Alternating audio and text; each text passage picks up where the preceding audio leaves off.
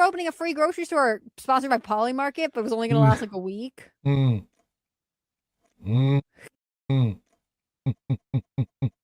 No, that was something that happened. Oh my gosh, that's super. What is that? Water, vegetable juice,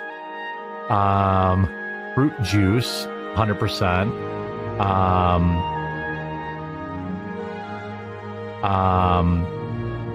Black tea, green tea, natural flavors, vitamin C. It seems like a much better alternative if you have to drink. I have to drink. I do like V8 and like a Bloody Mary, but no. Oh my gosh, that happened. But it's non-GMO, gluten-free, no artificial colors, no sugar added.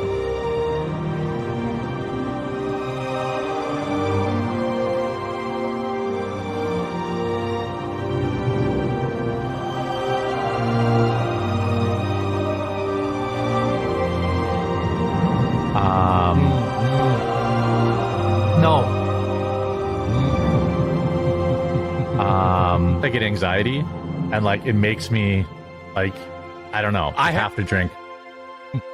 Damn, they're so good. Having even more anxiety because so I have to be careful. I have to be careful with. It definitely helps.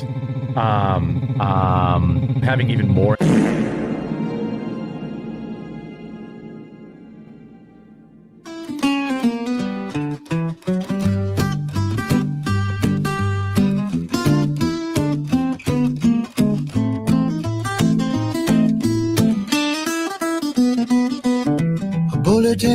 From me to you, a bullhorn right out of the blue, a bullet right into your brain, in bullet points that will explain. I'm bulldozing the bullshit now. Those bullies say that I'm a cow. They're gonna find the bulwark raised.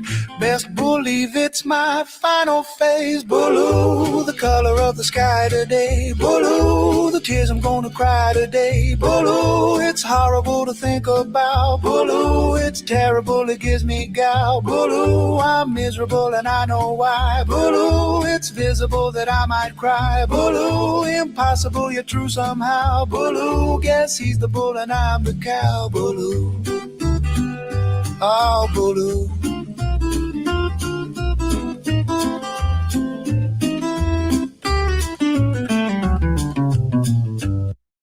Curses! Spelt it again! I'll get you next time, casino! All right, guys. Maybe. I don't know. How's it going? We're Jeremy ruining everything once again. I mean, it's a day ending with a Y. So, I mean, it happens every other day. Like, it's kind of crazy because I always kind of think like, okay, well, surely we don't have to cover Jeremy for a while. But that's just not the case. It's just not the case. As a series of unfortunate events have befallen the quartering over the last few days. Also, can we get some Fs in the chat for the quartering.com? I'm drunk. I'm not drunk. It's 12 o'clock in the afternoon. Oh, the quarterings website.com blog. Hello there, world. Welcome to WordPress. If this is your first post, edit or delete it, then start writing. I guess I had to flashbang everyone because I guess most people are watching in America. Where it's close to like 11 o'clock or something. But so much things have happened, obviously. The short debacle. He's been put into YouTube short prison after almost having his channel removed. And oh my God, imagine being a fly on the wall when he got those 3 copyright strikes. Now, as I understand it, the copyright strikes happen on different channels. But if it was 1, 2, 3 on like the main quartering channel, that could have been it. It could have been over. Now, of course, he has special privileges at YouTube as a big spender, so his channel probably wouldn't be deleted by those. But you have to imagine that he was scared. The anxiety, he was probably checking his pulse. He had to cancel streams, all that good stuff. And then the cherry on the top of all this is that the A-logs tricked him, essentially, into relisting thousands of videos, which looks like YouTube manipulation in the algorithm. And he's now being suppressed so hard in the algorithm, and I'll show all this in a second, that some of his shorts can't even break 100 views. And like, again, if you don't make YouTube shorts because you're an adult, you need about 1 million short views to get maybe $200. In Jeremy's case, it's only $30 because he's got one of the worst retentions in the world. But they've actually put him in the YouTube shadow ban. And like, I've always talked about how YouTube shadow ban is kind of cope. Like, usually people just lie about it when they're not getting views. However, there are some certain cases where you can shadow ban yourself, and I'll show you this as well later. Not only that, my headset's falling off. My head is getting too slippery. It's too oily or something. I don't know. Not only that, but he's got this really creepy, like, love letter to Melanie Mac, where he's talking about all these like garbage YouTubers. And by the way, we're going to talk about what a garbage human Jeremy actually is. So it's like this crazy off the charts projection where the only loyal person is a person he's paying like $3,000-$4,000 a month to, which is just insane. So pathetic. There's a new vlog out today that I haven't seen yet, so we're going to blind watch it. There's some Luther Morgan updates on, I think, the coffee company, as well as some other bits and bobs. But first, we got Manny gifting 200 rupees. Thank you, Sar. He also gifted a rage quit over on Kick. Cappy Brianna resubscribed over on Kick as well. Hit that like button if you do indeed like the content. Now, we've got a word of wisdom from Jeremy here to start off the show. Let's have a look what he has to say. Kid is going to be scarred for life, and that's kid doesn't have any parents anymore now. Okay. You know, I don't know if I'd go into pedophile. I know it's a gray area. Gray. Well, whenever you hear the words child, gray area, you just know you're about to hear the worst take in your fucking life. Let's see what he says. Let's be honest here. Let's give him a chance to finish, mate. Let's let him finish. She was 16. Whoa! Wait a minute, Jeremy. 15, 16. 15? Now, I don't call that pedophilia. What? 15? It's just A-okay? Yeah, but I think there's a different term for it. Is it hebephile or? Oh my goodness. The term that he's looking for is just a pedophile with a thesaurus. I don't know. I'd call it all pedophilia. Actually, good take from Melanie Mac for the first time in her life. Holy shit. It's illegal. Yeah. Well, I guess it's illegal. Like, what do you mean? Like, like, there's a serious dearth of, like, fucking content creators that, like, argue about this. It depends on the child shit, which is just nonsense. It's just nonsense. It's nonsense, actually. To tell you the truth about it. Oops. What the heck? Keeps on it's pulsing. illegal. I can tell you that much. The video was refusing to play. It doesn't want, like, even, like, Google Drive doesn't want to hear Jeremy's nonsense. And I mean, this guy was in his 40s or 50s. would have sat him down over it. I mean, like, when you're like talking about that, I think that's all the stuff I got from the Jeremy folder today. Actually, before we get into the actual stuff, we'll actually, this is some hot off the presses stuff as well, which is very funny. All right. Also, call me rope, gifted hype. All right, so we got Return of the Mac and Cheese, legendary Kiwi Farms effort poster. He's got some fresh stuff. Former quartering sponsor Phoenix Ammunition has turned into a very public quartering A-log. You can see here, these are the sponsors of the quartering. You've got all of these garbage companies like Coffee Brand Coffee in there. But what is this? What is this? The quartering says, the idea that America is running out of missiles is totally insane. If you actually believe that, I can't help you. Phoenix Ammunition with a golden check mark. This costs $500 plus a week or something on Twitter. It's crazy. Lamol Buddy. I don't know if this guy's Canadian or not. Maybe he's just like leaning into it. Lamol Buddy, you literally have no fucking idea what you're talking about. You're a podcaster. You have zero manufacturing experience. Zero experience in managing a logistical supply chain of thousands of complicated components. How many missiles can we make, in your esteemed opinion? Now, of course, Jeremy's just not a political commentator, so he's just all just jokes. Who knows? Like, you can't take him seriously. Do you know which missiles do what? Which ones do we have a lot of and which ones don't? Jesus, man, how embarrassing can you get? How embarrassing. Now, I think there's a few more other ones here. He's actually just this Phoenix Ammunition guy's just going straight into the Jeremy mines. The fact this clown is monitoring his ex-followers proves his opinions depend on whether or not he gains or loses followers. How do you make your money exactly, Jeremy? Good question. They're just like, everything's being audited. Holy shit, this guy keeps doing it. They aren't doing shit. This is doom pill bait. Iran has been doing a lot of talking. This is wait.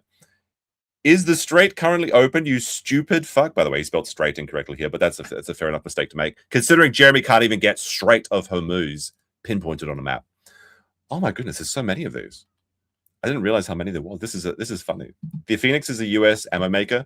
Well, yeah, the idea that Jeremy has any idea about how these things work. Like, wasn't the Soviet Union actually bankrupted in Afghanistan with like the trickle attacks, essentially? Like when you're spending you know, when you're spending like $10,000 to blow up people that are shooting you with like $5 guns or whatever, it's a battle of attrition. Like these like death by 1,000 cut conflicts are like completely pointless. Like Jeremy just has no idea what he's talking about. How many Muslim terror attacks in America will take for people to stop calling everyone one of these false flags and reelect them and blame the Jews? I just want to know where I can pop back in and have an actual conversation about, wait a minute, I thought all of his Twitter posts were jokes. He just wants to have an actual conversation about Muslim terror instead of seeing all this nonsense. Oh, now there's a really funny one here. I won't read all of these, but it is very like this guy. This guy's been he's just how many times did you they're auditing him on the t-shirt check now? Come on now. There was one very funny post that was pointed out by Kino Grove where Diamond Dread said on Twitter, the missile factory isn't the same as Mill Creek Roasters. You can't just produce them as easily as white label coffee, Jeremy. Oh, stop it. He's already dead. Oh, wait, I've got the clip for that, don't I? Where is it? I haven't used my Simpson clips in a while. Stop! He's already dead. Oh, it's good to laugh, you know. I love these. It's Friday for me. It's Thursday for you guys. It's very confusing. Just Jenny became a member on YouTube. She also gifted 5 memberships. Let's go. Let's fucking go. Alrighty. So, jumping into, we'll go back over the short stuff. So this is kind of funny. And because there's some recent stuff that came out like literally just in a few hours ago. It seems like the fates have blessed Don Flurgundy because everything happens 1 hour before his show starts. But you know, I love Don Flurgundy. He's very funny. There's like so much Jeremy content now, and he's created so many interesting new characters in the space. You gotta love it. It's springtime for the A-logs. All right. So Brad Cool Unlimited, one of the streamers that popped up in and I believe used to be a Jeremy superfan or something. Maybe not. I don't know. I don't want to defame him like that. Says, following several copyright takedowns, the Jeremy Hambly YouTube channel has removed all shorts for the same for the main quartering channel. There isn't even a short section on either channel. So he was struck multiple times. You can see some reports from the Germinal Decline where basically he unlisted, I think, close to 1 billion views worth of videos. Like I want to say it was, 1,500. Sorry, I'll zoom in for you there. He unlisted 1,000. And this is just from one channel. This is just from the quartering main channel, okay? So he's got he had this on like 3 channels. He had RC Nightmare, I think, had these shorts. I think the quartering Magic the Gathering channel. He had the Jeremy Hambly channel. You had the quartering one. So this is just from one channel. He unlisted 1,500 videos. That's how much he's stolen. That's how many, what do you think about it, he's uploaded. Now, of course, you can see here that it came back, as we will talk about. But this is actually a terrible move when you're on YouTube. All right. So. You can see here that now, unfortunately, some of these came back. And this may be the reason that Jeremy was emboldened to return these things. But there was a takedown from the Australian Reptile Park.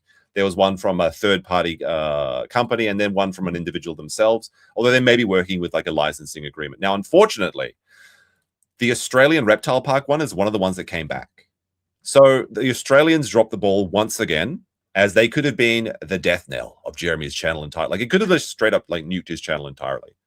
But they decided to remove their copyright strike because I guess they just, it's too fucking hot in Australia, and they decided to reinstate it. Now, what happens in these sort of situations is you can contact the user and ask them to drop it, or you can pay for a licensing fee, things like that. That's pretty typical. And a lot of these companies also like copyright their shorts, which is probably the case with this Lime 636. They're probably like a third-party distributor, kind of like Machinima was back in the day, where they're like a multi-level marketing, not multi-channel network is what I meant to say, MCN. So I did see that this one came back because it was about a Komodo dragon. But this is when Jeremy started to panic. This is the moment that he started to, like, hear the doom, da-doom, da-doom, da-doom. Everything was about to be taken from him in the blink of an eye. His adrenaline spiking. The sweat cold. He had to cancel his stream. And he claimed that it was going to be for technical difficulties or like camera problems.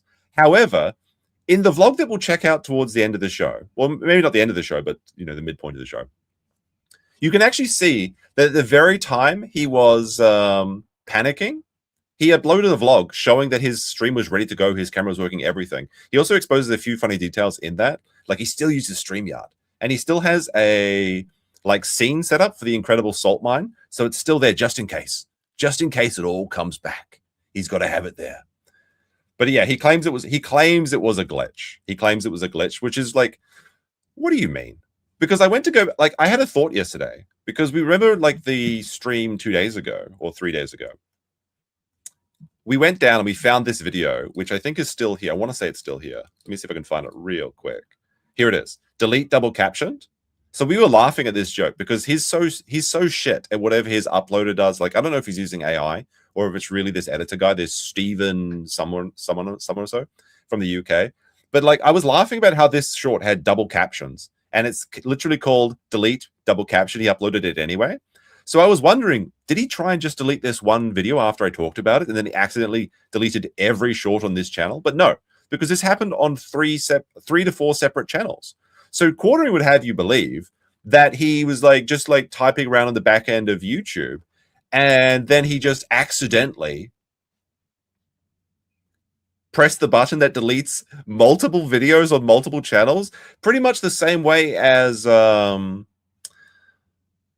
what happened with the Incredible Salt Mine. How it's like you just hit the fucking button, and it deletes everything from Odyssey, from Rumble, from BitChute, from YouTube. It just deletes everything. It's just got the nuke everything button. I need to find that fucking clip from Excel Saga, which is nobody's seen it but me apparently, where they've got the guy in the city hall where it's the kill right away department or whatever. Nobody knows what I'm talking about. It's fine. It's a very strange show that my roommate forced me to watch. It's anime, so it's gay.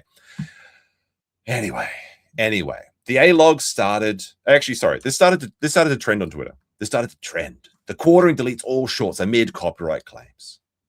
He was finally getting what he fucking deserved. Then people started to react to it. Hold on, let me just get through some of those. Here, this is how we can tell actually which of these shorts came back as well. We had some good posting by Norwood7, who runs the Gem of Decline. So Jeremy started to go crazy. You can only push a man so far until he decides to push back. First of all, the audacity of this guy. He is the one that's literally pushing people out of their communities. He pushed people out of the YouTube space. He pushed people out of the Magic the Gathering space. He pushes all these people away. He attacks all of these people, and then he claims that he's the one that's under attack. He strikes out as he strikes. So sorry. He claims he's being struck while he strikes out. You know what I was trying to say. Now, this tweet didn't even make it 1 hour. I think this was deleted within the hour. As we can see, people such as PPP were responding to this saying, "It was you who took away our platform," and others, "Jeremy, you decided to push us to this point. You escalated and escalated rather than ever admit that you made a mistake. Once again, drunk out of your mind, you will massively overreach and then be punished massively. Just shut the fuck up." Now, this post, and you can see it was deleted an hour before it was gone. This tweet by PPP aged like fine wine, as we will see, because if Jeremy had just unlisted all his shorts and just gone back to being a normal creator who just makes videos. I mean, you can barely call his videos creations, but at least when he's reading the news articles that other people write for him, at least he's actually reading, if you can call it that. But this short theft thing really pisses me off because this is just straight up theft. And I don't know how he gets away with this, because you'll have like these like little creators that will like maybe use like 10 seconds of footage from like the Lord of the Rings or something, or like the Marvel slop videos, you know, not the Marvel slop videos, but the Marvel slop. They're making videos about talking about that. You know, they'll do like critical reviews, which you can do by the letter of fair use. And then they'll just be like struck down and their channels will be deleted and they'll never get anyone like supporting them. There's no one to save those people. But Jeremy can just steal literally thousands of videos, and the thing is, he's not even getting very much money from it. Like, he's getting like maybe $30 per stolen video. But I guess if that's times 1,000, that's quite a lot of fucking money. At least it is for Jeremy, I suppose. As we're going to see how desperate he is, as he's done something very funny in his most recent vlog. Manny gifting 10 memberships over on YouTube. Huge support from Manny today. There will be, by the way, if you're a YouTube member, you get access to the Discord, where basically people just play, what is it? Wordle. But I will be releasing my Disney adult vlog where I go to Disneyland in the hot sun. I'll put it up unlisted so you can get access to it if you're in the Discord or on Kick. And then I guess I'll make it after 24 hours. I'll make it like YouTube members only. I don't know. It's just a silly little Mr. Morrow style adventure to Disneyland. It should be finished today, but I was lazy. Anyway, what I was saying about this is that PPP was so right. Because if Jeremy had just done nothing after he unlisted everything, he could have just continued to make shorts. But now that he's relisted them, he's being put into the short prison. Now, this isn't the prison that Walmart put him in, which is where he's not allowed to wear shorts in Walmart because he might shart and like go all over the floor. So he has to like tuck his trousers back into his socks or something. This is YouTube short prison, as was discovered on the Kiwi farms. There's some more seething cope that we'll get to in a second. But I'll just show you this part real fast. We'll go back to, here we go. So this, I think, was pointed out by Dev's Massive Gunt. Looks like this retard did fuck up his SEO. Oh, that's a shame. That's a shame. If only there was a marketing sheriff he could call to fix his SEO. These are his latest stolen content from the Jeremy Hambly channel. Now, we'll see here, as of 2 days ago, well, 1,400 views. Now, that's like nothing. That's like terrible, okay? But look at, 31 views, 54, 84 views, and this is across not just the Jeremy Hambly channel, but also the Quartering channel and all his other like dog shit channels. But we'll just take this one for example. You can see here 2 days ago, I think, because I have the vidIQ plugin. I have the vidIQ plugin that helps me out here. 2 days ago, 1,500 views. So this was before the unlisting debacle. After 2 days, he has 45 views. 45 fucking views. 2 days ago, 25 views. Like, these shorts are they're so low effort, but at least you maybe make $10 from them. Manny gifted 5 subs over on Kick as well. He's everywhere. He's like I don't know, what's the thing? Instant transmissioning across all the websites. Big support from Manny. 2 days ago, 100 views. Now, this is a strange phenomenon, which is being called shorts jail. Now, like I said, I like to use a thing called vidIQ, and I won't make you watch this video, although I think it is pretty entertaining. This is by vidIQ. It's called I Got Shadow Banned on YouTube to Prove It's Not Luck. So this guy goes through, and basically he makes like a YouTube AI slop video thing with like dogs. So he like, in this video, he makes these videos with just like the dog family, like they're playing poker or something, and he starts like just uploading as many short slops as he can to see what happens. Now, the synopsis of this video is basically he gets some immediate success, or he gets a few thousand views, but then he starts to get less and less and less and less, to the point where he actually shadow bans his own channel, purposely so. And this is exactly what's happening to Jeremy. You can see here he's gone down from 1,000 down to 500, and eventually these shorts get 0 views entirely. You can see like the do for the Dog's Life channel, which is very funny. So this guy straight up goes to 0 views per upload. Now, the way you can fix this, because it's not permanent, this is the thing, is that on YouTube, they always give you another chance. And what you can do, like It got so bad on this channel that this guy like destroying his own channel that he got 0 views, and it's a 1 out of 10. So it's like his best ranking video is 0 views. But then he removes all of his short content. He deletes everything and he starts re-uploading again from scratch. So that's what Jeremy has to do here is he has to unlist every single fucking short and perhaps every single video on his channel just so he can get the algorithm noticing him again. Now, of course, he's been shadow banning himself for a long time because the short viewers come in, they watch the shorts, then they go on to the next short because they're just swiping and going through the reels and everything. And then when they see a quartering video, they just skip through it automatically. So he's actually been training the algorithm to show him less and less and less and less and less. And it's so funny because it's all vanity.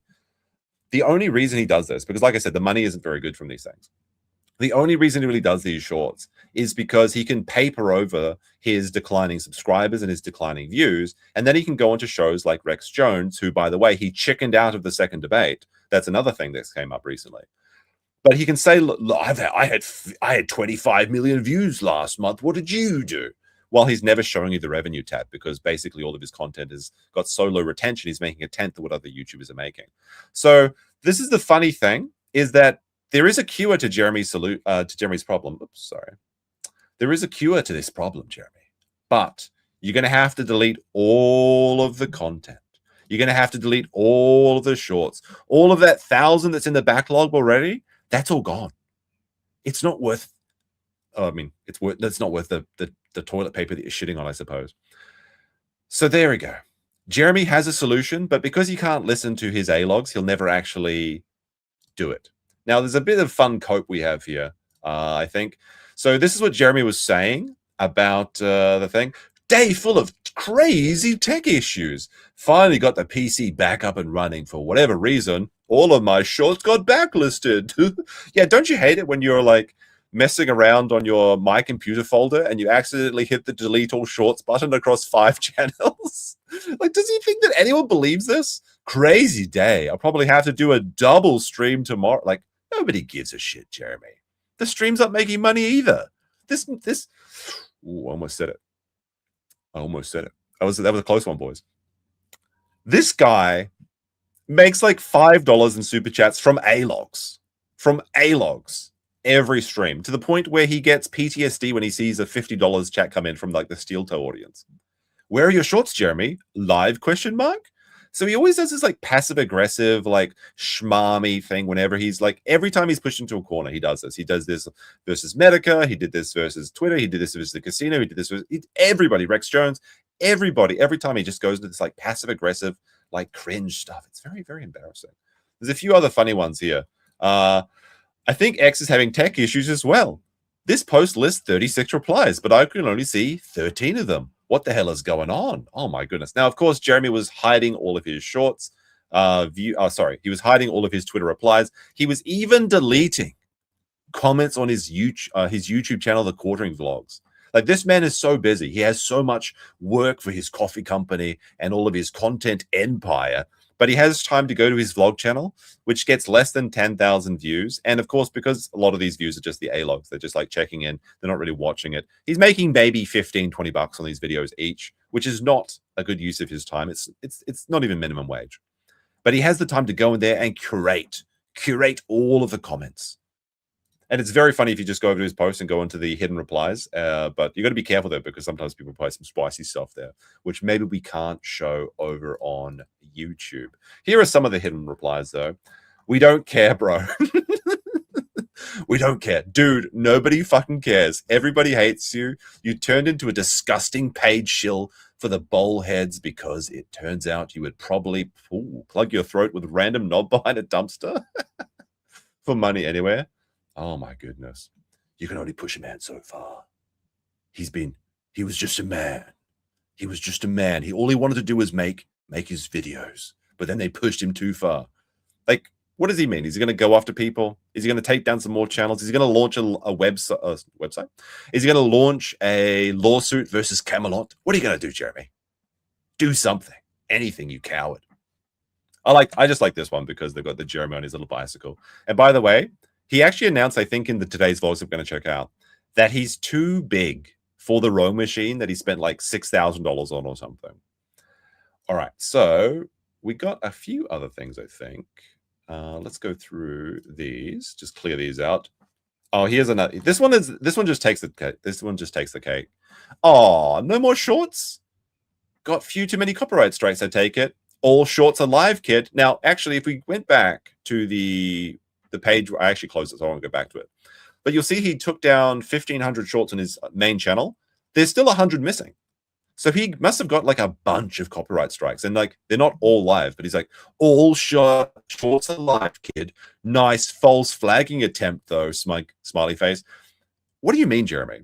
These aren't false flag attempts. These are legitimate copyright takedowns because you stole content. Nobody has a problem with legitimate use of the DMCA system. The problem has always been false flagging, but like he tries to make it look like his case is false flagging, which just simply is not true. Like, it does beg a belief, the audacity of this guy to claim that he's being false flagged when he's stolen literally thousands of people's videos and just said, what do you think about it in front of it? It's just, it makes the entire system is just a joke. Like, to be honest, you know, if I spend like a few hours editing a video, very rarely, and you see a guy like Jeremy just walk in here and take all of your work, it just completely demoralizes you. He's actively making everybody's lives worse, not just on the YouTube space, because he's making the platform worse with the false flagging. He's making it licensed to basically flag anyone you want. Like, everyone's getting strikes these days. Mikey No More's channel was completely taken down, but you can subscribe to him on Kick. Great channel over there. But also, he's just making real life worse too. He's driving the sexy girls out of gaming. He's pushing all the cosplayers away from the conventions. He's chasing women and children who, I guess 15 depends on the child age, Jeremy. So everywhere this guy goes, he just creates a disgusting situation. Now, we've got a fun little clip here from Don Flurgandy that was clipped by Corpez TV. Let's see what the Don's got for us. And I think Don actually spotted this first, so shout out to him. Like ratio. Wait, did he? Is he hiding the like ratio? He's hiding the ratio. So what you're seeing here is on Rumble, there's usually this big green like button because they have to be green on Rumble for some reason. But every time Jeremy was on showing the front page, and this is another thing I think Don pointed out as well, is that when Jeremy says hello to everybody on the front page of Rumble is by default muted. So when Jeremy's like, hello there, front page watchers, first of all, they can't hear him, which is very funny. But second of all, when he was showing his own stream, there would always be a horrendous ratio. Something like 3 times the dislikes to the like ratio. So he downloaded a Rumble plugin to hide the dislikes. I guess if I don't see it, it doesn't exist. Because you gotta like, and it's not even a lot. Like it's something like 100 downvotes and maybe 15 upvotes or something. But it just makes him seethe. I thought he said that the likes don't matter. Like, I thought he said that all engagement is good engagement. Now, this is true on YouTube and on Kick if you're spamming those Bs. But if you're hitting the dislike or the like button on YouTube, it's 1 point, basically. It's 1 point of interaction. On Rumble, however, this is not the case. Because on Rumble, if your content is downvoted, then it's hidden, like Reddit, because it is the Reddit stream site, I guess. So much so that like comments on Jeremy's channels are basically invisible because all of the actual Jeremy watchers have all of their shit hidden. It's embarrassing. He's not showing the ratio, guys. Look. It's not showing the ratio, boys. If you're enjoying, He's hiding it. He's hiding the loins. No, Jer. So that I mean, it's just gone. You know what? If I'd had the presence of mind to do this, I should have done the the Stalin photo where he disappears, the guy. Just do that, but it's just like Jeremy and the Rumble dislike. I might do that after the stream if I can be bothered. That's actually a funny idea. when we stream, well, maybe I'll say we're this not is on the Weird. homepage. But when we I'm looking. All right, there's your Don Flurgandy clip. All right, now Yellow Flash posted in regards to the Rex Jones. So what happened is last time we were streaming, we watched these Rex Jones debate where Jeremy's talking about how he's not a political podcaster. He's just a jokester. Everything he says should be taken with a grain of salt because all he does is make Brie Larson videos. Even though I don't think he's made one of those videos in like 2 years. He's just like, you shouldn't take me seriously. I just talk about Brie Larson's titties. But okay, congratulations. I'm bleeding, making me the victor. But in a drunken, I guess, posting session, he was invited on to the Rex Jones show again with Andrew Wilson to do a second debate. And Jeremy agreed to this both on, I think, on the first debate, but definitely over their private DMs and the communications, of course. But he chickened out. That liquid courage ran out. Miller time was over, and Yellow Flash reporting saying he's running again. Even with that Andrew Wilson guy backing him up, this guy is a great debater. All he would have to do is basically nod and agree with him. Classic Puss Jeremy behavior. It's pathetic. It's pathetic. All right. Now, after that opening, I get a chance to actually rest my vocal cords, rest the throat as I do on the weekdays. Anyway, we got Jeremy Hambly, the quartering, hates goons to save canon. I actually haven't seen this. I briefly previewed this. Let's see what it says. What the sleep timer? What the fuck is this? Good day. There we go. Little pre-regular. All right. So here we have the Jeremy quartering stream. Show right now. How was your weekend? We'll have a regular. My weekend was pretty good. I went to Disneyland. I did complain about it, but it was a lot of fun, honestly. But how was your weekend? We will have our regular show at the regular time. Just popping in earlier because I missed stream yesterday. So we're just you gotta. He's on that stream debt. You know, if you miss this, if you take a week off, that's 5 streams you owe the audience. Now, like I do makeup streams from time to time because I get busy sometimes, and I try and stream 3-4 times a week. That's my goal. But lately, it's been like 2 times a week or something because I've been very busy. However, Jeremy actually thinks like this. Like he has to stream. He has to stream. The viewers, they demand his content. Nobody cares, Jeremy. Nobody cares. Just having a little quick pre-show show. It's true. Big girlfriend made me go to Disneyland. Since there's so much to talk about. And there's so much to talk about. Now, there was a really funny clip where Jeremy's talking about how he picks, and this I think is in the vlogs, so we'll get to it later. Jeremy talks about how he doesn't make it. Well, when he uploads a video, he tries to check that if Steven Crowder, Benny Johnson, or Tim Pool has uploaded the video before him, he just scraps the topic because he knows that nobody cares about his opinion, which is a ridiculous idea. Sometimes he'll even have the thumbnail made, and then he'll just scrap everything. And I actually don't believe that because Jeremy never lets anything go to waste. He's just like trying to use every part of the video carcass. Like you see with that like deleted double caption video, he still uploaded that. But this is what he claims because he knows deep down that the only way he can get anyone to watch his content is if he's the first person and nobody's talked about it yet. How embarrassing. How very embarrassing. By the way, he's looking like an orange here. What's with this color correction? What's going on here? So much to discuss. So much to just discuss. Just a little pop in, bibbity pop, pop, pop. There's so much to talk about that he has to fill the dead air with nonsense noises. Doobie doobie doo. Pop in. Just say, hey, what's going on? Hey guys, what's going on? Hi, everybody. Hope you guys are doing well. Hope you're all had a. I just love that whenever I see this, he's like so fat that he escapes from his own little box. Good third Tuesday. Huge shout out, by the way, to everyone that is supporting my coffee company. Soon to be available on Walmart. Hopefully by August, the end of August. We'll see. Lord. End of all. Okay, this is the new coffee cope. End of August. It used to be end of July. Now, what's happened here is it seems that Jeremy has become the victim of a almost said Facebook. Walmart marketplace shyster, where they basically white label your product and upload it onto the Amazon. Jesus Christ, my brain is like totally fried every time I see Jeremy. It's hard, boys. You don't understand. I'm down in the stream mines 2 times a week. It's brutal. I mean, absolutely brutal. I need a vacation again. Jeremy's been taken in by what seems to be a Walmart marketplace shyster, where they promise you that they'll get you into the Walmart marketplace. And a lot of these are just scams to get your information. So he may not even be getting in at all. But a lot of these people will relist your videos, digital content, and products on this Amazon marketplace. Now, of course, he was saying he was going to be in convenience stores and grocery stores and on the Walmart shelves. This is not the case. That never happened. Just forget about that. It was always going to be the online store. So basically, it's Amazon too. But it would be so funny if the guy that actually did contact him turns out to be one of these like white labelers where he lists Jeremy's stuff up on Walmart, but then he takes a small cut. That would be the ultimate irony. Help me. It's time to stop. It's time to stop. It was Jeremy. one That's thing true. when these quote unquote conservative women started, posted themselves up in a calendar showing off, how Yeah, conservative. Jeremy hates it when people dress sexy. Gunterra gifted a sub. Much appreciated.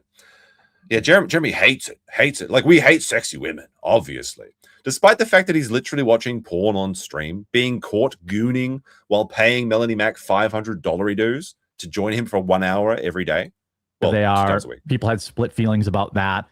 But now the new PSYOP, and I'm here to warn you, Oh, the new is the PSYOP, tell us, Jeremy. conservative thought. The conservative thought has The new? People have been talking about the conservative thought movement for like decades, haven't they? evolved, and It's people are evolved. falling for it. And the issue is, All right, so At the this end is of the the new day- version. it's going to work. It's not. Jeremy knows he can't compete. He can't compete. He's like, guys, look, there's a new conservative woman, and look, they've got titties. I can't fight that. Okay, I don't have anything to offer. I don't have a pussy. God damn it. He's just like, yeah, I guess I'm just gonna have to start gooning to these chicks, and I'm gonna have to start giving them money. I've just got no choice. My wallet is under attack. This is what they want. They've just got it. They've got it. going to change a single vote. My last But it is going $7. to enrich women that are not interested in politics, not interested in the conservative movement. Look, I'm going to level with you, Jeremy. No women are interested in politics. Women only care about getting their abortions and their government give-me-dats. That's all they care about. No woman actually has an opinion on politics. We all know this. You want to see what they want? This is what they want, Jeremy. Wait, I got to be careful not to dox myself here. They want my last $7. Do you want it, Jeremy? Oh, actually, Jeremy's never going to get this. But I don't know. I just wanted to do the Angry Joe reference. Okay. interested It has nothing in to do with anything. helping people. They're only interested in taking off their clothes and collecting money from old lonely men. Yeah, it's like Jeremy. Like Jeremy. I have to call Exactly. it out because Oh, you have to call it out. it's working. Because all I could see all day yesterday, all over X, was this OF girl. No. Wait a minute, Jeremy. No. He's just he's just self-felting every time he talks. He's like, I was looking on X yesterday, which algorithm is driven completely by what you click on and stop scrolling on and start gooning to. And all I'm seeing on X is I haven't seen, I'm going to be honest with you, I haven't seen a single OnlyFans chick on my Twitter feed for months. Now, of course, from occasionally a big titty Korean comes over there and I maybe look for a few seconds and then I, get a couple more of that. Like that could happen to anyone, right? But this is Jeremy's entire feed. Not only is it the Reddit tier cut cream pies, but now he's got all of his feed is just women, and he can't work because that's where he steals content from. It's all just big titty conservative women. Oh no, how terrible! Save me from the big titted conservative women. Who apparently is based, and people saying things like, I don't care about her degeneracy as long as it shifts votes. Now we've degraded into, hey, I'm going to show you my bobs and vagine because I'm going to talk about illegal immigration. Now, I respect the grift as somebody respects it, but this is... No, the thing is, this is just envy. Well, actually, no, it is jealousy because he's afraid that they're going to be taking the views from him that he so rightfully deserves. You work day and night and steal just enough to get by, and then these big titty conservative thoughts come and take all my views. is too far. Let's look at some of these videos. The puffy mounded political influencer All right, what the fuck is this like for real though? She's just like got her spread eagle. You just know that Jeremy has this in his bookmarks too. has taken over the internet. Now, conservative female talking heads are just a bunch of shallow, disgusting skanks spewing low IQ takes about the religion of peace. Can he not say Muslims? Is he afraid it's going to demonetize him? Make no mistake about it, this woman doesn't care about America. She doesn't care about... By the way, I like this. Revelant people. Phoenix Ammunition. Oh no. He unfollowed them. Oh no. The reason this is here is because either they're responding to him or because Jeremy was reading their and seething at their posts. That's why it's there. conservative politics. She doesn't care about And that's immigration. the people that was making She fun of just him for the cares about missiles. separating young, lonely men from their money. These same women... Relevant, okay? Look, you put some R's and L's next to someone that lives in Asia, it's fucking over, okay? You should be happy I can say R and L at all. Women created this space, by the way. The same women who are selling their bodies on the internet, thinking it's a career or that it's righteous or that it's not, degenerate. They were the same ones. But Jeremy's the one that's buying this content. How dare he complain about this? Leading the charge against the quote unquote male gaze. They were the same ones who created probably the worst loneliness epidemic among men in history. What? No, it's not because of the big titty Korea. Sorry, Freudian slip there, real one actually. It's not because of the big titty conservative women that people are lonely. What are you talking about? Other than maybe during World War II or World War I or whatever, when you had millions of soldiers away from their families. They told men that they were toxic. They told men that they were disgusting. They told men that it was our fault that they didn't succeed in life, that their own life decisions were why they couldn't get into. This is a weird angle for Jeremy. Did Hannah Claire not respond to his messages or something? To STEM and college. This is really incel max, like for real. And now women greatly overrepresented in colleges because of that. And now those same women have turned this loneliness epidemic into a cash cow. And now they've entered the conservative talking space head. Now, I can't show you the whole bottom of this video because you can literally see this woman's camel toe on purpose because you can see the way she's sitting. Now, you can't see this, but But Jeremy can.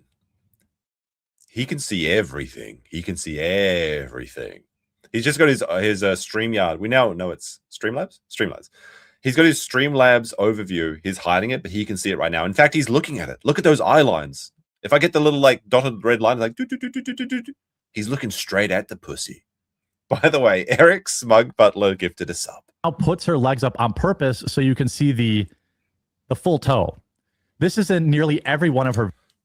It's another win for the toe. How does he keep getting away with it? So you can see the full toe. This is in nearly every one of her videos, sitting like this. Yes, because she's an OF thought. So just ignore her. It's that simple. The only reason this is on your timeline at all is because you click on this stuff. It's disgusting. And I know, I see you already typing. That's disgusting. Where can I find these videos? That's disgusting. What's her Instagram? I see you. I see you in the comments. I see you writing that. $1 million and denies it. That's She denies weird. it. He's just like, let's goon together or some shit. Spreads her legs more. It seems abnormal, doesn't it? And then, Yeah, and look then at she my proceeds junk. to. Now, the comments are sad. Report came I don't know if you want to start talking about comments, Jeremy, but okay. out commissioned by certain foreign countries to see what worked to rehabilitate their image. It said that cost effective was to go after the religion of peace and these women. I'm not going to show that picture either. Just gives her, he's like, now some people will be asking, where do I find this woman's Instagram? Just like fully shows her entire name, like at profile. And it's just like, was he paid to like share this? Like, is this like a guerrilla marketing or something? Is this the SEO sheriff at work? By the way, this woman is Persian. Persian. Nice. She's a hooker. Account based in Slovenia. I don't know. I think Persian women are underrated. Provided they, they get the hair lasered off or whatever. People saying this is the kind of slop that pro foreign country, super PACs are funding because it works. Yeah, probably. It probably does work. I mean, I just need to know her link so I can block her. He's looking for it. He's just looking for all the information. I had to watch 3 videos before I realized she was actually talking. And I know I'm conflicted because even covering this. Well, there you go. Shout out to this chick spreading her pussy on fucking. I gotta be careful actually. Like we don't want to beat the. It's probably yellow tick marked already. It's over, boys. We've felt it. Is going to raise her follower count because I know some of my viewers are gonna go and goon over her. But God. No, you're going to goon over her immediately. I mean, these are her video thumbnails. All right. She's not interested in America. She's Persian. She's not interested. But neither is Jeremy, though. Like, Jeremy's only interested in what value he can extract from other people's work. He's a parasite. He's actually a tick, and that's why he's like shaped like this, because he's gorged himself on other people's views and content. And make no mistake, the only reason he cares about this is because he doesn't know how he can make money from it. The conservative movement I mean, and we go look at some of these other videos. Let's see, all these. Is this the woman that was going to be on the podcast? Because may I remind you, Jeremy had a mysterious female guest to the Astrocast that completely ditched him. Was it Chrissy Meyer? What do you guys think? Was it Chrissy Meyer or someone else? It seems like it probably was Chrissy, but then she backed out when she realized she wasn't going to get paid or something. Like maybe Jeremy promised her to pay her more than Friday Night Tights, but then she said that Friday Night Tights doesn't pay at all, and she's like, "Well, I'll just double that. I'll just double what they paid you on Friday Night Tights." And then she's like, maybe she saw the ongoing drama, and like Chrissy thought it was going to like settle down after a few weeks. I think it was probably Chrissy, most likely. 1 for Chrissy, 2 for someone else. Maybe it was this chick. Comments are just heart emojis. But she wanted more than $500 a show, though. Just come on, don't do that, girl. Okay, I can watch. Stop it. But he's just like fully like stalking her Instagram live on stream, and he's like logged into the. Is he logged? Because usually when you bring up Instagram on a browser, it like locks you out, right? Unless you like sign in. So he's signed on to Instagram on his desktop. That's some weirdo behavior. When you've got a 45-year-old man who's logged on to Instagram on his desktop, there's only one reason for that. So with Pink now, you can see her junk in this video too. I mean, it's nuts. Let's see her great political commentary here. You're about to get sprayed. Get down on the ground right now. Okay, is she gonna say anything or? Jeremy, this is not the card that you want to claim against other people. Is she going to say anything? She's just freebooting this content. Like, this woman, as lazy as she is, has done more work and more transformative content to this, because Jeremy's 3 seconds of what do you think about it doesn't even show up on the video, because he knows that if you look at his visage for more than 3 seconds, you'll click off the video, which is why his retention is so low on those. He makes like a third of what I make on shorts. Because like $30 for a million views, that's ridiculous. But at least you can goon to this chick while she's like doing her stupid O faces to whatever the fuck's happening on here, right, Jeremy? We're just gonna look at her crack. Somebody that looks like a man. That has wait a minute. She actually she's already done more work. She's already done more work than Jeremy, and he has the audacity to judge this woman. Hair will get tased and pepper sprayed and arrested for not letting someone call him exactly what he is, a man. It's absolutely mindless. Like she actually made an opinion. Like she actually made an opinion here. She said like, no, this is a troon. They're pretending to be a woman and they're a man. That's more than Jeremy's. What do you think about it? But because Jeremy only says like, what do you think about it? What are the oranges for? He asks these like open-ended questions. He never actually puts his content his like opinion and thought into it to make it a critical review. This is one of the elements of fair use. This woman has actually now made this fair use by saying, I don't like troons, or this guy's a troon or something. Now that is actually an edgy take.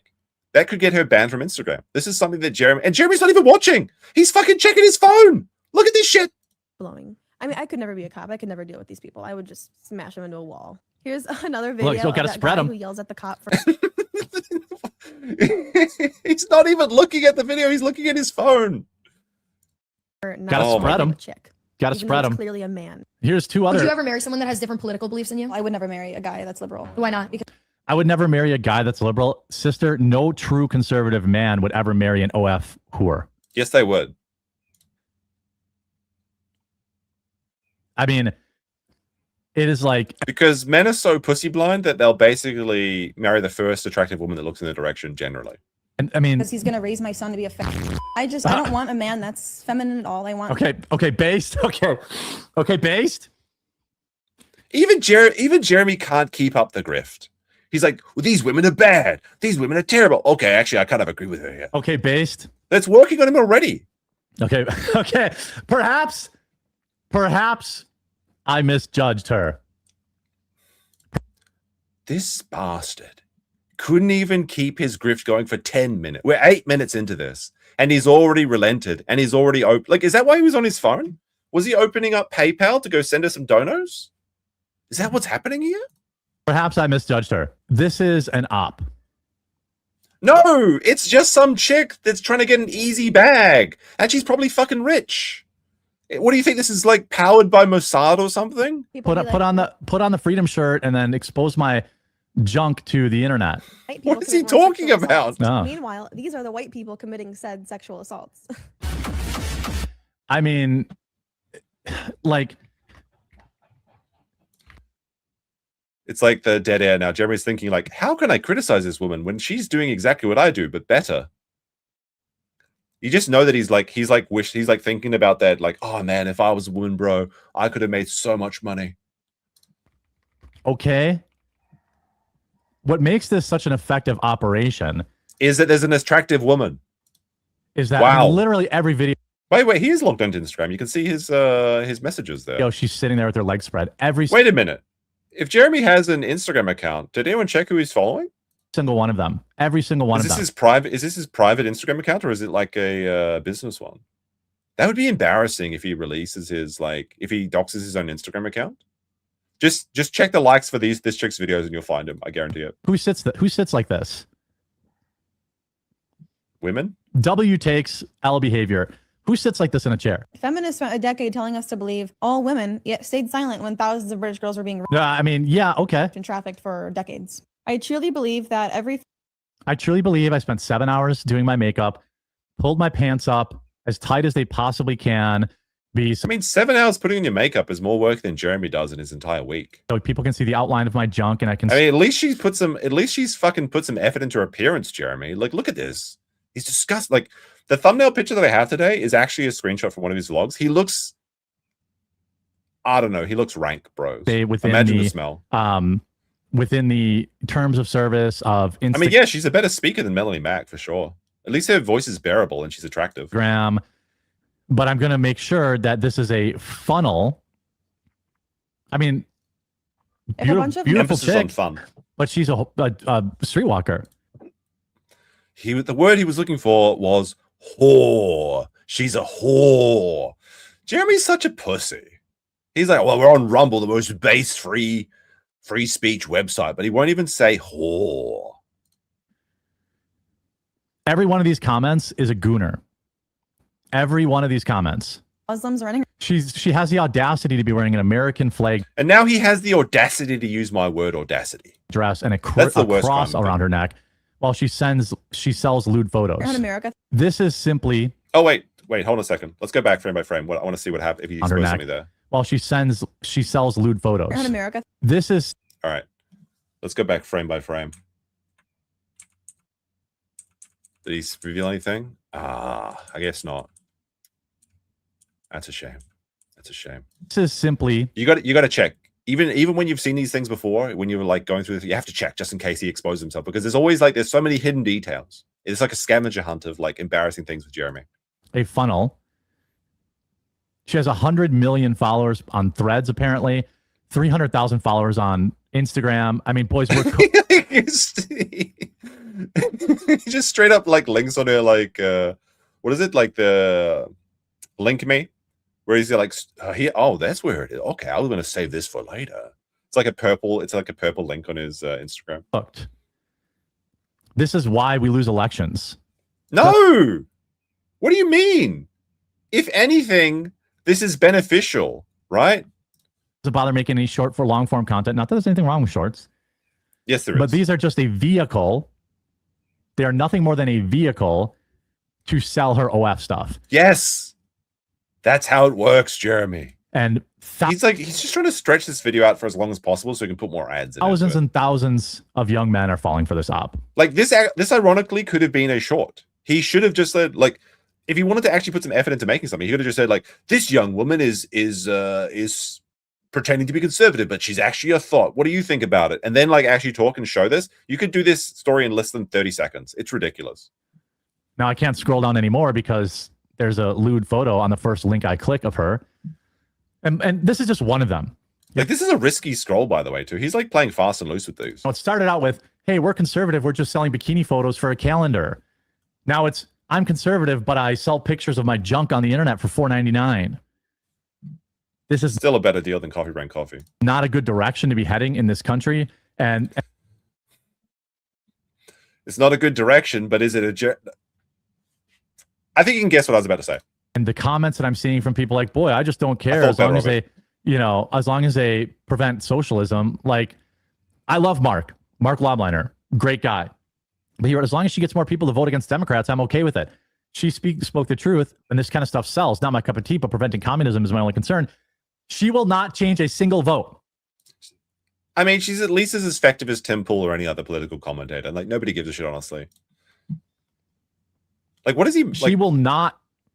Does Jeremy just actually hate women? I think that's what it is. Because he's had this, like, running theme throughout his entire career where he goes after Brie Larson, he goes after that cosplay woman, now he's going up. He just goes after every woman that doesn't give him the time of day. And you'll see this later on because he's still seething at Sydney Watson. And this comes up in his most recent vlog where he talks about the snake. Well, actually, I guess it's his second most recent vlog. The snake, the YouTube snakes. Like for real, this Melanie Mac love letter is really creepy. It honestly like kind of concerns me. We'll get to it in a second. Single vote. She will not move a single vote to the conservative side. If you're participating in OF culture, you're not conservative. There's not a single Democrat that's going to be whacking it to her photos. That's going to suddenly. Why not? why wouldn't a Democrat goon out to some chick that's talking about, like, if nobody cares, honestly. They hot chick goon time. That's how it works. Nobody cares. Like, I couldn't give a shit what the hot chicks think about it. Okay, so I'm not listening to them talk. I think I need to vote Republican now. It's just a new grift. The Ethos first did video games. Okay, first the women came from my video games, and I said nothing because I wasn't a video gamer. Then the thoughts came for the tabletop gaming, but I said nothing because I was not a tabletop gamer. Then they came for the Magic the Gathering, and I did not say anything because I did not play Magic the Gathering. But then the thoughts came for the political grift, and there was no one left to speak up for me. Oh no. Oh no, Jeremy. They came for video games. They pretended to like video games. They became fake streamers, and then they eventually just like fake streamers? As opposed to what? They're like, obviously they're streamers. Like, now, is their content valuable? I wouldn't say so, but they're obviously streamers. They're certainly more successful than Jeremy. You know, dropped the act and started doing hot tub streams and all this other. Because, like, if you think about it, the actual, like, I hesitate to call it work, but women that like do OF and all this shit, they actually do put a lot of work into their bodies because they've got to compete with each other. It's quite an aggressive marketplace, right? Because they've got to go to the gym, they've got to get their implants, they've got to get their BBLs, which personally I'm not a fan of the BBLs. I think that's like, you know, when it's just like looks like cottage cheese or some shit. Like, anyway, I'm not going to go into this, but you know what I mean. They put in a lot more work than Jeremy does. All Jeremy does is load up a stream, steal other people's news articles, steal other people's videos, then he rips it up into 5 different videos he posts over 5 different channels. It's ridiculous. Stuff. First, they came for our video games. Then they came for card games like Magic the Gathering, and they got into that space. Cause I promise I did not see this part. Okay, I actually prognosticated what Jeremy was about to say. Holy shit. He actually did it. Jeremy is so simple that I can actually predict exactly what he's going to say now. Playing the act and started doing hot tub streams and all this other kind of stuff. Can't make it up. Meme magic. First, they came for video games. Then they came for card games like Magic the Gathering, and they got into that space cosplaying. By the way, I've been vindicated. Remember that girl that I said was a predator to young male Magic the Gathering players? Have you been around long enough to remember when I outed that person? Yeah, she is on OF now. Just what? How does that vindicate you? She wasn't a predator. She was just posting sexy cosplays. And there was some people that were like saying like, I'm 14 and I gooned to this. And she started an OF, so you were right about it? What does that mean? He's just like, well, I knew she was a slut. Okay. I mean, Melanie Mac posted gooning pictures too. I always said she would be. They move into primarily male spaces. Jeremy knows because she subscribed to it. He absolutely is. I've got to see this is why he refuses to go on Caleb Hammer, in my opinion. This is my headcanon.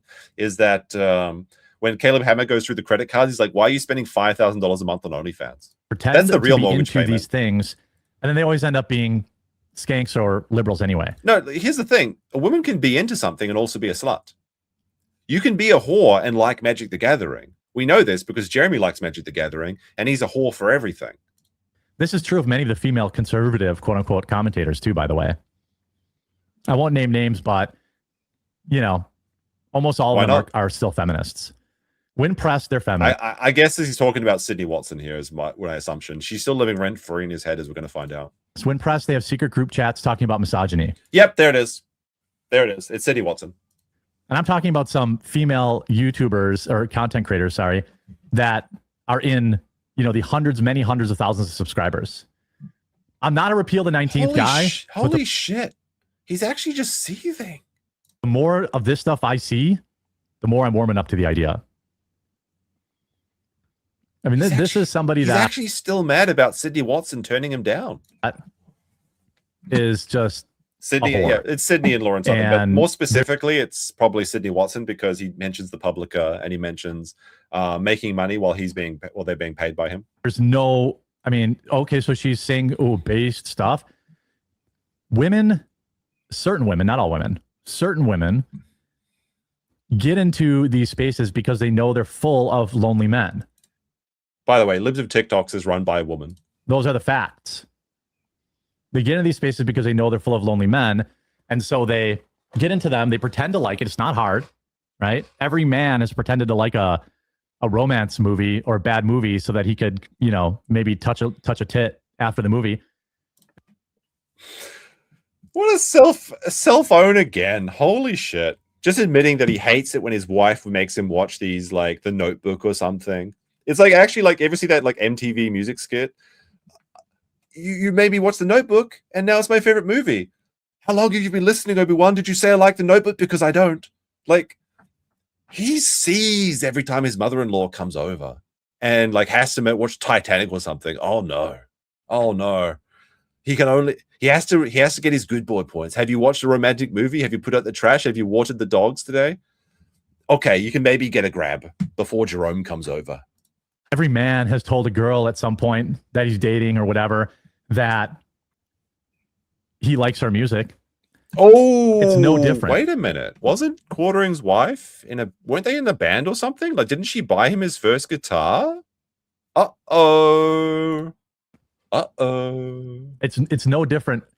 Humans themselves lie all the time, manipulate all the time. It's a part of our human nature as a means to survive. And to them, surviving is selling pictures of their vagina on the internet.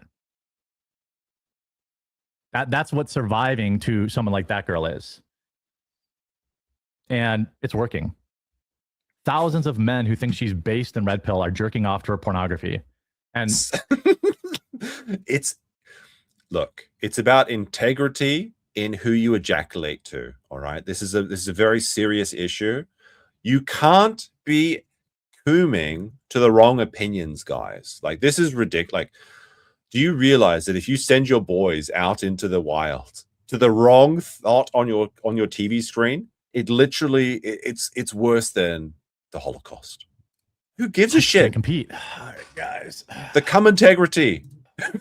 What a phrase. Muslims, like, guys. Ilhan Omar.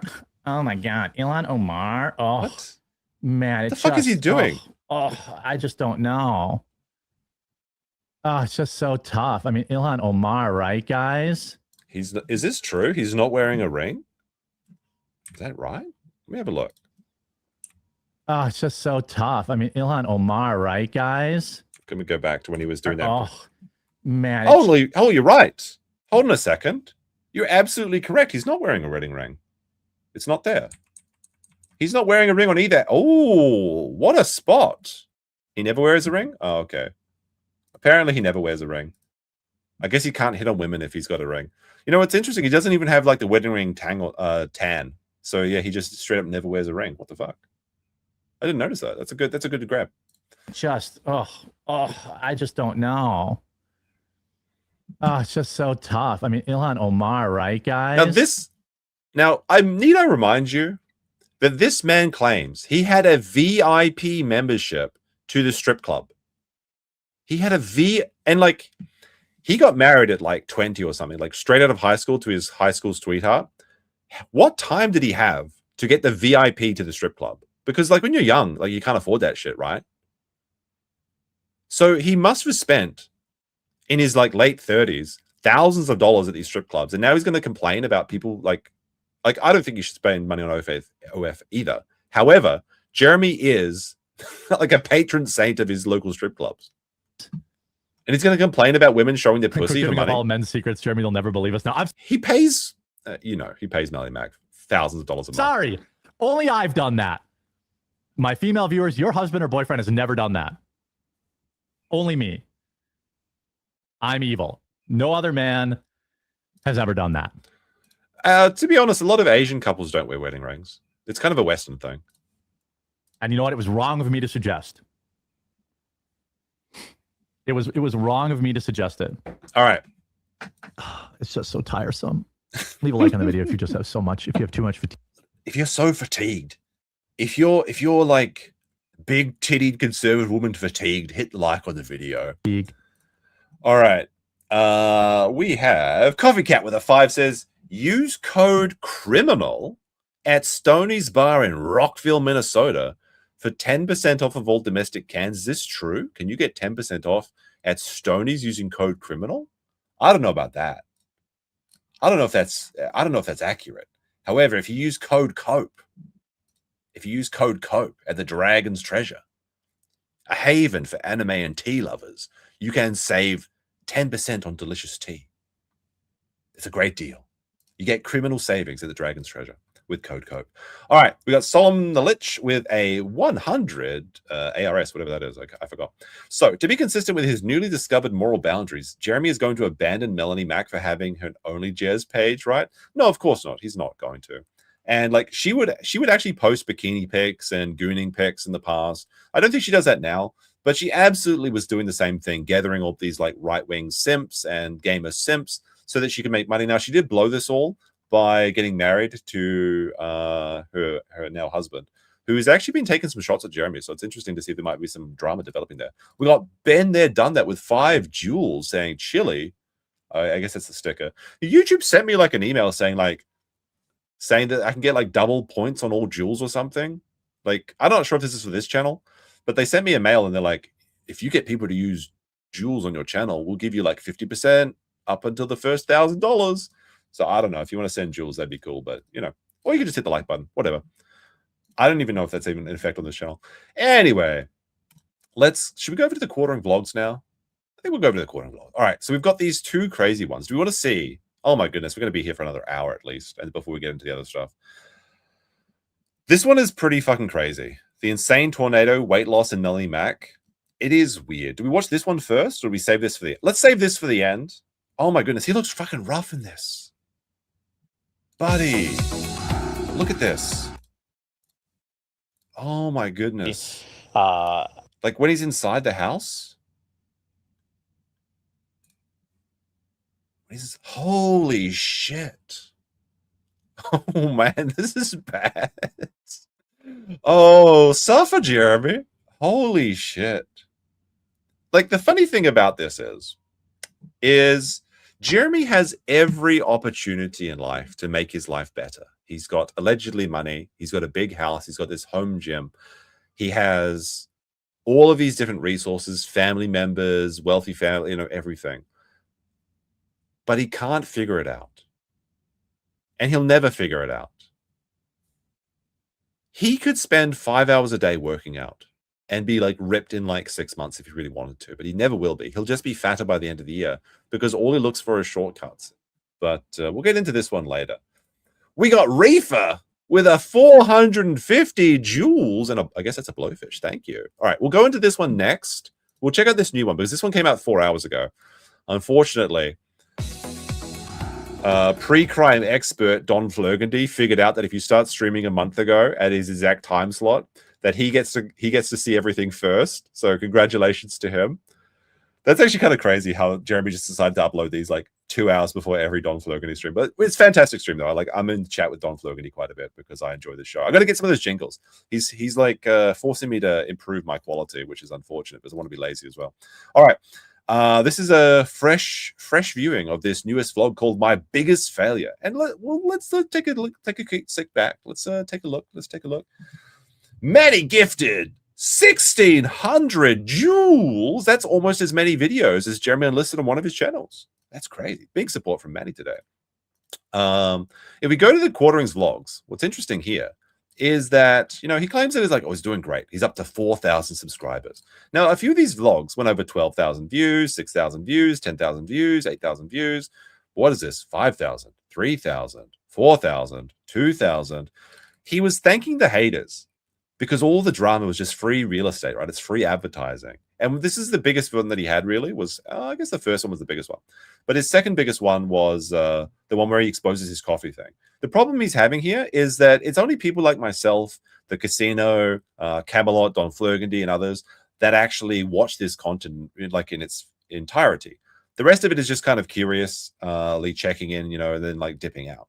So the problem he's going to face is anytime he talks about something like he actually enjoys, like, you know, this like air show, a week ago, not even 4,000 views, he's going to have to dip back into the drama because nobody gives a shit about him going out and about. You can't clickbait, I've been out and about. Oh my goodness, where did he go? It has to be things like, my biggest failure, finally coming clean. I went to, like, it's all of these like salacious titles, or like sensational titles, I should say. So he hasn't even made it. I think, how long have these been out? 3 weeks now. He's already back onto the drama slop. His biggest failure. All right, let's check out his biggest failure. This is the first one. Welcome into this week's vlog. I hope you really have a lot. All right, hold on, let me go back. So I don't want to miss a second of this content. The quartering vlogs. Welcome into this week's vlog. I hope you really have a lot of fun. If you're enjoying them, do me a huge favor, leave a like on the video. And if you saw me post, nah, I'm not going to do that, Jeremy. I'm not going to like the video. Just in a community post or on Twitter or something, make sure you subscribe or follow the channel. I do 2. Now you'll notice he's out of breath. That's because he's walked about 5 feet from away from his house, which is a record so far. Vlogs a week. Let's get into it. All right, mini section of the vlog. A lot of people ask about my setup, and quite frankly, if you're just a talking head content creator, you don't need a crazy good gaming PC or really anything like that. You just need a decent computer or a decent laptop and a couple of very affordable options. Now, this is true. And this is a mistake that a lot of YouTubers make, is that they buy the gear first thinking that they'll grow. However, Jeremy's going to go on to say that he has 3 of everything because he just has to buy the top of the line everything. It's ridiculous what he has for having such shitty content. And like his camera his camera is more buggy than mine. He looks like he's he looks like he's pixelated like a Minecraft or something. Like, it's crazy in some of these streams. But he has multiple cameras, multiple setups. It just can't figure it out. Yes, I use Meta PCs, and yes, you can save a little money with my promo code, The Quartering, but you don't. No, you can't. So this was revealed by, I think, the farms. But if you go to Meta PCs and use the code The Quartering, it doesn't work. So he's shilling for a code that doesn't even work. That'd be like me shilling for code Cope on the Dragon's Treasure, and you couldn't even get a 10% discount. Need a $7,000 gaming rig to stream, unless, of course, you're someone who only exclusively wants to stream high-end games. If you're just a talking head person, here's the things that you need to know. Audio is the most important thing. Now, this is true. Yes, if the video is unwatchable, people won't watch. Unwatchable? People won't suffer through it. But they won't suffer through it? What I can tell you is if the audio is garbled or bad. This is a good question. Is this before or after his haircut? This is after the haircut. So this is his best attempt to groom himself. Now, he was the groomsman because he grooms man. But anyway. Or echoey or, you know, not balanced. Nobody will watch it. And this is true of basically every form of media. But getting your audio right is extremely important. So there's a couple options you can use. Like, who's watching? Who's this for? Like, everybody knows this. Is he thinking that the Quartering viewers are going to start their own channels or something? Like, because he would hate that, because that would be potential competition. You know, a lot of people get like a Blue All right, Yeti. now here's the first fun detail. Blue Yeti, like, we have this stupid little and like the zoom in. By the way, it's not even the blue one. He hasn't even have a blue Yeti. He's got the black one. Imagine my shock. He gets the blacked one, the big black Yeti. Now, if you may remember that the previous vlogs, there was it's the BBY, yes. You may remember that in the previous episode of the Quartering vlogs, he had have a little description down there that would say like $7,000. Now, he was embarrassed by this fact. Now, link in the description, ideal starter setup. Let's have a look here. Let's have a look in the description. Look. Oh, here's the gear list.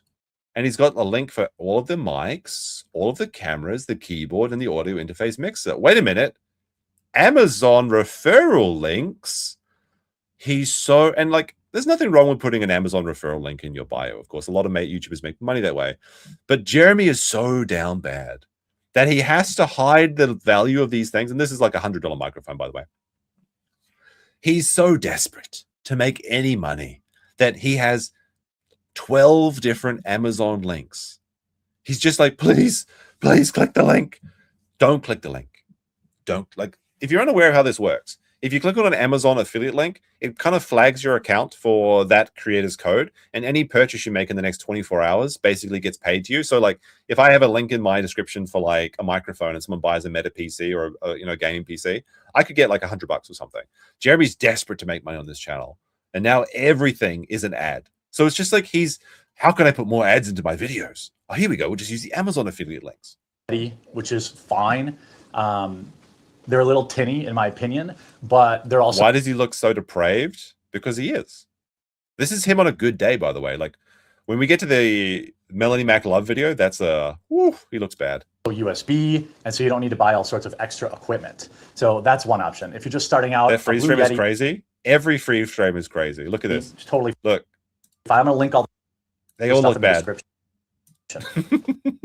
They all look bad. There's no good freeze frame. Blue Yeti X is what I use when I travel.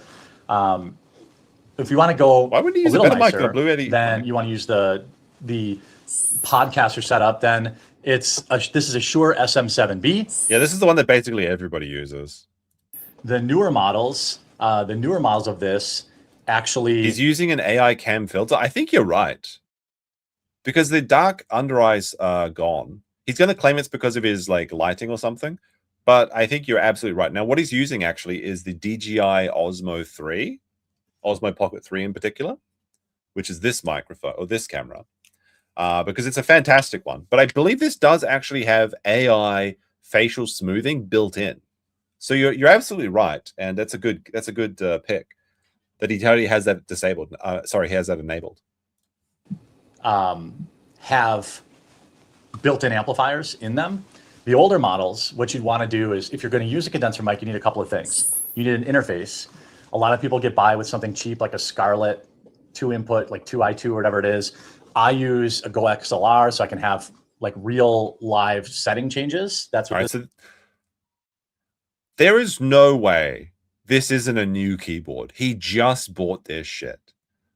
There's no, like, look at this. Look at how clean this keyboard is. I don't believe for a second that this is his main keyboard. He just purchased this shit. So you can do that. Or I also have a Rodecaster that also works incredible. But for what? For all his transitions? For all of his sound effects? Like, what does he need this for? He's such a premium mark. He buys the most expensive version of what he wants. He buys 3 of them each, just in case, for no reason. And he thinks, but his show looks like dog shit. Like we're routinely making fun of how his camera appearance is. Actually better than the Go XLR. It's just they don't even make the Go XLR anymore. I have 2 of them brand new in a box. So see, he's got 2 extra spares. In case this breaks, I can just swap it in and I don't have to deal with it. But the Rodecaster is also great. I use that on the road. What does he need this stuff for? He feels better when he spends money on things. Like when he goes to the strip club, when he invites Melanie Mac on, or when he buys like literally anything. It's actual just like the dopamine hit of buying something. And it is better than the Go XLR. But again, if you're just starting out, just get a Blue Yeti X and a simple webcam. Now, there's a couple of options at webcam. This is a Razer 4K, Cairo, whatever it is. Yeah, Kaio V2. They had a V1 that I liked better than the V2.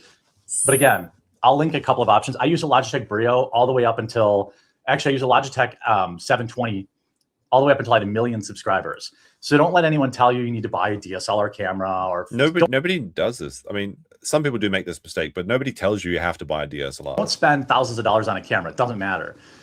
This is such like rudimentary advice. It's not incorrect. However, it's like, it's not advice that he does for himself, which is very silly. Option is just using your cell phone. You can use something like, hold on a second. Something really simple like this, made to hold a cell phone. This costs about $2, and then you probably already have a cell phone. And You guys don't have phones? For people that think, well, the audio on the cell phone sucks. Well, Bluetooth microphones work with your cell phone. So things like the DJI, Rode, and these are the two I've used. There's a third brand I'm not thinking of right now. Sennheiser probably has one, but I would just go with probably the Shure or the DJI, just because their software is most integrated in cell phones. So you can build a multi-million subscriber YouTube channel with a $5, phone stand and your cell phone, but you can't skimp on the audio.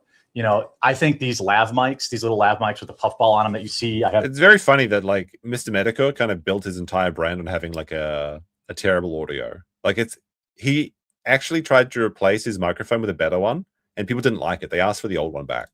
On my shirt right here. Why does he put his lav mic down by his nuts? That doesn't make sense. Like the lav mic you're supposed to do like this, like 1 foot from it. That's where it's supposed to be. It's supposed to be on your chest. I noticed this in his previous vlog as well. Like he puts the lav mic down by his testicles. It's very strange. I think they're okay. They're not as good as like a condenser microphone. It's the gun mic. That's exactly what it is. It's way better than cell phone audio.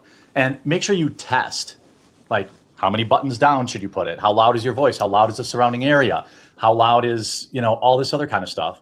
Now, more advanced setups.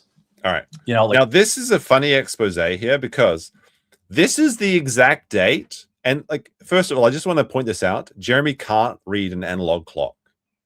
He has to have the digital format because he might forget. He has a dedicated TV screen that shows him what time and day it is. So wait, I just thought about this. Like, why is he always asking what day? Like, when you watch his stream, it's always like, oh, what day is it? Is it Friday today? No, it's Tuesday. Like, he's got a huge screen here, and he still makes a mistake. But it is very funny that he just happens to like need this. But additionally, this exact date when he claimed he was having PC troubles, now this is actually around when the shorts were all going down. So he just like completely exposes himself again. That he lies about literally every fucking thing. There's a few little fun details that are like pop up on his screen as well, by the way. Look at those tabs. This, I have a DSLR with a ring light on it. That's a Godox Ring 72. That what is this website? Pandora. Oh, this is music playlist. Okay. Keep the bags under your eyes, not look so bad. Maybe get a stronger one. Ring 72. That helps keep the bags under your eyes, not look so bad. Maybe get the Ring fucking 144. It's not strong enough, Jeremy. The rings are still there. And then it just is a straight HDMI in into my. Hold on, I want to see what's on his other bad. By the way, he's actually going to tell you in the Melanie Mac love letter vlog. He has a dedicated screen just for Melanie where he saves all the stories that he thinks that she'll like. It's embarrassing. And then it just is a straight HDMI. All right. I'm going to see if there's any funny freeze frames. I think the farmers have probably already like checked this out. I want to see.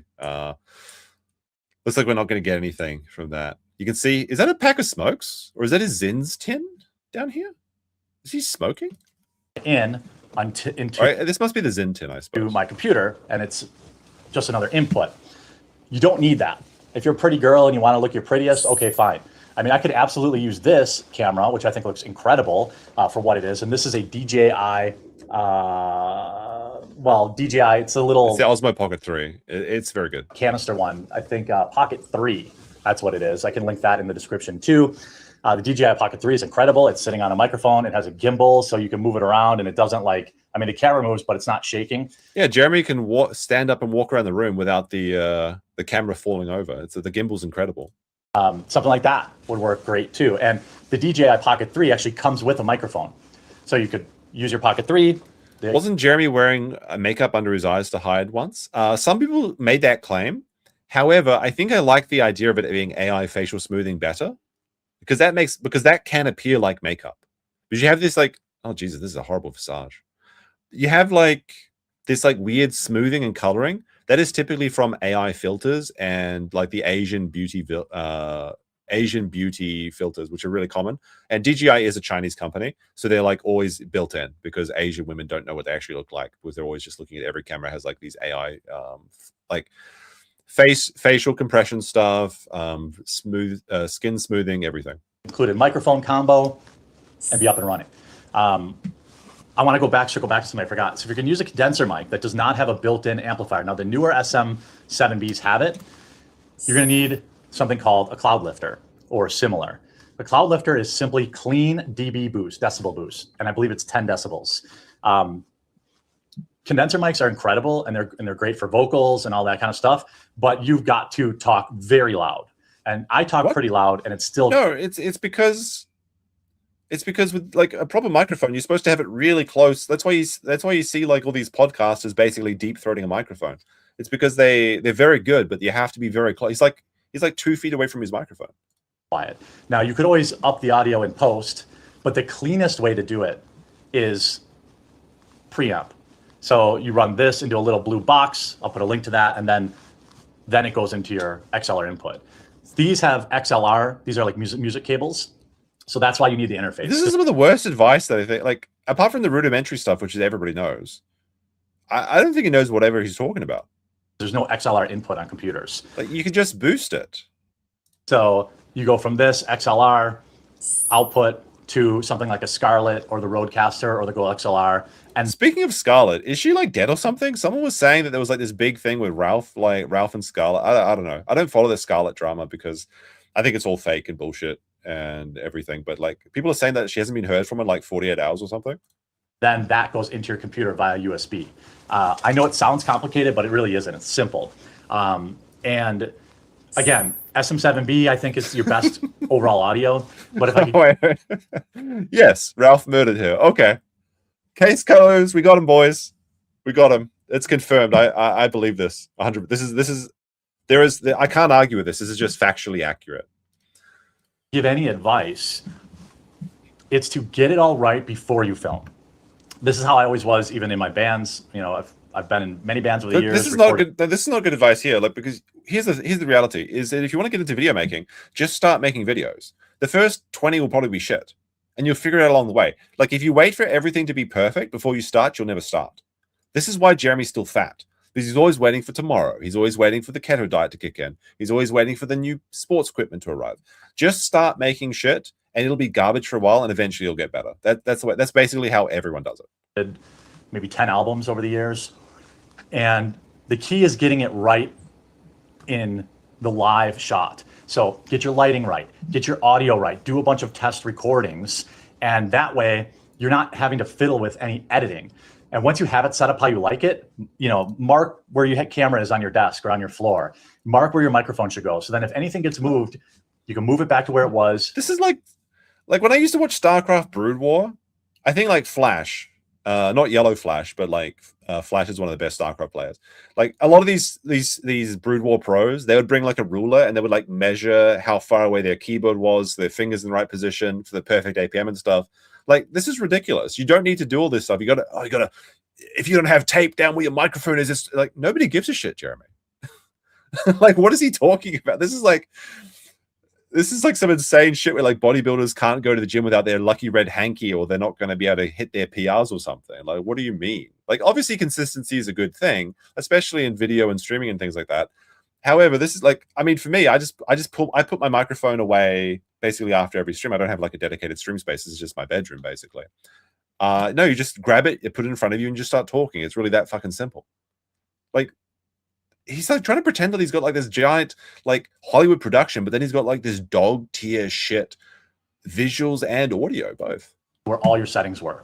That's exactly how I do it. I don't do much editing in my main videos, but I just come down here in the morning, turn it on, nothing's moved, camera's there, the lights are the same. I don't even turn the lights off at night. Well, I mean, if this was true, then how is he having so many stream issues? He said that he couldn't stream. He had to do double streams to catch up for it. How could this be? Everything stays on, so it all just works. But the key... Wait, everything stays on? So he's just burning thousands of dollars in power a year because he can't be bothered turning off a light? The way with that is get it right the first time. This is true, right? Measure twice, cut once. This is true of basically everything in life. You don't want to spend forever in post. I mean, yeah, that's a true statement, but how does this apply to streaming?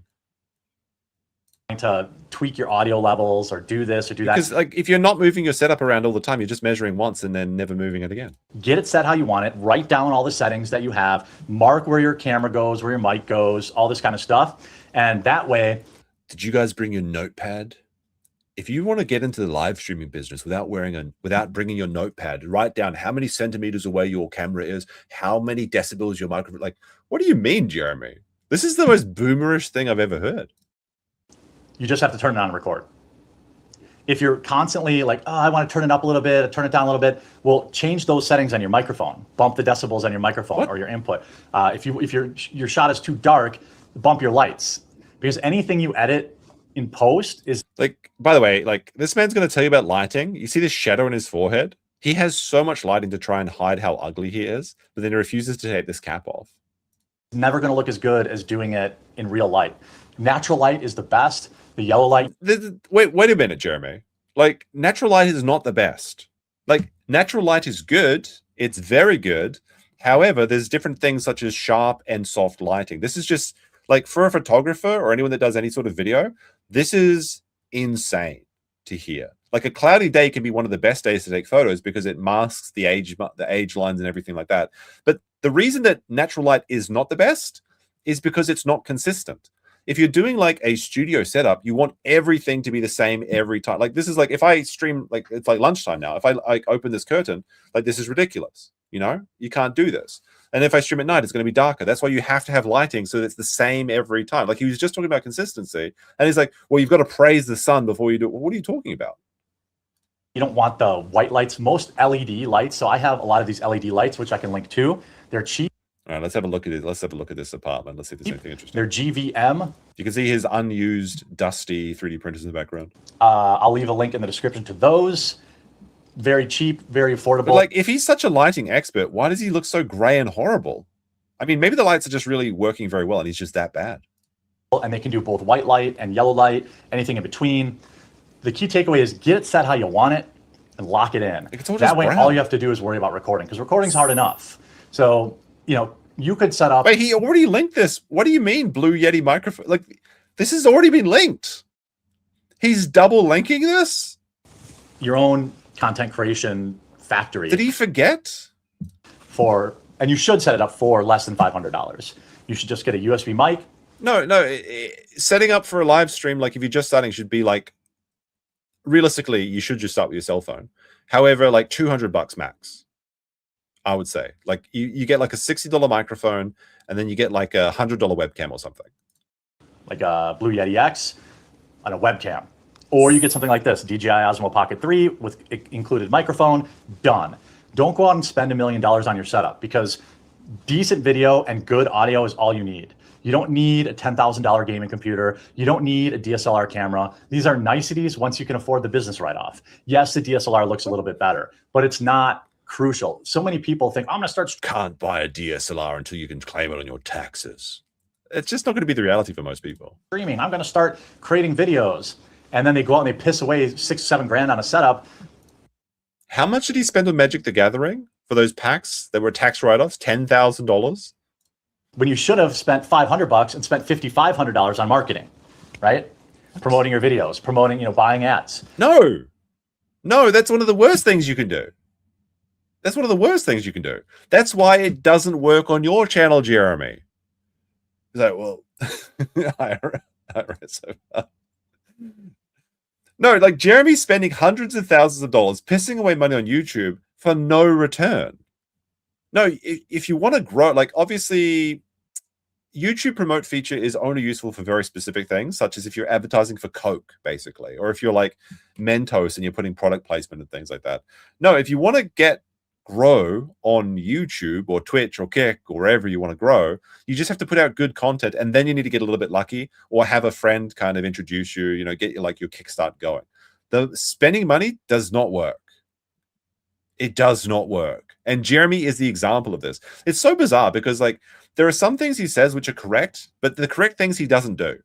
And then he gives you this like insane nonsense, which he does do. And that's all I mean, that actually that's not confusing at all. That makes perfect sense. That's why he's failing. You don't need all this fancy stuff. Or your cell phone. Like I said, your cell phone with like a DJI mic. He already linked this again. You need. So, you know, less than 5. This is like, I'm not sure. Like, can somebody explain to me, is Jeremy making these vlogs himself, or is his editor putting this? Is the editor justifying his paycheck? Because there's like, vlogs are like, it's kind of an aesthetic of vlogs to be like low quality because it's more humanizing. It's more relatable. Like if you have too many effects, People actually, like Jeremy even talked about this. He said like, you know, if you put too many like swipes and zooms and sound effects, people get kind of like, it breaks the immersion of the vlog, which is kind of like this kind of like candid look into somebody's life. Is it just the editor is justifying however much they're grifting off of Jeremy? This UK editor guy is making a bunch of money apparently. I think it has to be that, because it's like there's no reason to put these like superfluous edits into this. $500 if you're starting out fresh. You don't even need a computer. You can edit right on your phone if you wanted to. But this is the stuff I use. I use a Corsair Streamlabs keyboard, which has my streaming. Oh my goodness! Like this is so ridiculous. Like, I mean, maybe this is a nice keyboard. There's no. This is a new keyboard. He just bought this like a week ago. There is no way. There is no way that this keyboard has seen any use. No, I'm sorry. I'm sorry. This is not true. I'm looking at my keyboard right now, and I keep my keyboard pretty clean. But look at these keys. There's no. He bought this yesterday. He bought this garbage yesterday, and he thinks he's going. This is maybe the keyboard is what's destroying his stream quality or something. Who knows? Like he's got like 3 different like of those little button clicks. What does he need them for? There's no marks on the palm rest. Exactly. There's no reason. I'm not showing you my keyboard. No, I'm not going to show you my keyboard. I'll show my mouse though. My mouse has got like a. You can see I've like worn it in. Oh, hold on. You can see like my thumb has been like eroding the rubber or whatever on that. I actually need to buy a new mouse soon. There is no way that this doesn't have like zin stains. Like I guarantee he just like destroyed a keyboard by like slobbering zins over it or something. Shortcuts here, so I can go and change the buttons on the numeric keypad. Like there's no dust, there's no smudges, there's no nothing. This is bought yesterday. There's like one scratch here maybe from his watch or something. To do different things, whether it's play music or check my audio. But again, that's down the road. So don't dive in too deep. The number one most important thing is consistency. And I'm talking in video, audio, and your output schedule. Start there, and then you can buy all the fancy stuff later. So I hope this was helpful. Now we got a fun, quick little segment here. All right.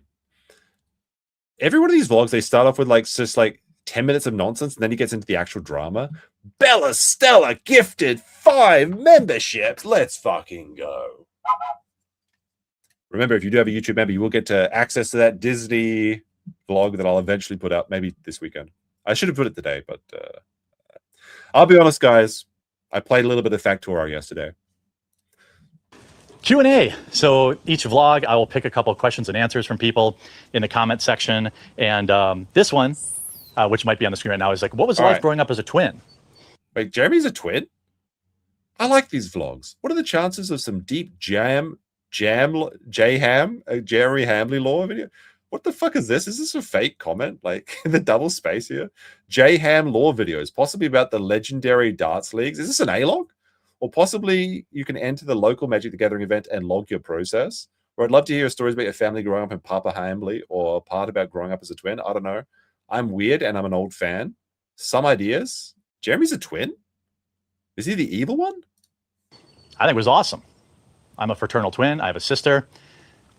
We shared birthdays, but my parents were always so good.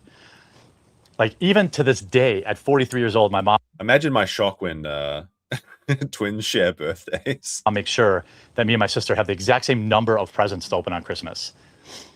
Every birthday we had, we would get a sheet cake. One side would be He-Man, the other side would be Barbie. I would get gift bags. Jeremy always hated his parents for this. He wanted the Barbie. It should have been his by right. And that's why he has to collect all the toys and the Melanie Max and the OnlyFans thoughts, because he wanted to play with the Barbie, but they forced him to play with the He-Man toys, but it didn't make him a man. Remember when kids had gift bags at birthdays? My parents made sure that I got to pick out what I wanted in mine. She got to get to pick out what went in hers. There was never any special treatment. And I'll tell you what, having a girl as a fraternal twin comes in real handy around middle school and high school, because you have a constant funnel of her friends that you can date. But Jeremy dated his first girlfriend and married her. He married the first woman that gave him any attention, and then he started going to strip clubs. Like, actually, like this revelation. Oh my goodness, I almost said revelation again. I got called out by that earlier. This is actually like kind of convinced me now, because like some people have joked about Jeremy being Klinefeltered before, like but Klinefelters is a condition where you have like an XXY chromosome. Klinefeltered men they typically have very wide hips. They're very tall for some reason. I don't have Klinefelters, by the way. But they're also, as I understand it, mostly infertile. So is Jeremy being, like, was he actually supposed to be born a woman? And he's Klinefelted, like, unironically? And that's why he hates women? Because it should have been me. Bro. I think we just, like, bro. I think we've figured it out. This explains everything. This explains everything. He always wanted to be a woman. That certainly explains his, his seething on Twitter and online. Sister always loved that. He's Klinefelted, yeah. I actually mean, I think just had a spectacular. This is my headcanon now because, like, I don't know. I mean, I'm not a doctor or anything, obviously. But I have heard that, like, people that are Klinefelted are usually, like, super tall, like 6'6" or 6'9" or things like that. Something crazy. Time as a twin, it was and still is great. I love my sister greatly. We have a bond that is tight. We don't have to see each other very often. I might only see my sister 5 or 10 times a year. She lives like 30 minutes away, but every time. It's a bit weird, isn't it? Aren't twins usually inseparable? Like, I very rarely see my family, but that's because I live across an entire ocean from them. But he only sees his sister like 2 times a month when he lives 30 minutes away from her? Everything's great. You know, she knows she can call me if I need something. I know if I can call her if I need something. He's literally a parasitic twin. It fits him perfectly. Yeah, the Klinefelted thing is like, I don't know, bros. I think that's actually just confirmed now. There's like no way to deny this. Very successful in the medical field, and I'm proud of her. Wait, she's a doctor? And growing up, it was awesome. She's a doctor? His twin sister is a doctor. She took everything from him. She was successful. She was beautiful. She had a pussy. She got a real job. She didn't waste time on toys and nonsense. Holy shit. Jeremy is the evil twin. It all makes sense now. This actually perfectly explains why he hates women so much. And so if you're a parent of a twin, as long as you make sure each twin feels special, then it doesn't matter. I mean, I remember. By the way, my mum was like, I mean, obviously this is good advice for parents, though. Not that Jeremy will ever need it because his boys can't swim because he's Klinefelted and other reasons. However, yeah, obviously you should treat your children equally. Like, my mother did this, like, a really annoying thing when I was growing up, because I'm the firstborn, which means they love me the most, but they never could say it. But they'd always say, "You're my favorite eldest son," and then my brother was her favorite youngest son. It drove me nuts. I'm like, it doesn't mean anything, Mum. Shut up. I didn't tell her to shut up, obviously, but did drive me nuts. Like, even when, let's say I wanted something expensive for Christmas. I think I wanted a PlayStation video game one year. My parents would maybe spend like $100 each on Christmas. So if I wanted buy me Bone Storm or go to hell, Mom. Video game, my mom would be like, well, you know, that means you're not going to get much else. I didn't care. I wanted Final Fantasy VII. Now, this is actually, I think, Luther Morgan's theory is that because people joke about how Jeremy's parents owned like 5 properties or 7 properties, they were landlords or something, but it seems like they had a very thrifty childhood. And it may be the case that because Jeremy was denied all of these toys growing up, it's why he's desperate for them now. He has to live out his like unending childhood because their mum wouldn't buy him the extra Transformers and the extra race cars. So my mom would then, you know, break up my other gifts. Are these all Keto Casino stickers? There's so many unhinged Jeremy. These make me laugh so much. I gotta say, I love the combination of stickers on Kick. This one's really good. I think this is a combination of my Melanie Mac with I think that's Camelot's GIF of Jeremy. That's a good one though. That's why I saved a comment. Individual stuff to open, so we still had the exact same number of gifts to open. That's how attentive they were, how good they were about being twin parents. So I love them both greatly for that. Isn't this just basic parenting though? Like on Christmas, buy your children the same amount of presents. Like, is this like some deep law that Jeremy thinks that he's just discovered? Is like, well, you better buy your children the same amount of presents or at least equal value. Obviously, what are you talking about? So post your questions in the comment section down below, and maybe it'll get answered next week. Obligatory German Shepherd content. Here's Ani Bani. Huckapuppa, look at what Huck killed a ball. And there's Ruby Dooby. Paying the tax. Huck's peeing. Like, we can't unlock any more stickers on YouTube. We've unlocked all of them. Unless I get like 300 members on YouTube, I can't unlock anymore. Kick gives you like 100 stickers though. So I've actually depleted my, it's a finite resource on YouTube. Now, I just want to point out here, it is the middle of summer. I think today for me is like July 31st. And since this stream's been over an hour, I think it should be like 5 Friday for everyone else. It is the middle of summer. The pool cover has not come off. The pool cover is still like this man is spending thousands of dollars on this nonsense diet and exercise equipment. He has a pool, literally the most perfect form of exercise and the premier exercise for a big boy like him, because he can go and exercise in the pool without hurting his knees. The cover stays on.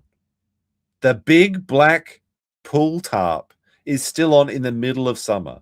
What is the point of having this here? Like, a lot of people dream, like, having a pool is kind of the mark of success. It's how you've made it. But he just leaves it completely covered. And it's like, well, the dogs might jump in. Get a fence. You should have a fence around your pool anyway, you know, just in case like some kids come around your house or something. I mean, I wouldn't recommend sending them over to Jeremy with these statements about the age of consent and things like that. However, what's the, like, it's the same thing over and over and over again. He has all of this garbage and it's NRFB, never removed from box. We wouldn't want the pool to go down in value by taking it out of its box. We'll keep that off camera. Ani bon bon bon bon bon. Hey, you. Are you a happy puppy? All right, let's get to the meat of this week's video. My biggest failure in life. Just brings out this giant list. It's like Santa Claus's naughty list for his failures. Now, I could say... Makes me think of like the Darkest Dungeon. Ruin has come to my family. You remember our venerable house, opulent and imperial, standing stoically upon the moor. It is an abomination. Everything came to, like, Jeremy, all he had to do was just like, this is the craziest thing when you think about it. All he had to do was ignore people making fun of him for like a week more, and he would have been out of the rotation and probably never talked about it again. They weren't even interested in Jeremy, specifically the Kino boys. They were more interested in Styx. But he just had to do that. He just had to send those copyright strikes. And now it's like a month-long campaign, and several streams have been started just for Jeremy, or at least Jeremy adjacent, and like, you know, like springboarding off him. By the way, look at this like pufferfish hat he has on his, like, hat he has on his cap. Puff puff. Oh, it's so funny. It's a pufferfish. It's a fugu. Could cop out a little bit, and I might cop out a little bit and say that it's that. By the way, have you noticed that you've never seen Jeremy walking in it? Like, you've never seen a full body shot. You'll never see him above the waist. You'll never see him walking around. He's always like as close to the camera as he can, so he can hide his like shape. I'm too trusting. Wait a minute. Wait a minute, Jeremy. No.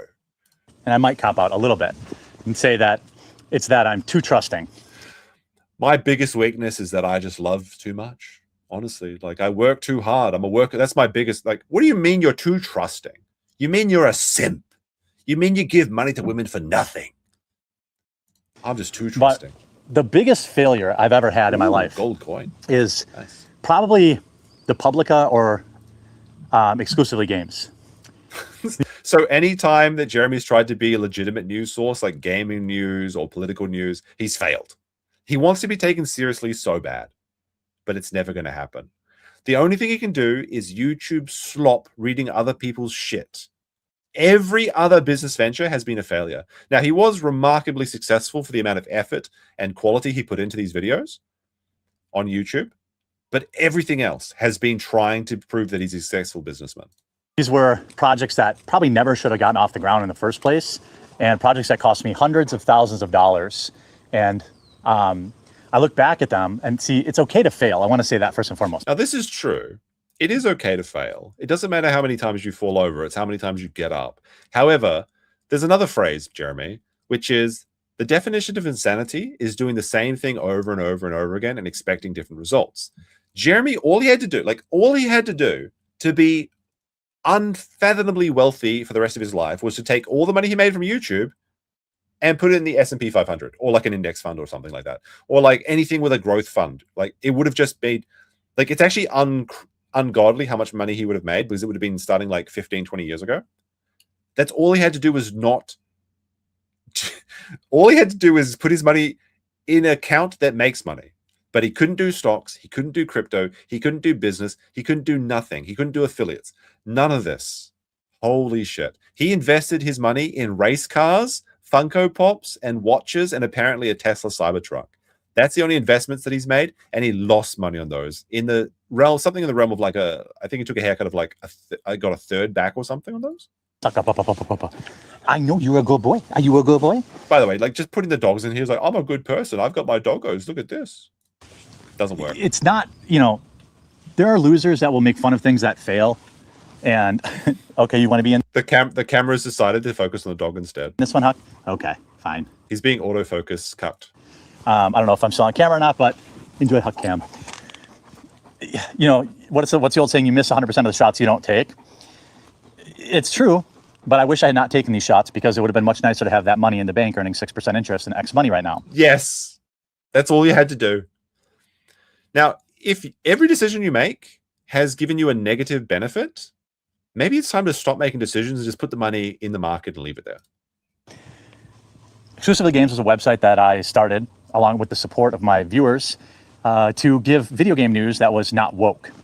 And it's games brand games. Gaming without all the political nonsense. Exclusively games. It's literally games brand games. It was doomed to fail anyway because nobody wants to read about video game news and articles. I don't know why. This is just simply isn't true. Like there are lots of websites that still exist in news-based form. Now, obviously, it's a very old medium, and a lot of them have transitioned to different things. But you still have sites like Dexerto, Niche Gamer, like I guess even Kotaku to some degree. They still make money and they're still profitable. The thing is, Jeremy couldn't make money from this, and there was a really funny reveal from I think we did this like months ago, where the staff of Exclusively Games came out and said that Jeremy was the reason that it failed. Every time he has a hand in something, except for his YouTube slot videos, it backfires.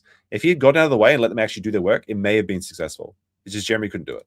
I thought it would be any different for me. But the main reason that site failed is because of you. Well, I partnered with a moron.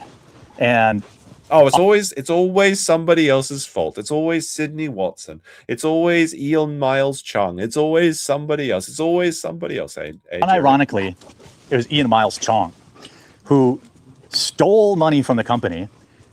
And did he, though? From what I remember, allegedly, used that money to buy an e-girl that he was trying to impress an iPhone. Now, this is true that Ian Miles Chongus, the dog flashbanger, kind of a funny reference to come up. He did buy this iPhone. I don't know if he used Jeremy's money to do it. I think that Jeremy might be making this part up, although I wouldn't put it past him. I would see that little Malaysian scamp stealing money from anyone and everyone.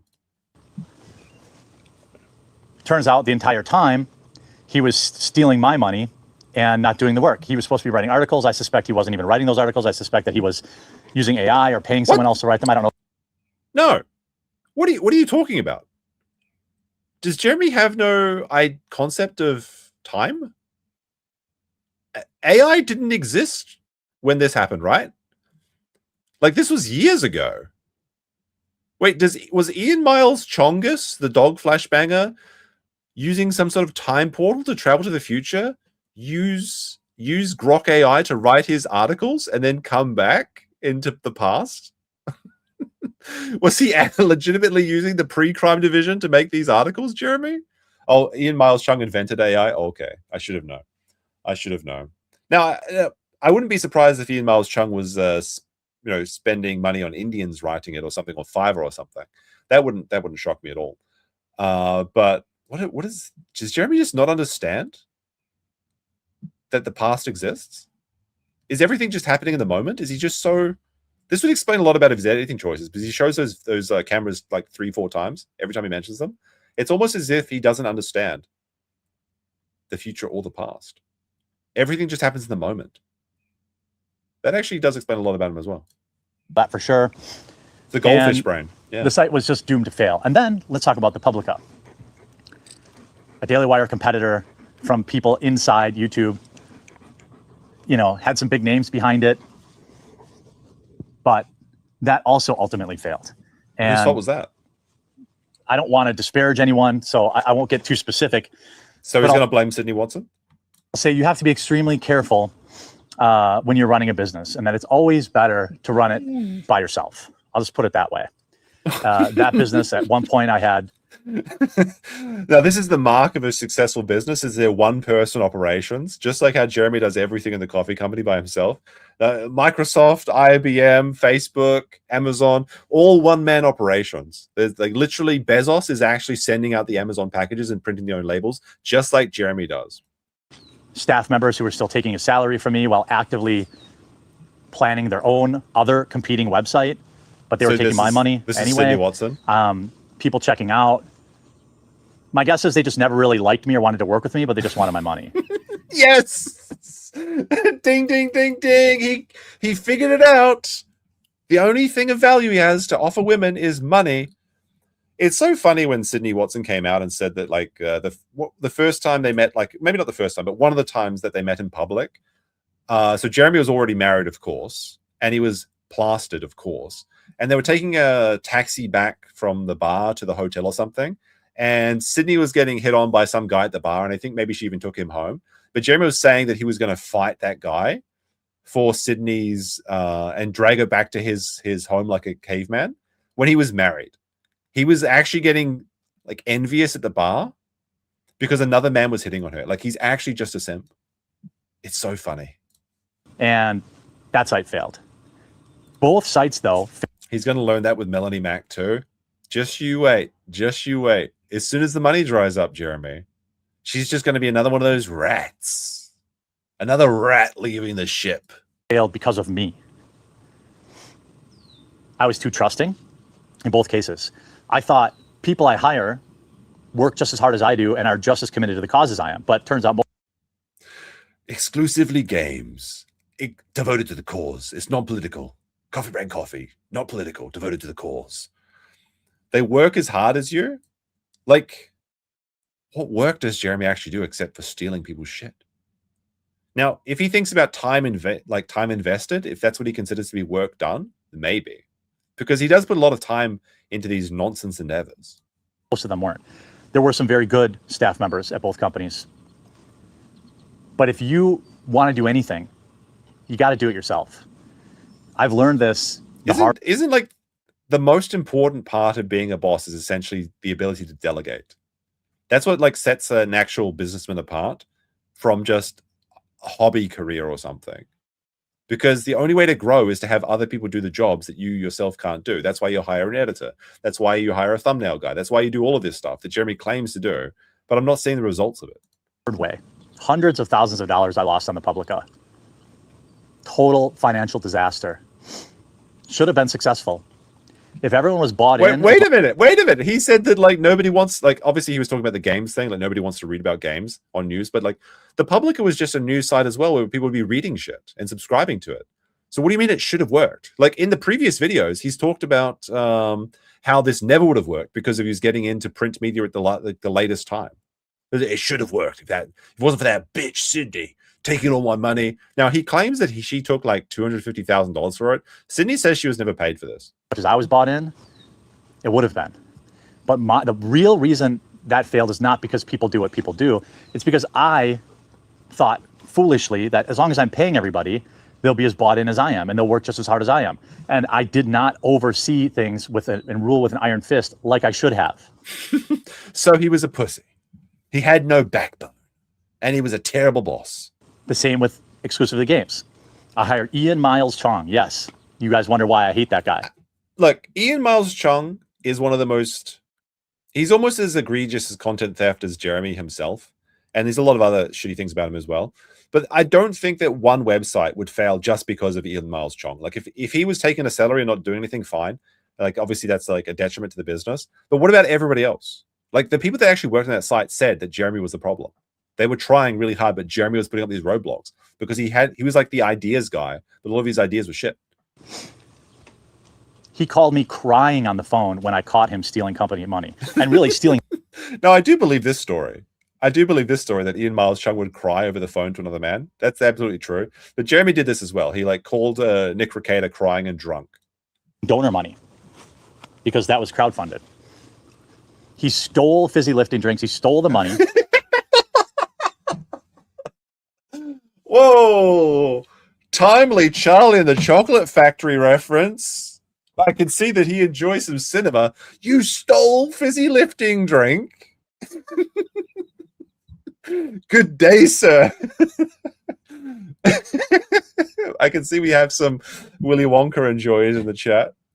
One of my friends from high school would love that scene so fucking much. Like can we just randomly say you stole fizzy lifting drink all the time? Oh my goodness. And from what I can tell, what I remember is that he was paying an assistant with it when it was really just him giving money to an e-girl. But that's what Jeremy does with Melanie Mack. Now that alone didn't tank the company, but the fact that the guy I was paying to run the site was not running the site. No, he was doing a lot of work. He actually came out and talked about all the things that he was doing. That's why it failed. Ruby Dubes, come here. Can you leave it for Papa? Come here.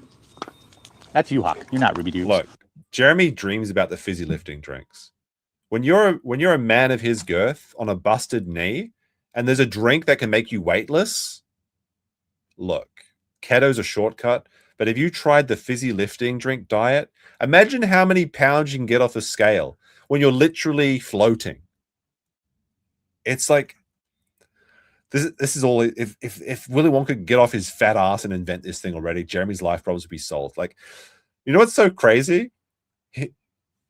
I'll show you the tech. Like, hold on. I think the visual one would be better for this. Jeremy's dreaming of there's so many good gifts. I actually have an artist rendition of Jeremy with the fizzy lifting drink. Wait, is this the right one? I found it. Perfect. Let me just see if I can open this with the right tab. Here we go. All right. It's happening next year. It's right around the corner. The technology's coming. Here we go. Jeremy gets his fizzy lifting drink next year. It's my coffee, my game company, my publica, my Kona. It's finally got it. Can someone think of a funny name for Baron Harkonnen with Jeremy Hambly? Like someone smarter than me. By the way, June Sisters, it's the sand reference. You got it. Oh dear. He is very Baron Harkonnen coded, isn't he? Right down to the appreciation for children. So ultimately, as much as cathartic as it would be to like throw individual people under the bus and expose all sorts of dirty laundry, it's going to happen. He's going to start naming names because drama is the only thing that gets the attention. My fault. And that's the lesson I learned. Jaren Harkonnen. If you want me to throw it, you have to leave it. Come here. Ah. What was that? The suspense that's happening, bros. As soon as Elon Musk invents anti-gravity, he's going to be the first customer. Go find out. They're not buying it. What is it? It's the Tesla Holtzman generator or something. I did hear something. I just don't know what it was. Anyway, a coward blames a failure on other people. But Jeremy spent this entire thing blaming other people. It was Sydney Watson. It was Ian Miles Chungus. It was everybody. It was the YouTube algorithm. What are you talking about? Yes. I think other people involved in these companies would have given it a better chance of success. But I started it. It's my job to make sure people are doing what they were doing. And I didn't do that. So I just blindly trusted people. And that was, the biggest mistake I could have made. Again, like I said, hold on. Here's an actual photo of Jeremy doing his business meeting. Here you go, Sydney. Here you go, Melanie. Here you go, Ian Miles Chungus. Here you go, Javataza. Here you go, Mill Greek Coffee. That's all he can do. Got to get all my yennies back, by the way. It's actually a lot of money. It doesn't look like it, but it is. Well, actually, it's yen, so it's not really anything. It's shit. It's in the toilet. It's gone. It's over. Fucking over. It's worth less than Monopoly money now. It is true, actually. It's crazy. Like an American dollar's worth like $2 over here, basically. Ready, Ruby? Go get it. Whoop. She got blocked by Onyx. And I learned a lot from that. I'm not starting anything. At that point, I was like, I mean, the Publica took all of my savings. When I finally ended, so wait a minute. He was claiming he was a millionaire, but then the Publica took all of his savings. So he just had $250,000 in the bank. That's all he had. He's always like, I've said it before, but this man is N-word rich. Okay, he's N-word rich. I can maybe say it on Kick, but I can't say it on YouTube. Well, not on my channel anyway. As soon as money comes in, money goes out. This man has no idea of investing or properly saving. Like, obviously, $250,000 is a lot of money, but like, he was claiming to be a multi-millionaire, like arguing with Coach Red Pill and shit like that. But then he only had $250,000. He risked it all. People were mad at me, but I had been bleeding cash for this company, thousands and thousands and thousands of dollars per month. But I never set it up right. I didn't set it up for success. I tried to launch too fast. I thought everyone will just go and subscribe and give me money, and we'll use that money to. This is literally what he thinks, that he just starts things and people just subscribe and give him money like these vlogs. Get bigger. And people did subscribe. And people did donate for Game Finder. So the ideas, Game Finder was another one I thought would have been great and failed. Wait. This people donate, like, I will say, I'll give Jeremy one piece of credit, is that he's very good about wasting other people's money. That is one of his, that's probably his true talent. Apart from putting out YouTube slop and then like stealing other people's work, is spending other people's money. He's very good at that. Game Finder was basically, I don't want to make this is such a cringe reference, but you know the episode, actually nobody knows this reference. I was going to say the Rick and Morty episode where it's actually Jerry, right? Jerry. They make an app called Love Finders where it's just like Tinder or something. This was his idea, is that he was going to make a Tinder, but for playing Magic the Gathering or like board games. Now he invented this at the same time that Discord was coming out. So it's completely ridiculous. And I think he got like $60,000 for this stupid idea. I've had 3 different businesses started in my YouTube career. Grinder, yeah. 4, if you include coffee, and only 1 was successful. The coffee has been successful. By the way, the coffee will be available via Walmart by the end of next month. Right now. All right, now it's the end of August. 2 more weeks, guys. Just trust the plan. You can get it at buycbc.com and get it shipped directly from Amazon. If you're a Prime member, you get it free overnight shipping. 30 people leave after the Rick and Morty reference. You earn back some of the hundreds of thousands I've lost. But at the core of all of these ideas, whether it was Game Finder, which was an app that was supposed to help people find other people to play tabletop games with, whether it was the Publica, whether it was exclusively games, all of them had an audience. All of the legendary end of the month. Everything happens at the end of the month. It's July 31st today, by the way. So happy August to you. Them, there was a demand.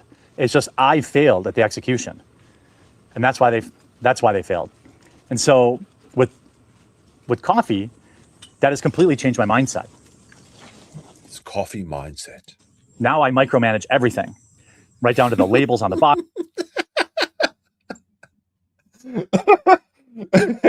That's why it's a roaring success. No wonder the labels are like one of the things that Luther Morgan has criticized Jeremy the most on. So interesting that Jeremy is having, like, he does everything himself. It's going to be wildly successful. He prints his own labels and sticks them on every bag. Boxes, the print on the boxes, the colors of the boxes, the exact temperature the beans are roasted at, the amount of flavoring added to the flavored coffees, every decision, the stickers, the shipping, the wording on the Amazon listings, all written and edited by me. No, it isn't. It's edited by AI. That's why you didn't even know your Kona blend said 100% Kona blend. Nothing goes in this business. Nothing. Like he's like implying he's like fucking Kubrick or something. Like every frame of painting, every sticker, previously edited by disloyal Malaysian men. I've got every little, like, it's not, by the way. Like there's so many shit details. I think it's in the next vlog we'll look at. There's a really funny one where he's got like this, I want to see if I can find it real quick. And this is like, oh Jesus Christ, he looks terrible on this one. There's like this scene, I think it's like around here somewhere, where he's talking about weight loss equipment. Ah, here it is. So Mr. Responsible for Everything, look at this fucking exclamation point. This off-centered fucking exclamation point. Like, what the fuck is this, Jeremy? Like, let's zoom in on this thing. Bring it into the crime lab for a second. It's like, I every detail, every frame, a painting, I am the brush. They're my strokes. Individual reference. Form matters. Like, what? This actually drives me fucking nuts.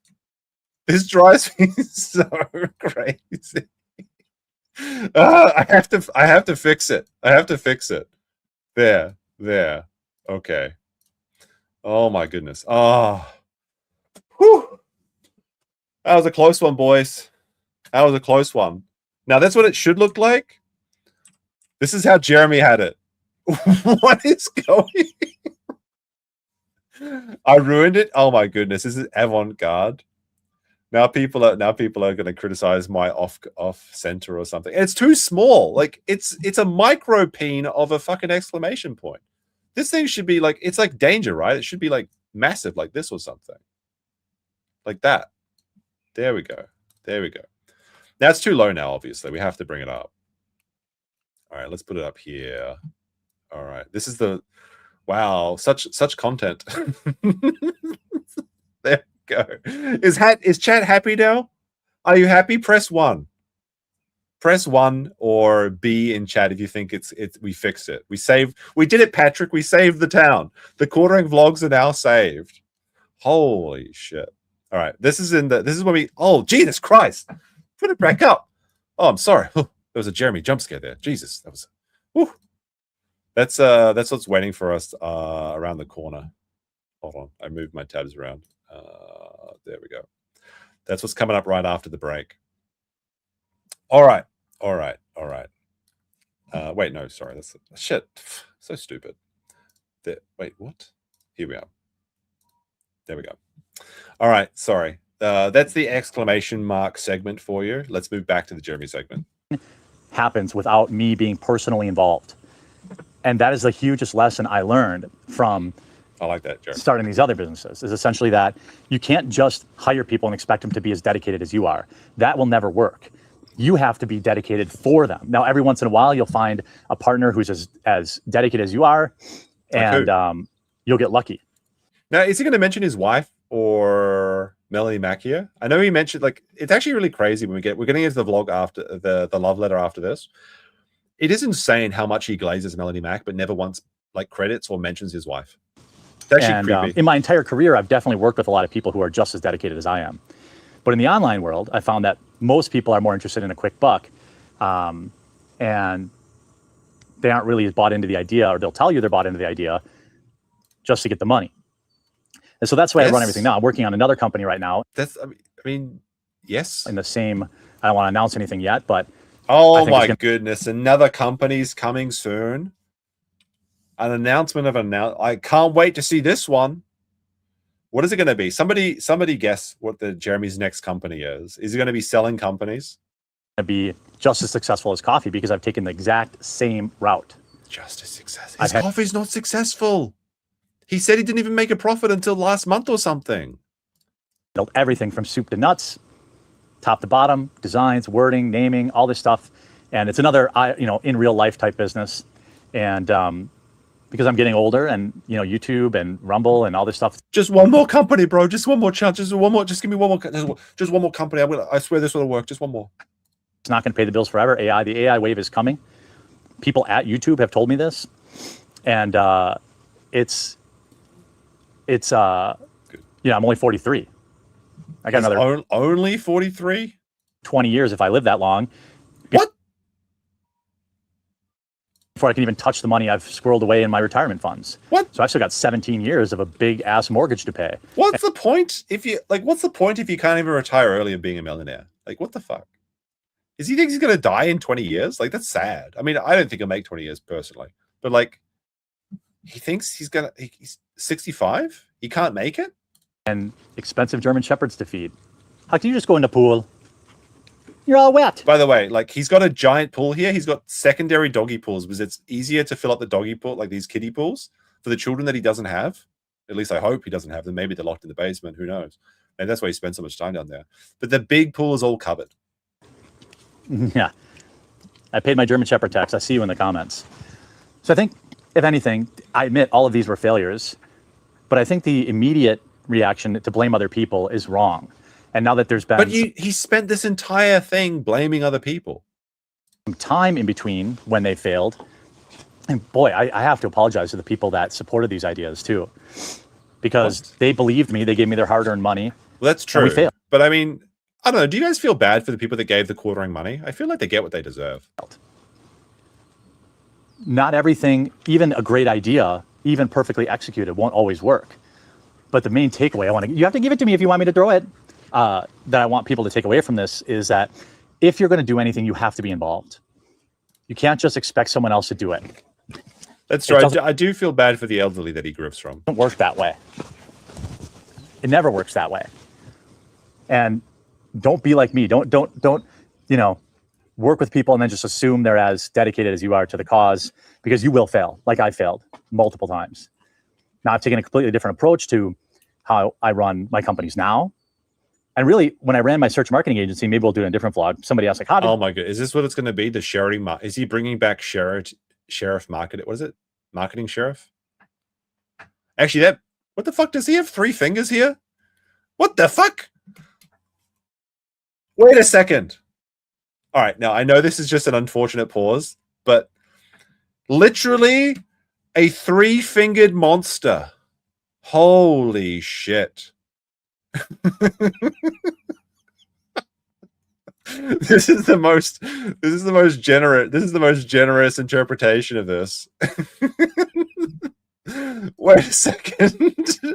How has nobody ever noticed this? Look at this. He's literally like a cyclops with like 3 fingers. What's going on here?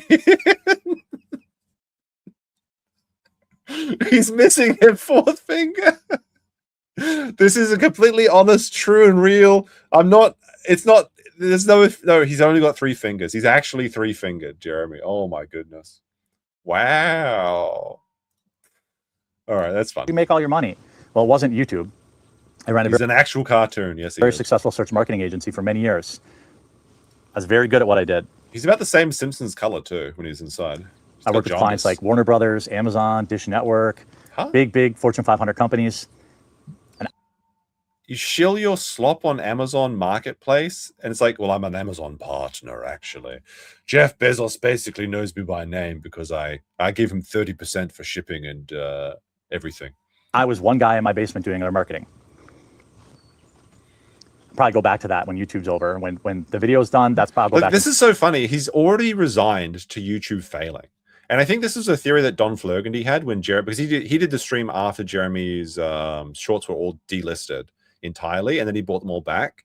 I think he brought them all back because he wanted to prove the haters wrong, and he got one of the strikes removed. Specifically, the Australian reptile zoo was dropped the ball. It's Australia's fault once again. But I think Don Flurgandy was saying that he thinks that Jeremy expects his YouTube channel to go down in like a week, 2 weeks, or at least by the end of the year. So he's like, he relists them as like, well, I may as well just go down with the ship and get as much pennies as I can before it inevitably collapses. That could be the case too, because he's been talking about this a few times. I noticed, like, allegedly he's got 7,000 live people watching him concurrently. If he was making money, if he was making the money from 7,000 live concurrent viewers on Rumble, he claims it makes more money on Rumble. But like, if he was making that on YouTube, he'd be like absolutely fucking loaded, because that's a lot of money you get from 7,000 concurrent viewers. Not just from the ad rates, but from the sponsorship deals, from the super chat donations, the support, everything. But suddenly he's doing the best he's ever done on YouTube, but it's only got a year left.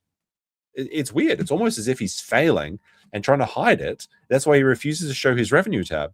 And he's about ready to check out because he's realized that none of his efforts are making any money.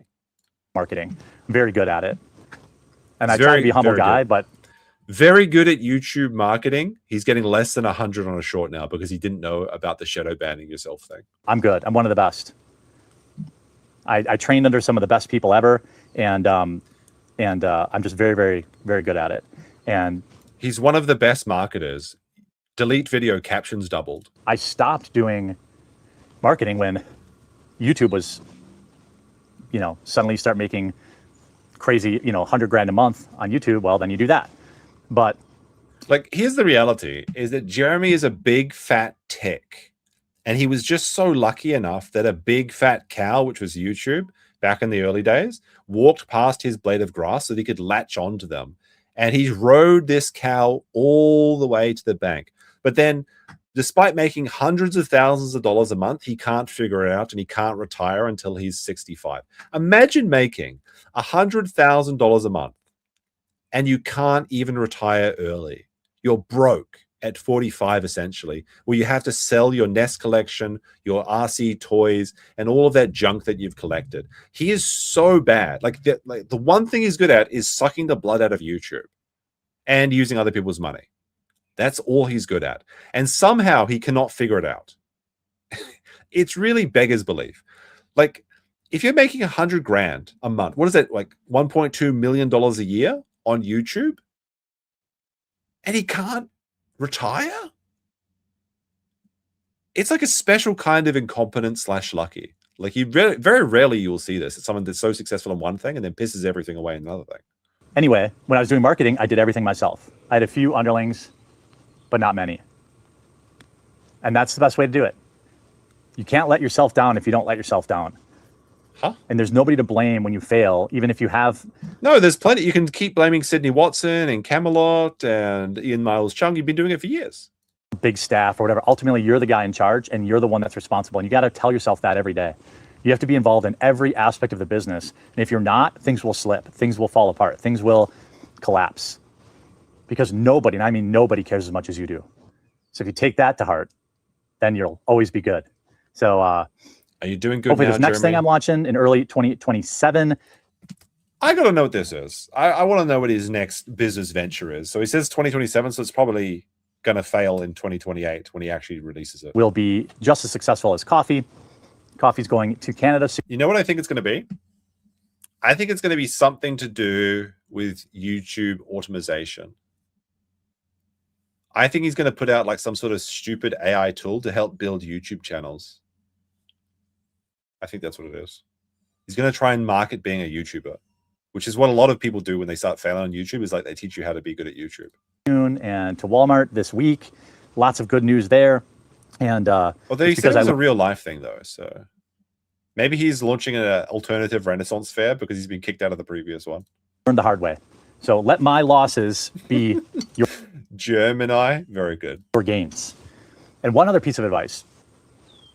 I had a great mentor.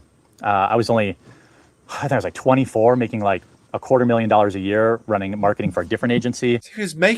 He was 24, making a quarter, by the way, quartering reference, $250,000. He still couldn't figure it out. If he just took 1 year's salary and put it into the market 20 years ago, that's probably almost enough to retire now anyway. I would come in, rip jeans, late to work.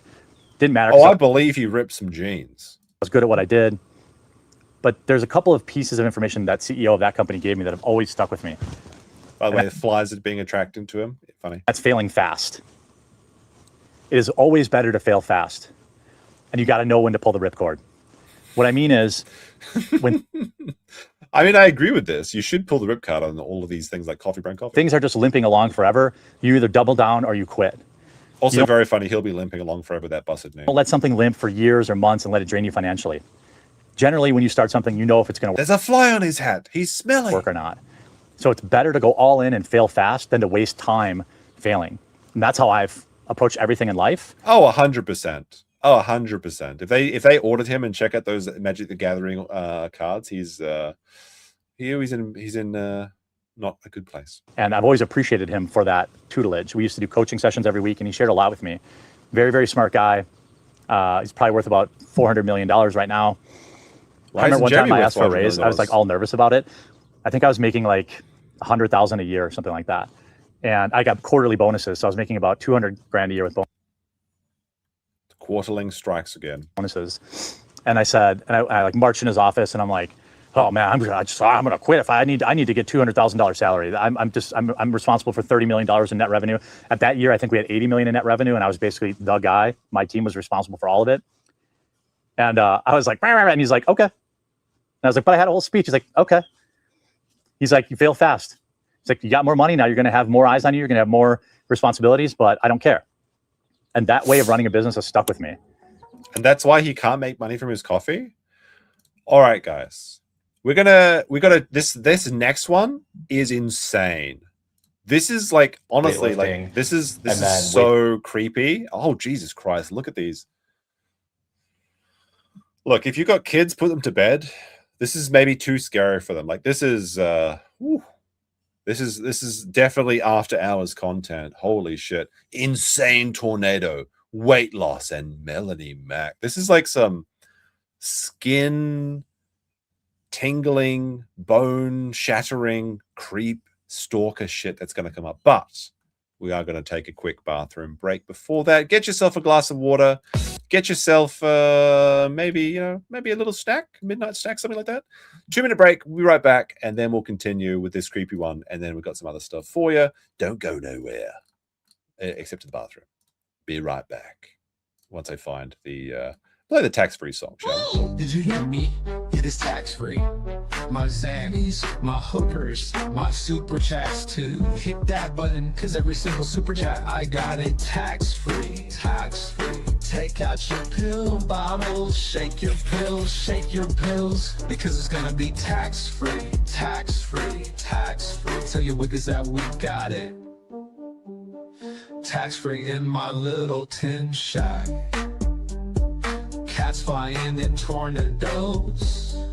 Gun flopping up and down. Let's get the guns out. Gun, gun, gun, gun. Shake it around when it's tax-free.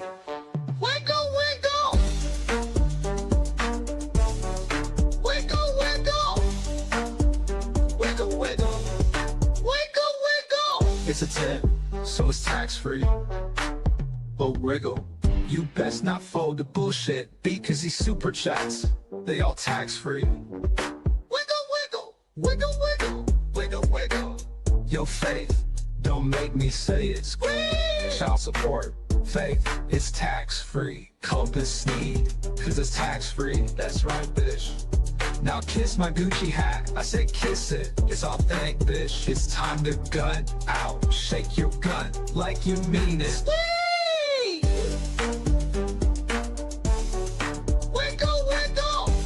Welcome to the kill street. This song. Wiggle, wiggle.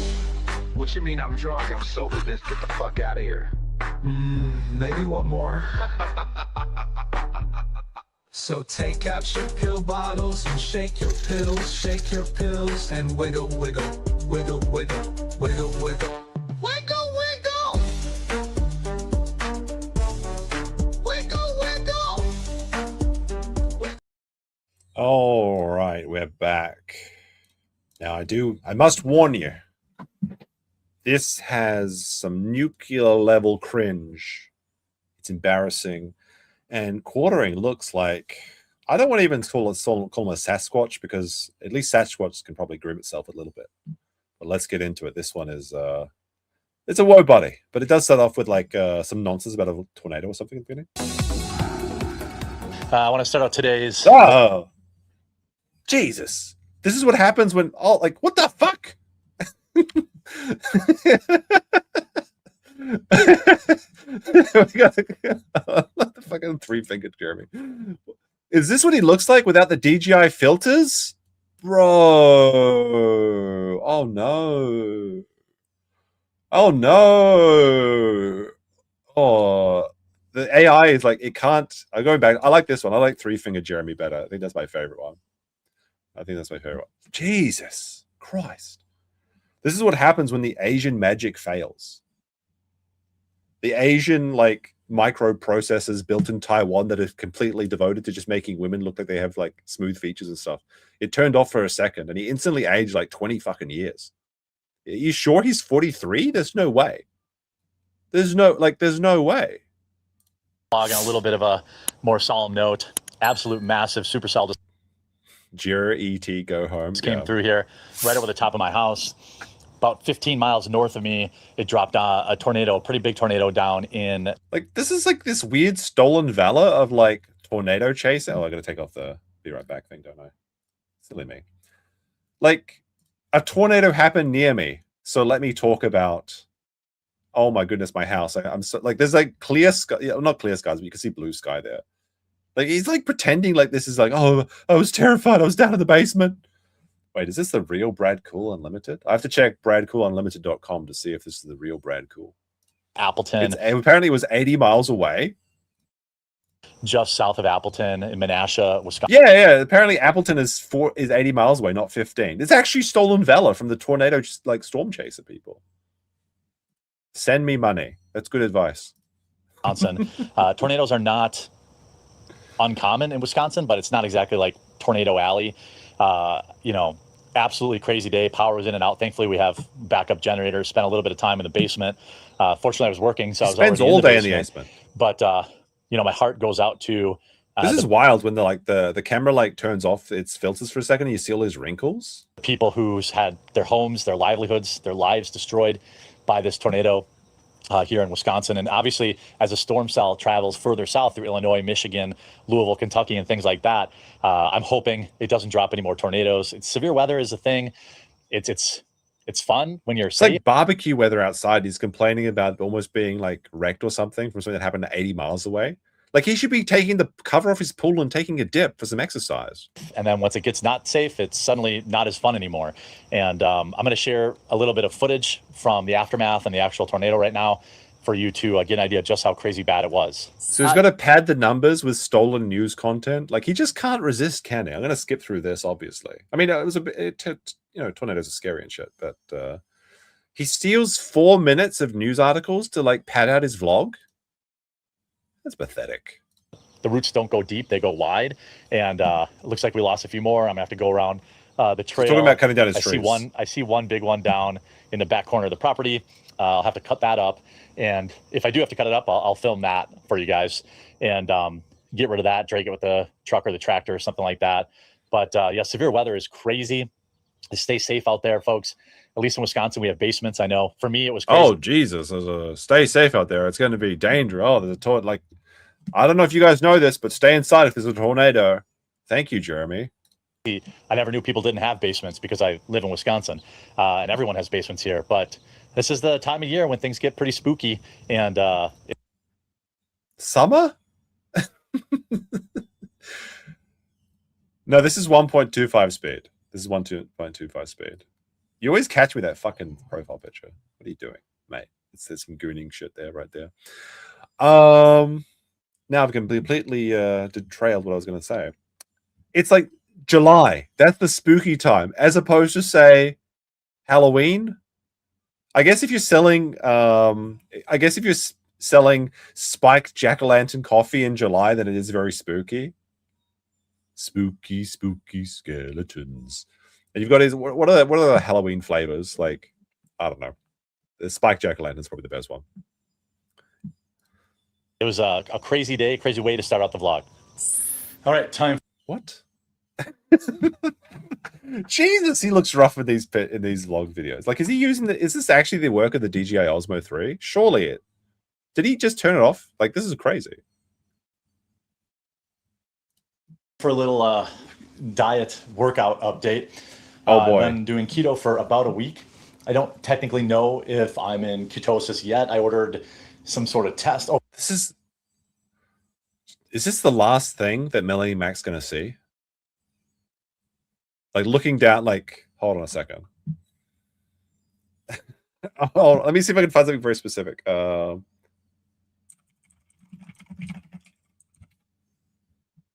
right. Hold on a second. I don't know if this is going to pan out to be good, chat. All right. So if you're in the bottom, there we go. And then we got to screenshot this. Wait, I did this the wrong way. Give me a second. I'll figure this out. By the way, your German Shepherd content of the week, Mr. Huckapapa. Are you a GB Huck? Oh, look at me. I've got dogs. You should like me. Well, any hoozle. I guess I'll do the blood test later today. Hopefully next week's vlog I'll know. But early results have been encouraging.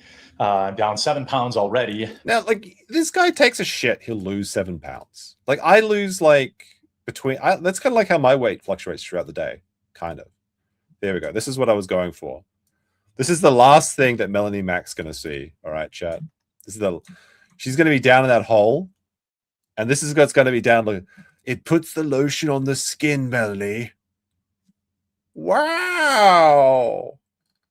I'm tired. Put on the cat ears, Melanie. I'm Tiger. Let me out, Jeremy. That's what But when you're starting with such a high number, it's not like that exciting. 1 to 2 pounds a week, that's my goal, and I kind of know that's probably all water weight. Keto's been pretty okay to stick with. I went to the EAA. I went to a bachelor party. I went. How much did he drink at the bachelor party? I bet he got loaded, and that's when he agreed to the Rex Jones interview. To a couple other places, and I managed to stay on program. And so now today I'm working in some weight training, and a friend of mine helped me out with like a very simple beginner plan. By the way, this beginner plan is ridiculous. It's terrible. I'm sure there's going to be a lot of people with feedback, but basically I've got this adjustable bench here, and I've got these weights here to work with. I also have the heavy bag, and I've got an Olympic bar that goes heavy bag, asterisk, lighter than Jeremy. In that section down there, and you can push it up. Also got some red light therapy to try and help with the muscles, but what? No, I guarantee you he bought the red lights because people on the internet think that cures baldness. Like the red, oh my goodness, the red lights. No, it doesn't fucking work, Jeremy. Like you can't just magic red lights. It's going to solve all. You're just the red sun of Krypton. You just let it absorb into your like Superman. Like no, it doesn't work like that. Like what the fuck are you talking about? It's ridiculous. I don't know. This is absurd. It is absurd. We'll see. I guess I'll keep you updated on that. So my current plan is on Monday. All right. Now here's the thing. Jeremy is such a beginner, and he's so fat that he should just be doing a full body workout every day, like 5 days a week. People like, no, wait a minute. You should do like a rest day that is for someone that's experienced or someone that's actually physically active. As an absolute beginner who works at home and sits down for 8 hours a day, you should be doing at least 1 to 2 hours full body workout, but more particularly an hour of walking or swimming.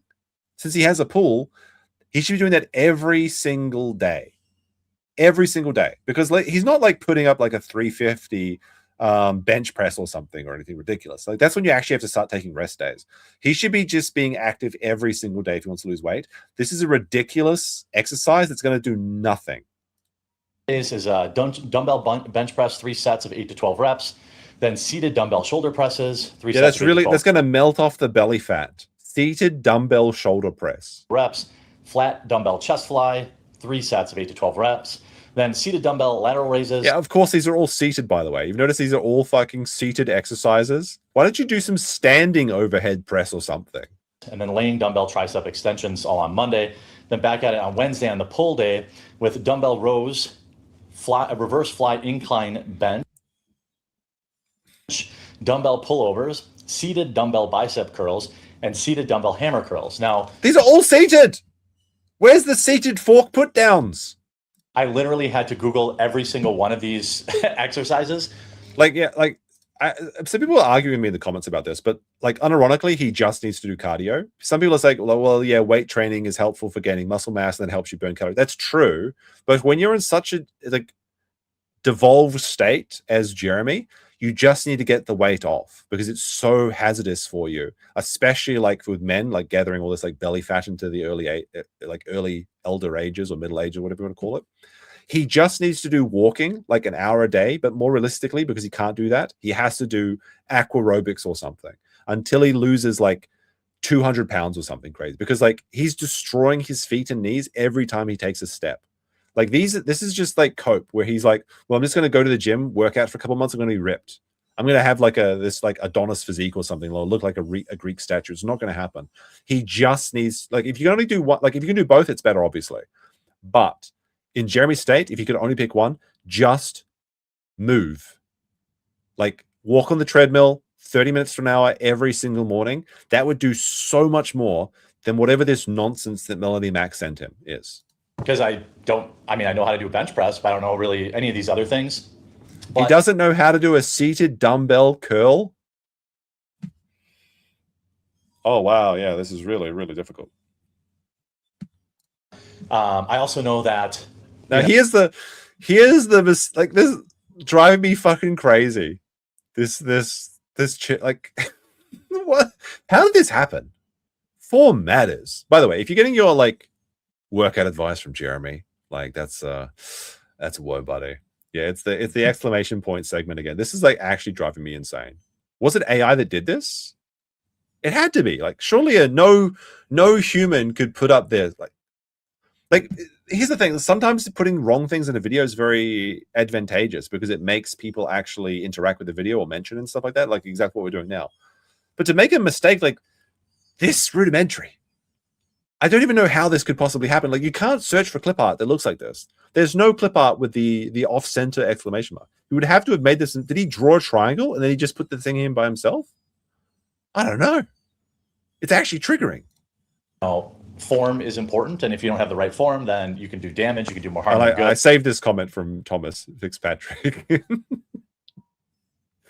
It's like the Triforce memes from back in the day or something. So I'm getting set up today, and I'm printing out felted triangle sticker, please. Absolutely, I'll do that after the show. Sorry, not right now, but I will absolutely make that happen. An individual sheet for each workout that shows me how to do it. So I'll be starting on Wednesday. Then Friday is full body and arms with incline dumbbell bench press, chest supported dumbbell rows, seated Arnold press. I wonder if that's for Arnold Schwarzenegger. I don't know. Bicep curls, and then crunches. Stand up. Just a 3-day split. Well, I guess this is like a 2-day split, but over 3 days, right? Because you know, A day, B day, C day, whatever. Just stand up, bastard. Like, I'm actually stand up, be counted.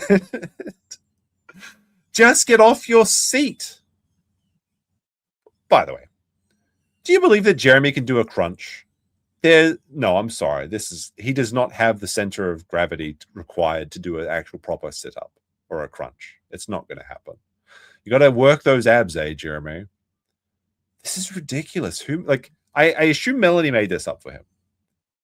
Because this is like either what Melanie Mack thinks is a good idea, or like a teenager the first time they go to the gym and they're trying to get ripped and they like look up like a beginner's sort of thing. Like, none of this actually works for losing his weight.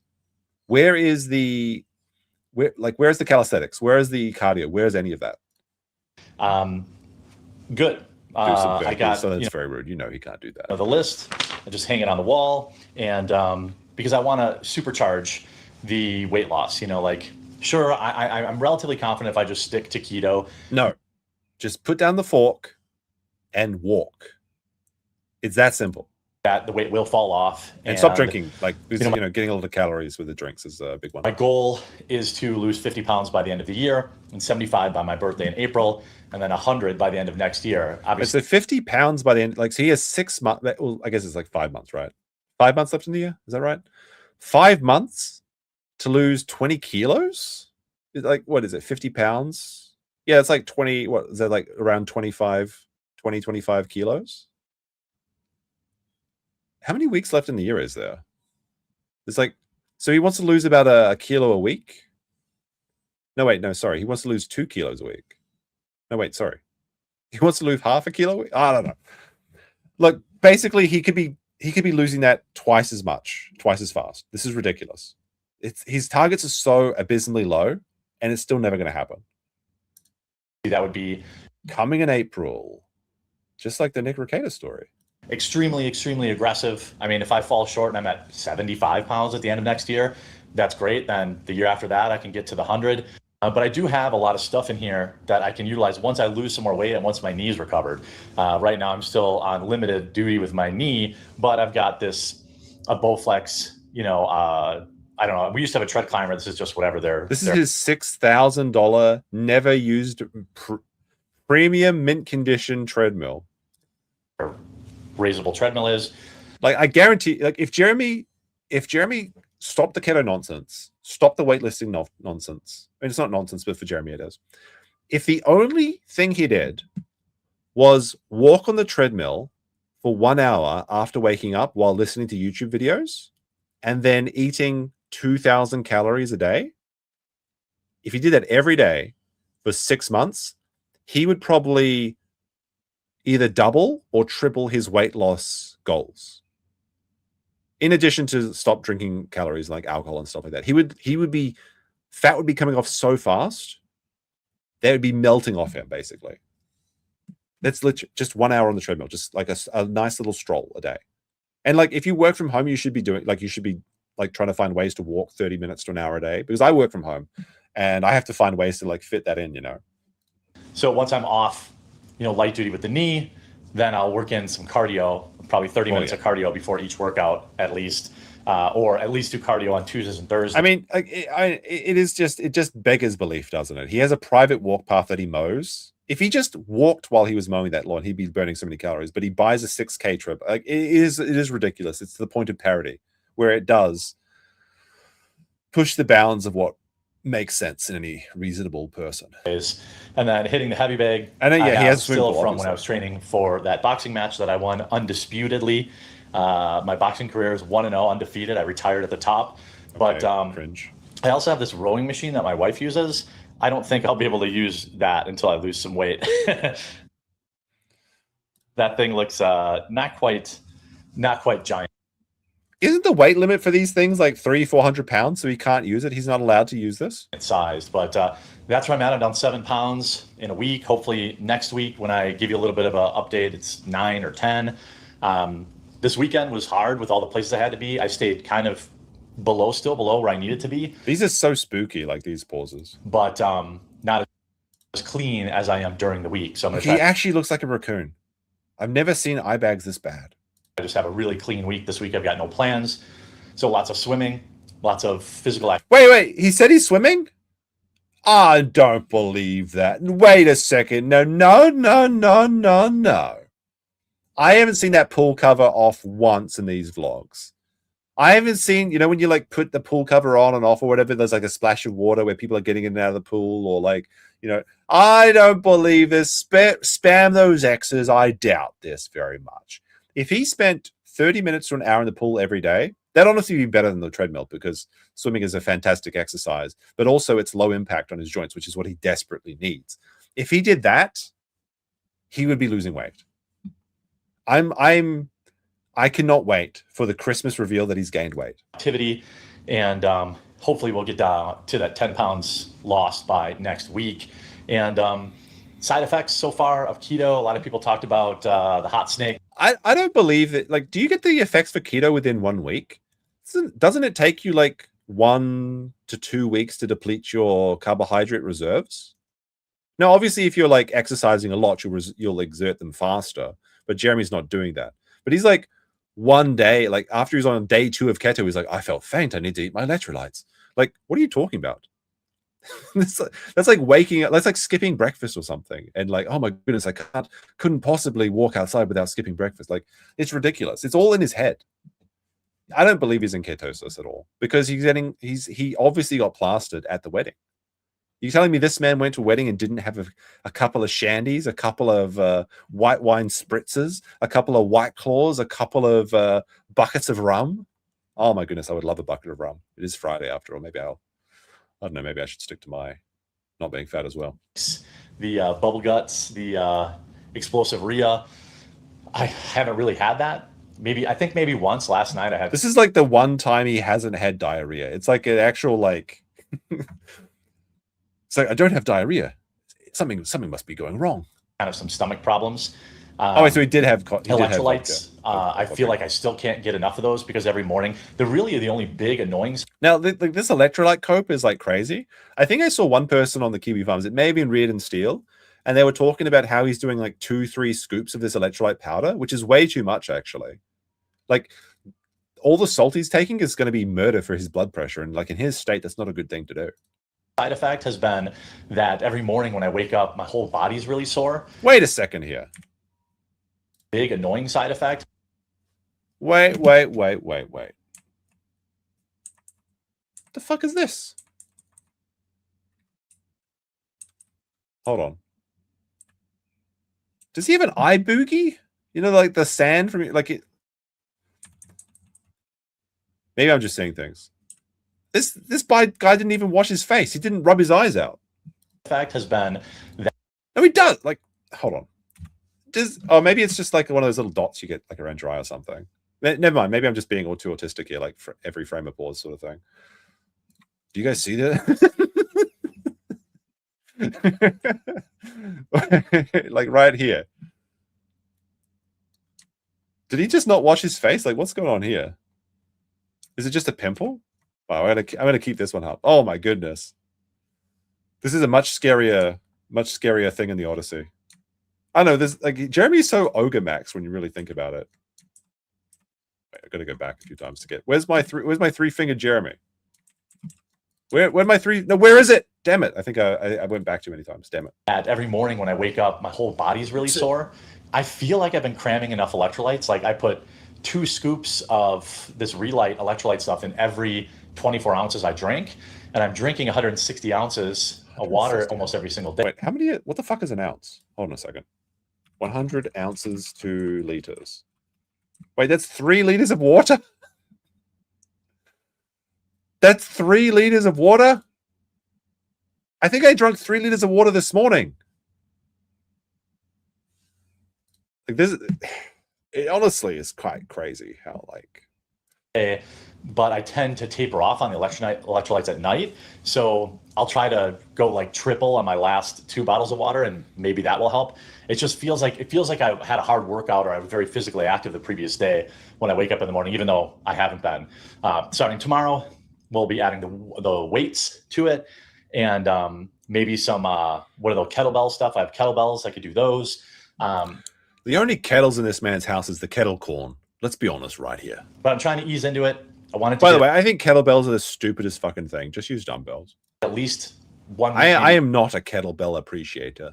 2 weeks in clean. Ooh, I'm doing the kettle. Just sticking to keto. It's like when you see people in the rope with the gym, like, ooh, I'm using the rope. Before I add another thing. So maybe I'll start this Wednesday with weightlifting and then wait till. Wait, yeah, let's just do it tomorrow. Why wait? Next week to start doing some cardio. But yeah, I'm hoping the general soreness goes away. I read online that this is a side effect because your muscles are losing all the sugar in them. And no, like if your muscles are sore, it's from delayed onset muscle soreness from moving your body for the first time in what may be years. It's not because you're eating bacon and eggs for breakfast and you're drinking 2 scoops of electrolyte powder. Holy shit. And it could be a rehydration issue. This man claimed he walked 20,000 steps the other day, up from 300. So that's what I'm going to do. By the way, we never changed. This is what happens when you live through the coof. Wait, no. Go back. I mean, I'm in control. Like, hold on a second. I'm going to do. This is. I got to see if I can get this. Hold on a second. By the way, we never changed. No, he didn't wash his fucking face. This is gross. What are we on? Like 1080p? No, he's got like a bunch of gunk and shit in his eyes. He didn't wash his face. This is what happens when you live through the coof. Look at that shit. Hold on a second. This is your 10-second warning, okay? If you don't want to see. Holy shit. Look at this. It's like the Patrick meme. Look at it. I was right. Look at this shit. What the fuck is this? What the fuck is this? Like, I was looking at over here before. What the fuck is this? Is this eyes herpes? I've never seen it. Like, did he just not rub his eyes out of it? Like, what the fuck is this? He's crusty. Look at it. Look at it, SpongeBob. Oh my goodness. That is gross. Holy shit. It's in both. Oh, look over. What the fuck? Imagine waking up to this. Look at this eyelash. I've never seen such thick encrusted. It's like barnacles. He's like a sea creature. This is. It's actually like a cryptological, zoological, like monster. Holy shit. Yeah, he's waking up at the crack of noon. Just wash your face. You have lots of paper towel, toilet paper, and cleaning supplies. What? So he sold the toy car collection, but he kept the toilet paper collection? What? I'm not sure this is enough, Jeremy. Wait, what? Does he? No, all right, I'll be honest. I did hear somebody else say this joke before, so I'm stealing from them. I don't know who it was, though. Somebody made the joke that the black boxes is full of all of the used shit tickets, okay? This is where he keeps his collection. A fine addition to my collection. That's what's here. He's not recycling that. Oh my goodness. It's like South Korea where they can't flush their toilet paper. Which is true, by the way. In South Korea, in some places, you can't flush your toilet paper. It's basically a third world country. But the samgyeopsal is delicious. I think we'll always have a lot of that, just because I remember when it was almost impossible. We need a gross up sound effect. We need some sound effects. This is fucking bizarre. Like, oh my goodness, I never. This is why I warned the children to go to bed before this segment started. Possible to get. Oh, I can't close this all the way because my wife has one of those pull-up bars in the what? Doorway. I love these pull-up bars because the compilations of them like failing and people falling down is like really funny, but like this doesn't make sense. Like you can't really use the pull-up bar if it's inside the toilet paper, like the TP hidden supply. Like, what is this for?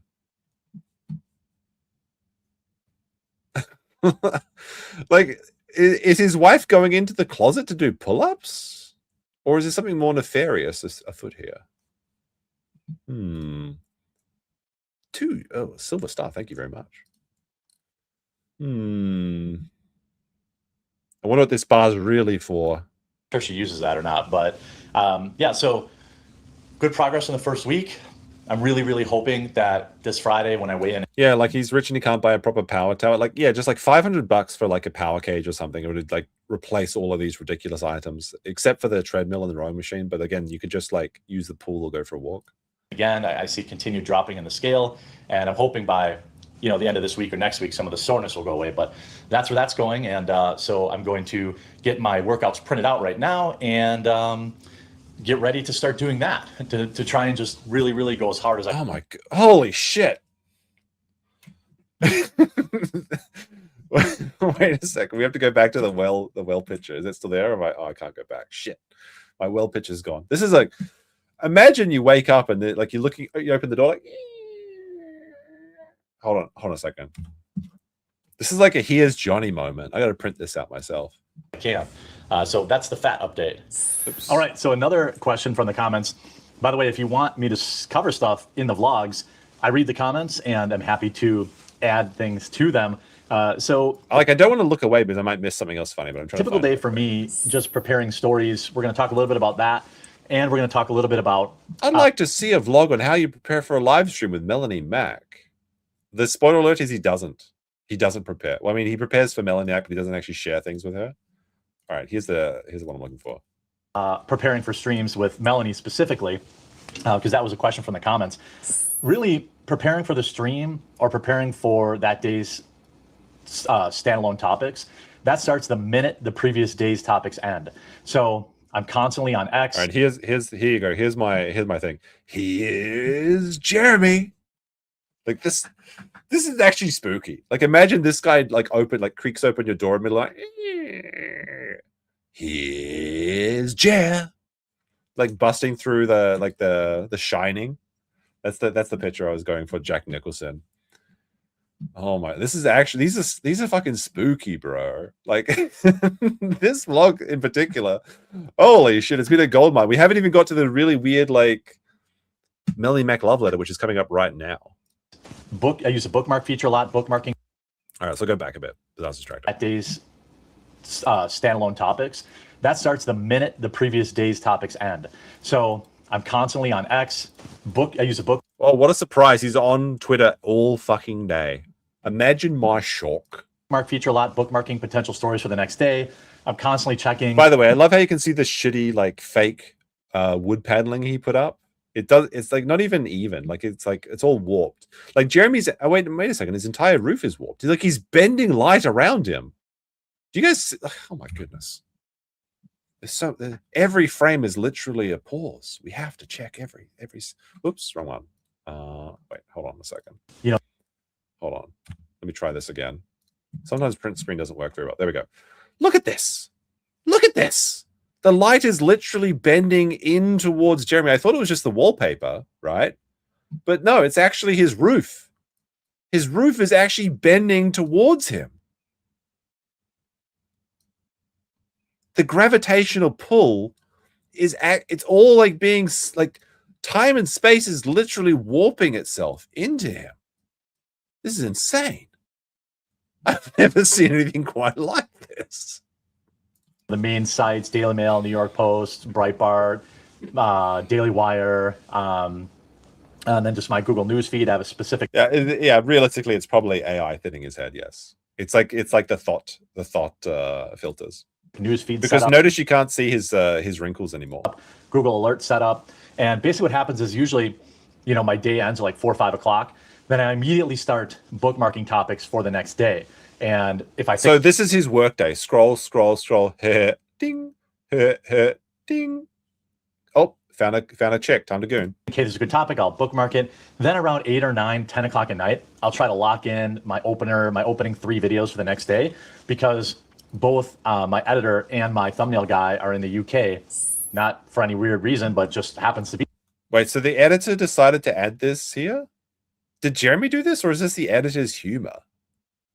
Then the editor was mentioned. By the way, I don't want to send any hate in his way or anything like that. Is this the editor's like contributions, or did Jeremy add this? The editor's in the UK. Oh, we got to give him a top hat. He's a British gentleman.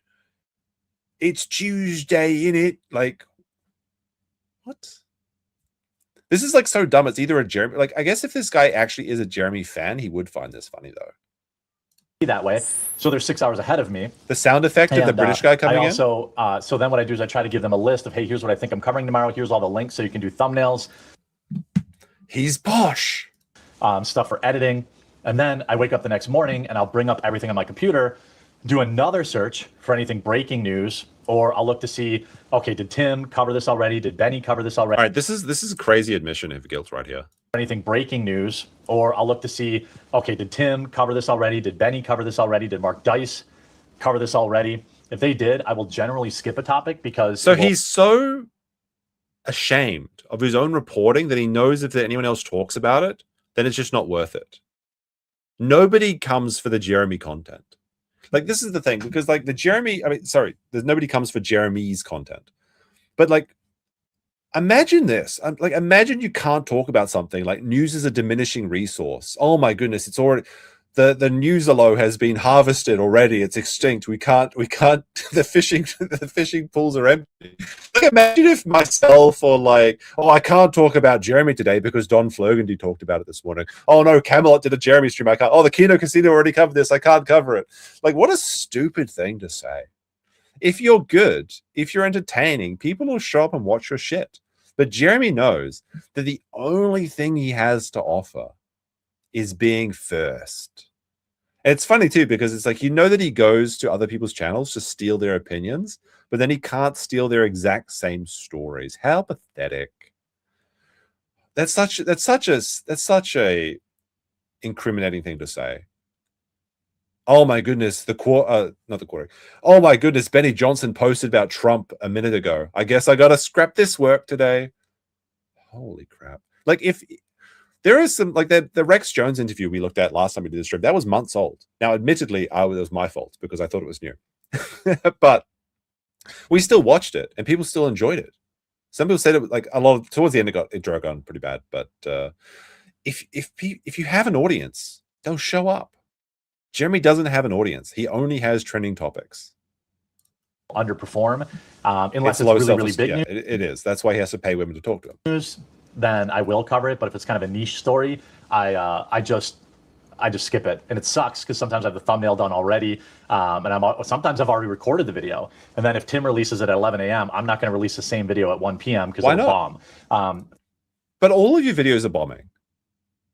For the live stream, it's a little different. So here's what I'm looking at most days. So all right, now first of all, there's a funny little detail right here. So also he shows the time again, proving that his live streaming is working. So the first thing we've got here is that he uses Streamlabs. Now, I use StreamYard and OBS, but people make fun of me for using StreamYard, okay? This man is using Streamlabs. In the year of our Lord 2026, he's using Streamlabs. But here's the funniest. Oh, this is the saddest thing, maybe. Look at this. You got his scenes down here. Let's have a look. Let's have a look. He doesn't even have the Ultra. He doesn't have it. He's paying for the cheap one. Look at this. So you've got different stream setup, different stream things. You've got the vlog setup. I guess the quartering articles, the Jeremy Hambly articles. Tism. Oh, no. The Incredible Salt Mine. Hey, look, don't delete this scene. It could still happen. Maybe Bearing and Count Dankula, they're gonna be back, guys. It's not over, okay? The comeback reunion's coming any day now. By the way, the countdown is at the end. Like, wouldn't you put, like, this is just weird. Don't you put the countdown up here and then you move through them like that. Like, it's pretty weird to put your countdown down here, in my opinion. That's pretty good. Look at his illustrious setup. Image, window capture, video capture. This man has 3. So the image capture, that's his overlay. Then this is his desktop capture, and that's his video capture. This man has 3 fucking like, this is just the default settings for Streamlabs. Chat mic. Oh my god. Like, you can see it all here. He just has, this is why when he closes his so the photo is this border here. Then you have his camera, and then you have the articles. That's why when he because he has this, if he literally inserted just a background here, so put BG, background there, then when he closes the window capture, his fat wouldn't explode into this article here. It's that simple. Like I'm not going to pretend that I have the best like stream setup or anything like that, all right? But I at least know how it works, okay? At least I know how to do things. It's pathetic. And first of all, well, not first of all, but like sixth of all, look at all these fucking tabs. He has a wide screen set up so he can look at all the tabs. Oh my goodness, Jeremy. Who is this for? It's the stolen Devoy Darkins layout. Is that true? I don't watch Rumble or Devoy Darkins, but I know that Jeremy sees about him. Is that true? Potentially real Brad Cool Unlimited. I haven't checked bradcoolunlimited.com to see, but I assume this is the real one. True and honest Brad Cool. Very funny tweets, by the way. Follow Brad Cool Unlimited on Twitter if you want to see all of the Jeremy stuff. He had a really good one with the shorts being deleted. That was some pretty good stuff. Ultra wide for an Ultraman. He broke one of his ultra wides. So we used to have basically a surround scround. He used to basically have like that matrix camera in screens all around him, and he dropped one of them. And he said, "Don't tell my wife I broke my screen."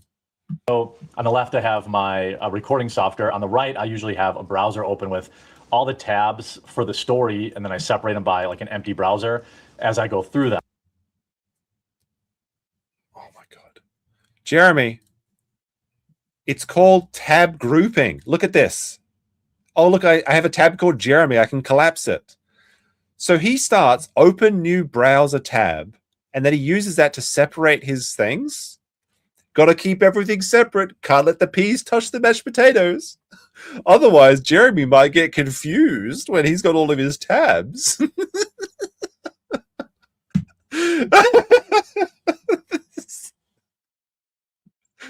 It's so stupid. When I'm getting topics for Melanie, I also use the same methodology. I bookmark stories throughout the week, and we're only live 2 days a week. So I keep a different browser on a different... It's the Melanie Mac dedicated monitor. Melanie's stories are so special they go onto the big monitor. Well, I guess it's a smaller monitor, but like this man, he essentially has 3 monitors because he's got like the ultra wide, which is like a double monitor. He drags all of the Melanie Mac stories all the way over to the special dedicated Melanie Mac /gooning window. I guarantee you this is where he plays the porn on when he was at that slap clip started playing. It's the Melanie Mac dedicated website. I like to think that this is a picture of like Theseus. Is it Theseus? Pushing the boulder endlessly up the hill, and that's Jeremy. Maybe he's got a Photoshop picture of himself pushing the boulder up the hill or something. I don't know. Maybe if he shows his desktop. I wish that we could get a better look at these. Like, hold on, can we zoom in a little bit? I want to. Like, I need to know. Maybe he shows in a second. I want to see what are the Melanie stories. Oh wait, that's the stream thing. For some reason, it's not showing. Oh, here it is. All right. Can we zoom in and enhance on this one? Let's see if we can find anything funny real quick. So you got Twitter, vlog, my something. Myron Gaines on X. So he wants to talk to Melanie Mack about the, what is it called? Fresh and Fit podcast? Anyway. What I like to think, oops, I'll do that for a second. What I like to think is that Jeremy has, right here we go, right here. You got little ogre Jeremy is behind here. He's like this, pushing the boulder up the hill. He's just like me for real. The endless struggle of working. Anyway. Window where I will keep stories that I think, oh, hey, this is going to be a good story for Mel. All right, so apparently scroll down, they're just big titties. Window where I will keep. All right. The sooner men realize 99% of women are not authentically interested in anime, video games, trading cards, Magic the Gathering, Marvel, DC, comics, Warhammer. Like, oh, shut up, Myron Gaines. Yu-Gi-Oh, yada, yada, yada, yada. Stories that I think, oh, hey, this is going to be a good story for Melanie. For example, titties. Melanie, Melanie, have you imagined if you had some tits? I have this like OF chick who's LARPing as a conservative commentator. I'm like, that's a good one to get Melanie's take on. But Melanie's LARPing as a conservative commentator too. Or a school board where they forced pronouns. That's a good Melanie story. So I always will denote. Yeah, wow. I don't like that. If it's a good Melanie story, if it's a video game story, if it's a pop culture story, when I bookmark stuff, I put it on the side. Then I always try to find some videos that will make her laugh and that we can have fun.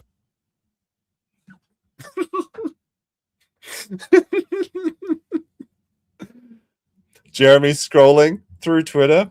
I bet Melanie would love this.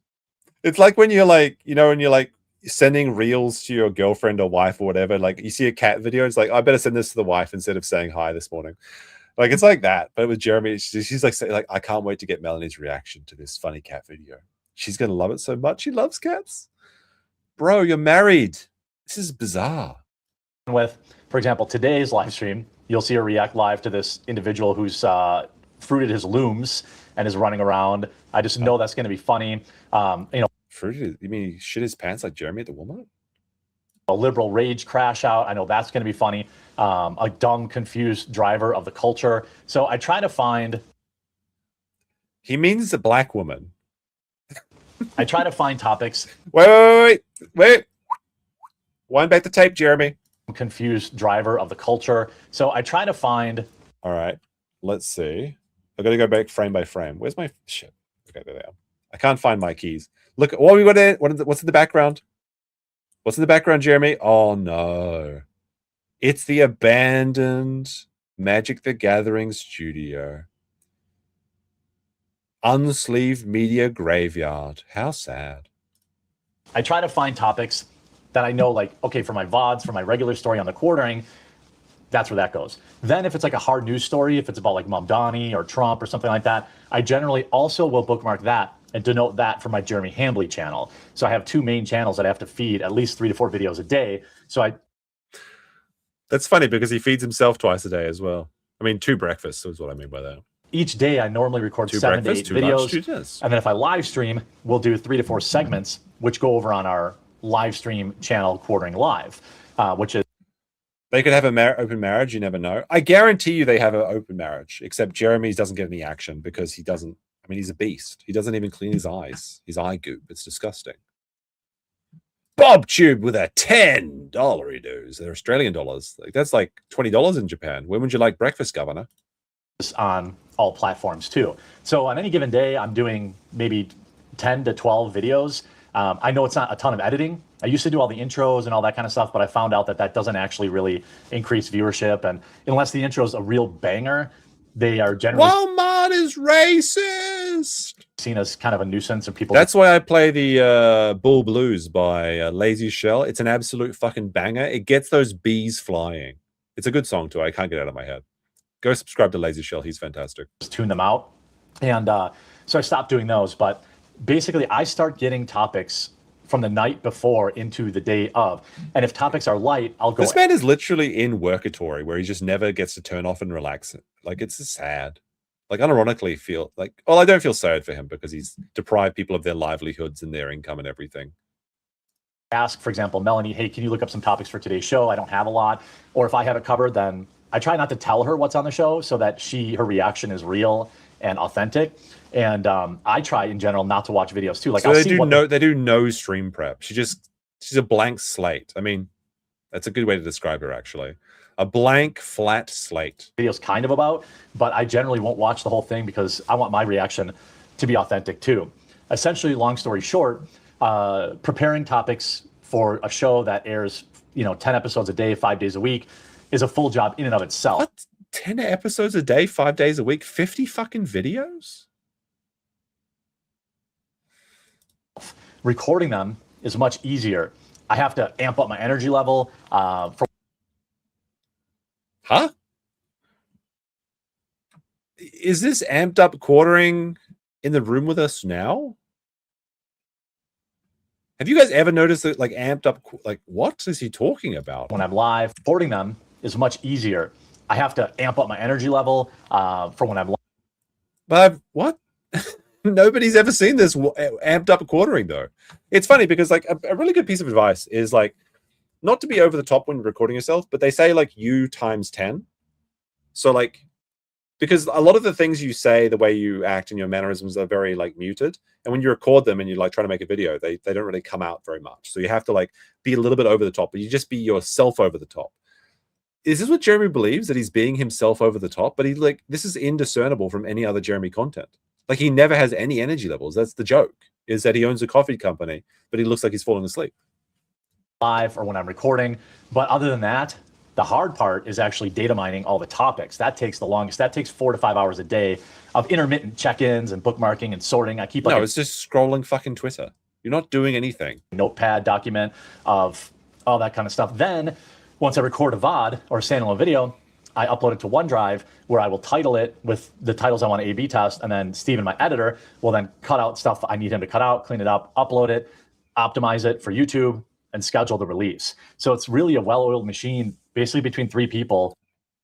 I don't know about well, but it's definitely oiled. Keep this whole shop running. And we're basically all working on coffee now too. So Ben is currently redesigning all of my coffee packaging so that we can be on the shelves at Walmart and Target. They have different requirements than Amazon does or purely online sales. So, like, I'm talking to him about that. I'm talking to my printer for the bags about that during the day. And then really as things break, my editor or my thumbnail guy will send stuff in Signal too. By the way, if you're listening on the headphones, you can hear that the microphone is rubbing against his shirt because he puts his microphone in his fucking nuts. This is why you don't do that. Like, the DJI, like, he's actually making the DJI Osmo look worse because it's actually a fantastic little, like, camera and the microphone is so good. But all you do is put on the dead cat and then put it on the inside of your shirt, like I said, like about this way, this length away from your face. For some reason, he puts it in his balls. And that's why you can hear this, like, rustling. Like, he's moving, like, that's the rustling you can hear before. Can I go? Oh, shit. Damn, I should have saved that Jack Nicholson picture. Damn it, I don't have anymore. The last thing you see is the rustling before he jumps through and grabs you. And if it's good enough, I think if it's for a topic, then we'll do it. So it's basically this always moving. So now that I've mentioned the rustling, you probably can't unhear it too. Machine that never, ever ends. And it can be extremely stressful. What a dream. The work never ends and you have nothing to show for it. I hit burnout about 2 months ago and I have not come out of it. And I think I need a little bit of a vacation, but right now is not the best time for my family. And you don't really want to go on vacation in Wisconsin during the summer. So why not? Imagine taking a summer vacation. Like, do you know the thing about the vacation is you can go anywhere you want. You don't have to stay in Wisconsin. You could fly somewhere. Well, Jeremy can't fly somewhere. You could go somewhere nice. He can't take a vacation. Imagine not being able to take a vacation. Just take the wife somewhere nice, Jeremy. I just keep grinding and try to up my... The reality is that his wife is taking vacations, like to Monkey Island, for example, unironically. And Jeremy's too sad to go anywhere by himself because he's agoraphobic. So he's like actually homebound. He's stuck in this basement, his own dungeon, in this workatory life that he's made for himself. Relaxation stuff. So like take her to the Renaissance Fair. That's a pretty fun thing you can do in summer. Playing more poker, and I've been doing more stuff around the house, cleaning and stuff like that, just to kind of keep my mind clear. But that's kind of, the day starts at about. This is sad. He just has to keep himself so busy that he can't slow down. So never lets himself think about how his situation actually is. Never has any contemplative, reflective time. 10 a.m. in the morning, and it ends right around 11 or 12 midnight. Wait, go back a second. To kind of keep my mind clear, but that's kind of, the day starts at about 7 a.m. in the morning, and it ends right around 11 or 12 midnight. There's no way. 7 to 11 p.m. What a nightmare. Like, the only good thing about being a YouTuber is you can kind of make your own schedule and have time off and stuff. Like, you don't have to worry about getting through the traffic and the nonsense of commuting and everything. This man works from 7 a.m. to 11 p.m. Oh, first of all, I don't believe this. Like, by work, he means he gets on his phone from 7 a.m. to 11 p.m. and then he streams for 1 hour or 2 hours a day. Like, he really wants you to believe he's like putting in these like 14-hour days or something. Nobody believes this shit, Jeremy.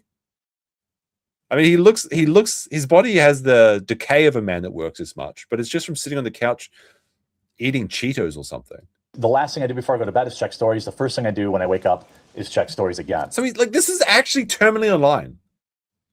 When people say, like, people call me terminally online, and they're true to a degree. The first thing he does when he wakes up, check stories. The first thing he does, or the last thing he does before going to bed, check stories. When do you get to enjoy your life? Like, I'm sorry, Jeremy. There's nothing waiting for you on the other side.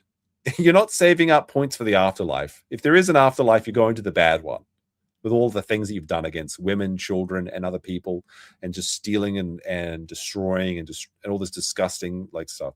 All right. But like, when do you get to enjoy, like, unironically, who would want to do this? Like, who would trade their life for Jeremy's?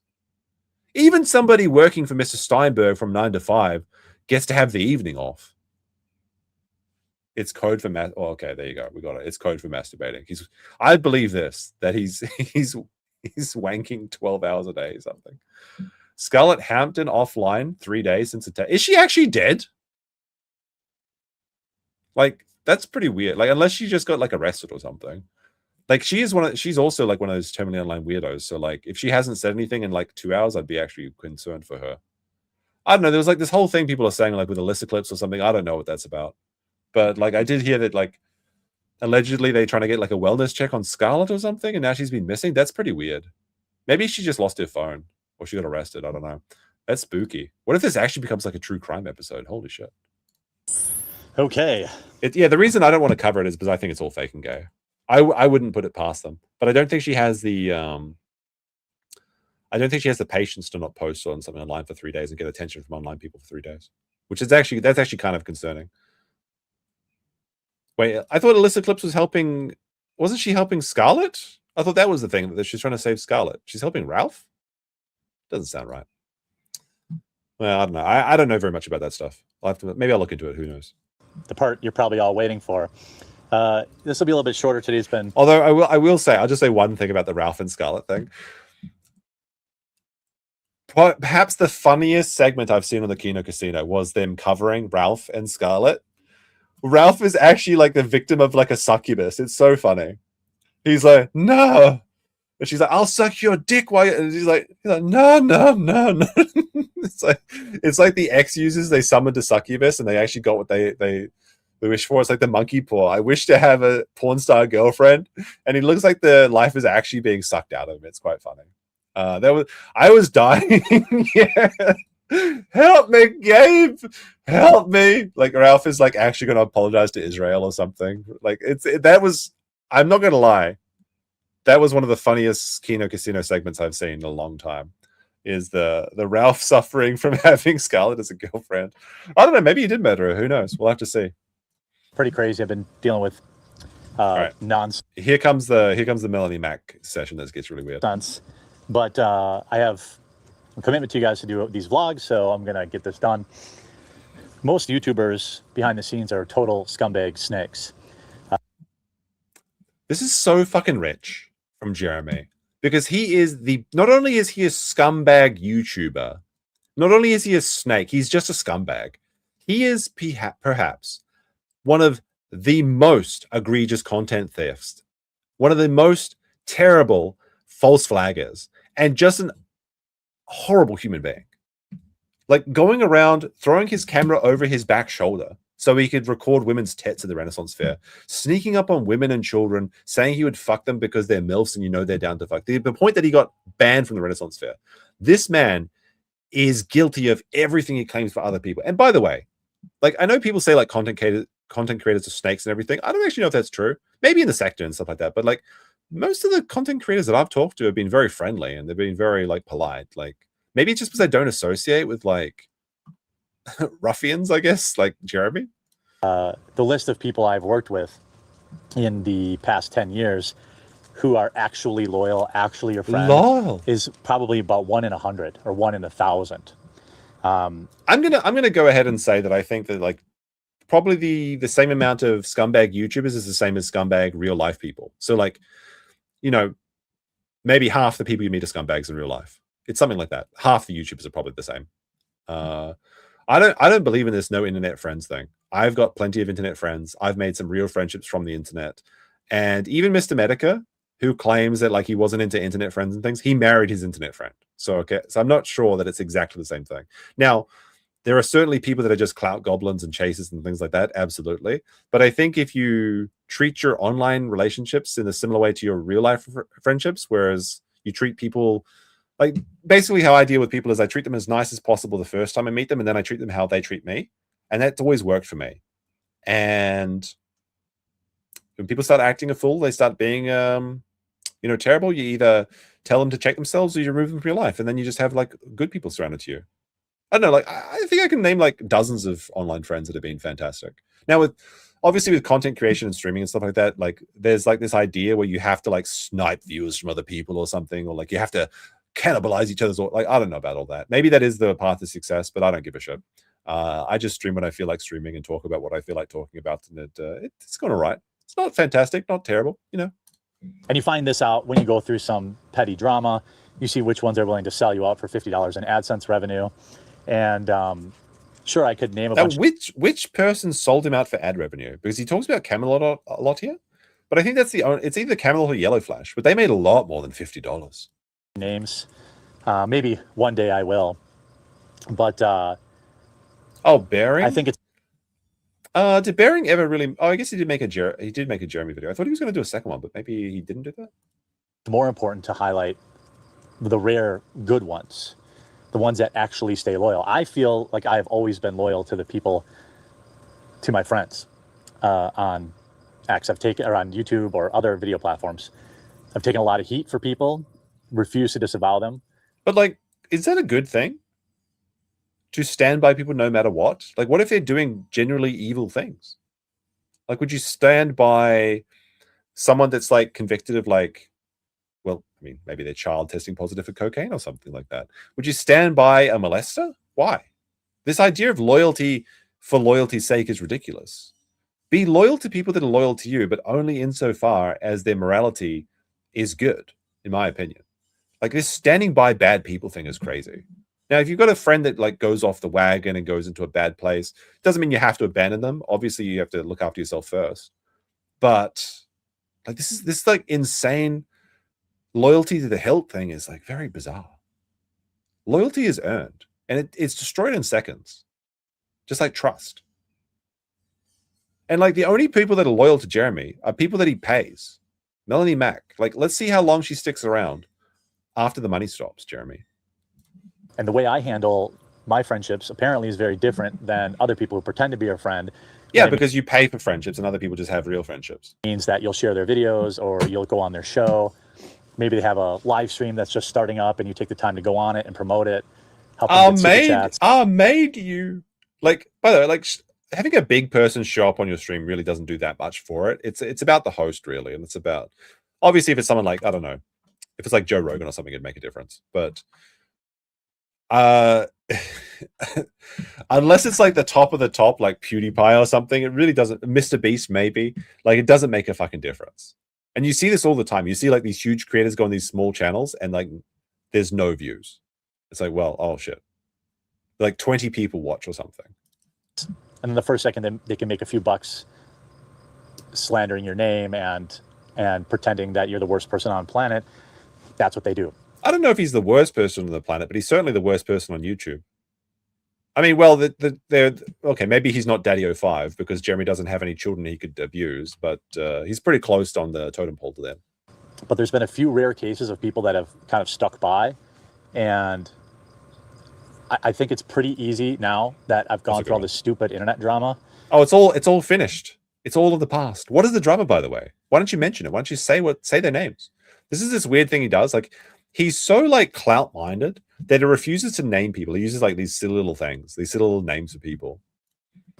It was a very clarifying, very open moment for me, a very revealing moment that, quite frankly, I feel blessed to have gone through.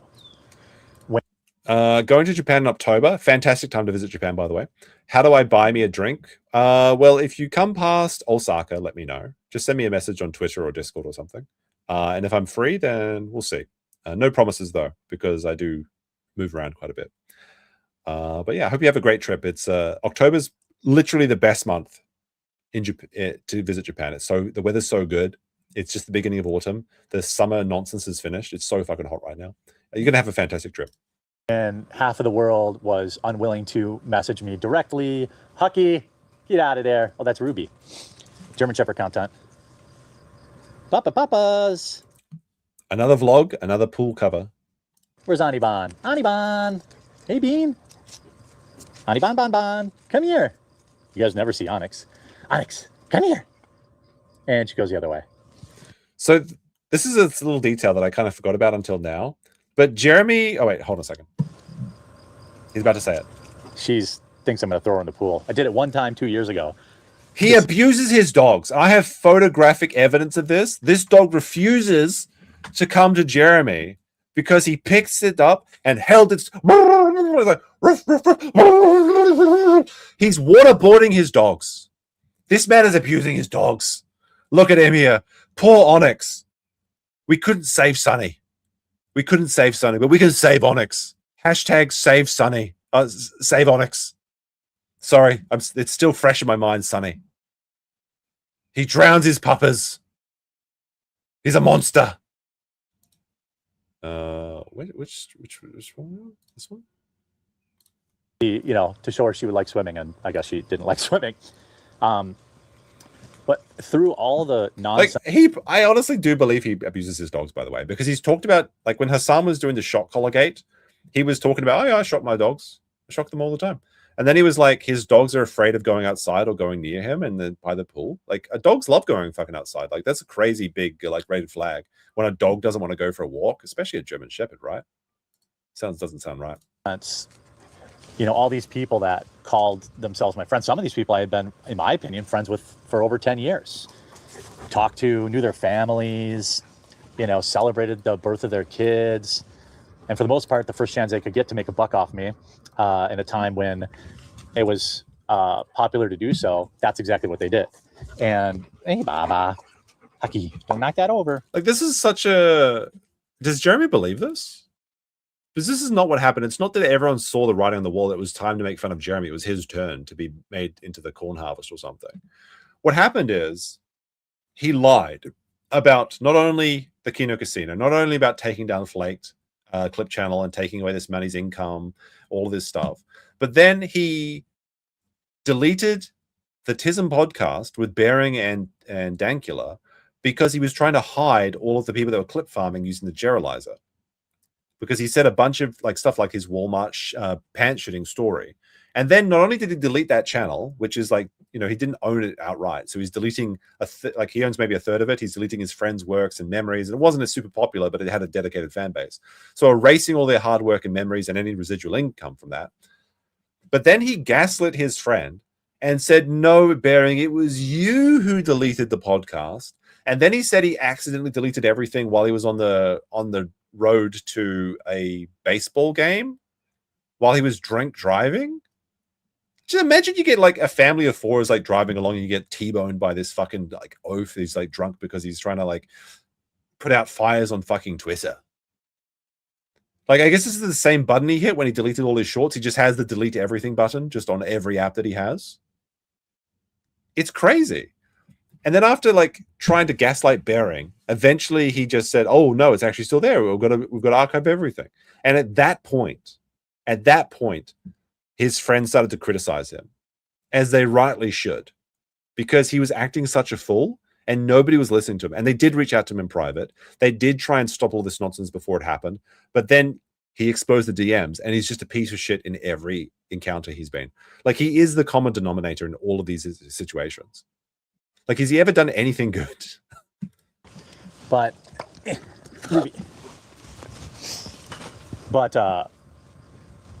I mean, you could just say nothing too during times of tumultuous stuff, which is what a few. What do you mean? Just say nothing? So just like you could just not interfere with my grift. Well, they did say things to you in private. Like, it's so convenient for Jeremy. It's like, I'm doing something bad. You could just say nothing about it.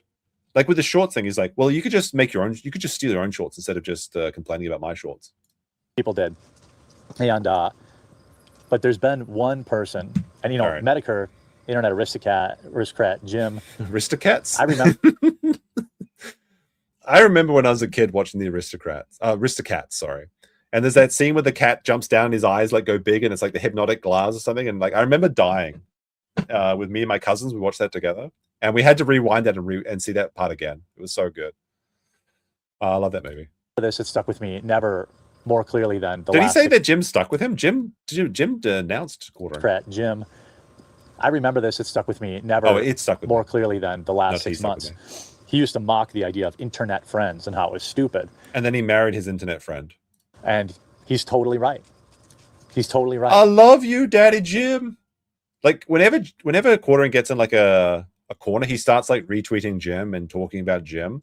Jim does not like Quartering's flagatory behavior. He said this on his own podcasts.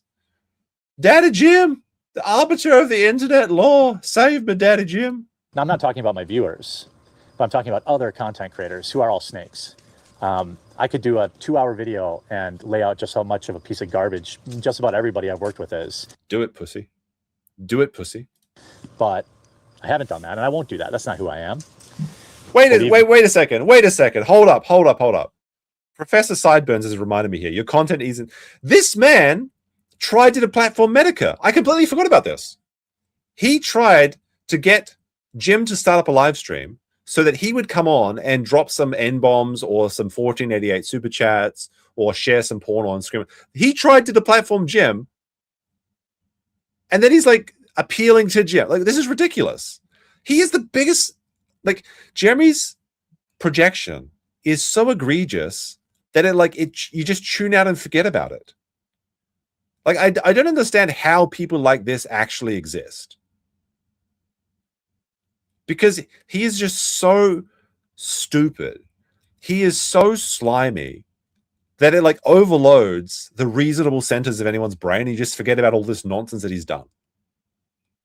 Like, I generally forgot about that entirely until that moment. Like, thank you for the mention. It's hard sometimes. He is the biggest snake. I see some of the stuff they say. I mean, he does have the... Oh, never mind. I was going to make a balloon joke. Or they do, or the videos they make. But there's been kind of one person that I really, really thank God that I came across. And his wife, he's going to say, right? Showed me that it isn't impossible to be friends with some of these people. And that is Melanie Mack. No! The woman you pay $500 2 times a week to, what, $4,000 a month is the one person you... Not the wife, it's Melanie Mack. A true ride or die friend, which is hard to find in real life, and like winning the lottery. What about your wife? Wow.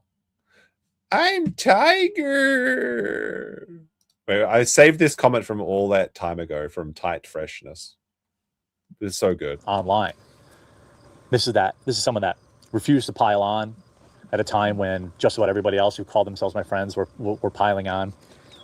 But more importantly, she opened my heart to Christ. No, wait, no. Wasn't it Charlie Kirk? Charlie Kirk was shot, and then you said you were going to start going to church. You were going to start having babies. You were going to start changing your life because of Charlie Kirk being assassinated. But now it's Melanie Mack. She got me to go back to church. I guess you can't fuck Charlie Kirk. And that's been a really, really good thing. I mean, he can't fuck Mel either. He wants to, but he can't. My life. And she's also inspired me to, coached me, encouraged me to stop being so fat. And it's not like I don't have the entire internet telling me I'm fat. Yeah, but you can smell him through the screen now. It's gone to like decadent, like insane levels of fat. But when it comes from somebody who, has like your back, right? By the way, like, I think that like haters are motivators. Like, isn't it like people calling you fat? It's like, well, I'll show them. It's like, you got to wait until the woman that you're paying thousands of dollars can't stand your like visage anymore that you're going to start going to the gym. It matters more. It means a little bit more. Hey, Haki. Is it? We got a Camelot raid. Camelot, my boy, Camelot. He's going to be. I think he's the subject of ire in this video. Actually, I'm about to say something about Camelot, so it's a good time for him to be here. How's it going, Camelot Bros? Also, Knight in Dented Armor gifted 5 stars. Thank you very much. And when it would have been convenient for her to turn on me, make a few bucks on internet drama, she did the exact opposite. No, it's not convenient for her because there's no way she's going to make $3,000-$4,000 from that quartering like snaking video when that's what you're paying her, and all she has to do is show up there and not even read the articles, but she doesn't even get to preview anything before the show. Reached out directly, got the full story from me, understood the facts of everything, and then she did what I never would have expected, and that is like made a video and said, "Hey, you know what? Get effed." Basically, and I know she took a lot of heat from that. I mean, these psychopaths who are so anti-life ruination have spent the last 6 months trying to ruin my life. Well, no, the thing is, you're like a rabid dog, and you're dangerous to the community, and you're taking down other people's channels, and there's no bartering, there's no negotiation with a rabid animal. You have to remove them. That would be the right, just thing to happen, because you cannot be trusted with the power that you have for some reason, which seems to be spent thousands of dollars, tens of thousands, hundreds of thousands of dollars on YouTube marketing, which has allowed you to get these things. This is it's insane. And it's not like there's a difference between flagging and false flagging. And you're actively engaging even now in taking down people's channels, in striking people's content, and stealing every single day of the week. And now you're finally getting a taste of what it's like. This is like he's rewriting it. Oh my goodness, they just keep attacking me. I did nothing. I did nothing.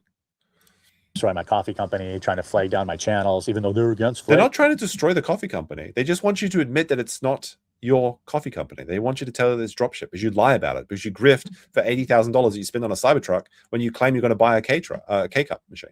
Yeah. Sorry, K-Truck's very specific to Japan.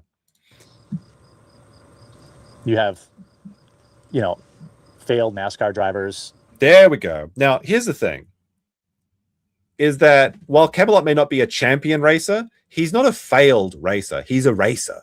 He gets to do the zoom. And this is just absolute envy. And by the way, never mind. This man is claiming that Camelot is a failed race car driver when he's a failed RC car driver. He sold his toy car collection. He couldn't even use his racetrack that he spent $10,000 on. This is just such envy. It's like, now, obviously a lot of people mock Camelot for a couple of crashes and things like that, but the reality is he does something that most people can't do, and he gets to hang out with Malcolm in the middle and drive around the car going zoom, okay? I wish I could do that. He does. I think he's doing it like this week or something. Like, you better be careful, Camelot, if you're in the chat, because he's going to show up one day and he's going to skin you and try and wear your skin alive. Because this is like the most cringe shit. This is like a failed table tennis player criticizing a tennis player or something. He sold his fucking race cars, his toy race cars. You're going to make fun of him for driving on a track? Ridiculous. Turning this into a whole career. He's also a failed knee owner. Yes, he is indeed. This man can't even walk. really tiptoeing on the line of going a little bit too far. I love this Don Flogerty slicker. It's so funny. He looks like Don Flogerty is just such a good boy. He's so wholesome. Yeah, I had people that I've collaborated with, people I've traveled with, people I've met at conventions. It's true. He's a failed mobility scooter owner. He returned the mobility scooter. And when all that stuff happened, Melanie never for a second even thought about abandoning me and believing the nonsense that was going on out there. And she stood by me. Wow. Standing behind a person that's actively engaging in immoral behavior and just slimy over the top. Like, it's ridiculous. This man is literally gooning on live streams while she's complaining about there being too many gooners in games. This man is just collecting all of this like Reddit cream pie, like cuckold fetish shit. And then they're talking about the virtues of the sanctity of marriage. He doesn't even wear a wedding ring. He doesn't even wear a ring to show his wife to the world. He's dedicating his, like, this is weird. If you're a 44-year-old man making a love letter video to a chick, this is so embarrassing. And she's not even going to watch it. I think Jeremy even admits in a second that Melanie doesn't even watch his blogs. Take away the paycheck for 1 month and see how long she sticks around, Jeremy. Just say, oh, I can't afford to pay this month. But you don't mind, right? Because we're just doing this for friends, right? Dead fast. Now, I had stuck by her in the past too, because that's the type of friend I am. When you're my friend, or it's tit for tat, but she's flat. Imagine that. It rhymes. That means it's true. You're even a coworker. I don't let the internet tell me, anything. Oh, fire ant. That hurt. The internet doesn't control. He has ants in his pants. Is Wisconsin a big place for fire ants? Like, what? It's so random. Oh my goodness! Like that tornado thing. The tornado, was that the same vlog? Yeah, there was those people. Like, there's adversity. The tornado's like touching down just a mere 80 miles away from his house. But then they didn't feel the pain of being bitten by an ant during a vlog. What I say, I get a lot of, when I brought Melanie on as a co-host, there's a lot of people who are talking a lot of junk in the chat, and I just don't participate in that. I don't allow it. I don't. Didn't he double down on the cringe stuff that like Luke was like? No, maybe it wasn't Luke, but like people were making fun of Luke on his stream, and he was like joining in. Didn't he call Hannah Claire a bitch on live stream? And then she just brushed it off and kept moving. And she's like, I called you a bitch. You're not going to say anything. He absolutely engages in this petty, slimy, juvenile, aggressive behavior against both men, women, and anyone. That is just Melanie Mack is the one untouched vestal virgin. Even though she wears that collar, which is a black belt in sucking dick. We all know it, okay? Accept it. When I had Luke on the show, Luke's been a true friend too. But like Luke bros, like he got out the best fucking time. He like dodged all this drama by like a hair. People talk ish about him in the chat. I don't participate in that. I don't say, well, look at this, look at that.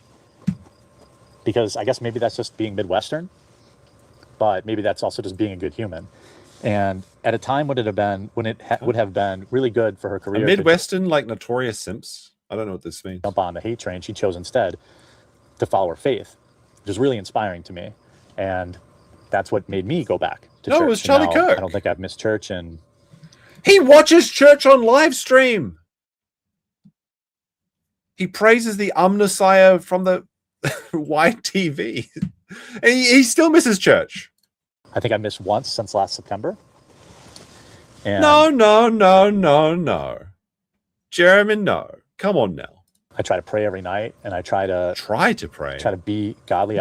That's really. Oh my! How can you find time in the day to do that? Like, try to pray. Now, I'm not like a very religious person myself, but try. It's literally you can do it anytime. That's the point, right? I've sponsored 6 kids through my church. Huh? And all because I've been compelled to. I mean, sponsored 6 kids through his church? Let's see some receipts, Jeremy. What do you mean by this? Did you give them some candy to lure them into your van? Reignite my relationship with God. And I truly believe it's through her influence that led to that. And this new keto thing. How can Jeremy miss church when he can play back the video? The thing, like, he's such a fucking grifter because the first time he actually went to church in person, he was thinking about how he could sell them coffee. It's so pathetic. That I'm doing, you know, losing weight. She's been right there. She wrote a workout plan for me. Oh, so it was her stupid ass seated plan. Like, Melanie Mack's fitness plan is hot garbage. Now, if you're like just trying to build like some sort of physique, maybe it's fine if you're thin. Jeremy just needs to walk or swim for about an hour a day and then put down the fork and then stop drinking. That's what he needs to do. Like, it's so funny that all of those exercises are seated. That's what a real friend Yeah, does. she went. Sorry, I really do swear too much. I need to tone that down and be a good boy. She went to hospital for eating sticks of butter. Her fitness channel is called Butter Maniac. Look, if there's she eats butter all day and then she looks like a spooky skeleton. She's like Jack Skellington maxing when she's eating butter. You got to know there's something wrong with her, okay? And it's not like I was looking to be friends with any of these internet people. But he was, though. Because he said this in the Renaissance Fair vlog. He craves the attention of random internet strangers. He likes them better than real relationships. He desires the parasocial internet lifestyle, which is why he's on his phone from 7 a.m. to 11 p.m. at night, which is ridiculous. I thought people would exercise some common decency, but it turns out they don't. The second they can make a buck on your name or your misfortune or lies being spread about you. What is it? Is this an American thing? Like, on your name, lying on my name? I've never heard this phrase until like covering the quartering stuff. Apparently it's a, how do I put this? Word of fatigue. That's what they do. And they act self-righteous when they do it.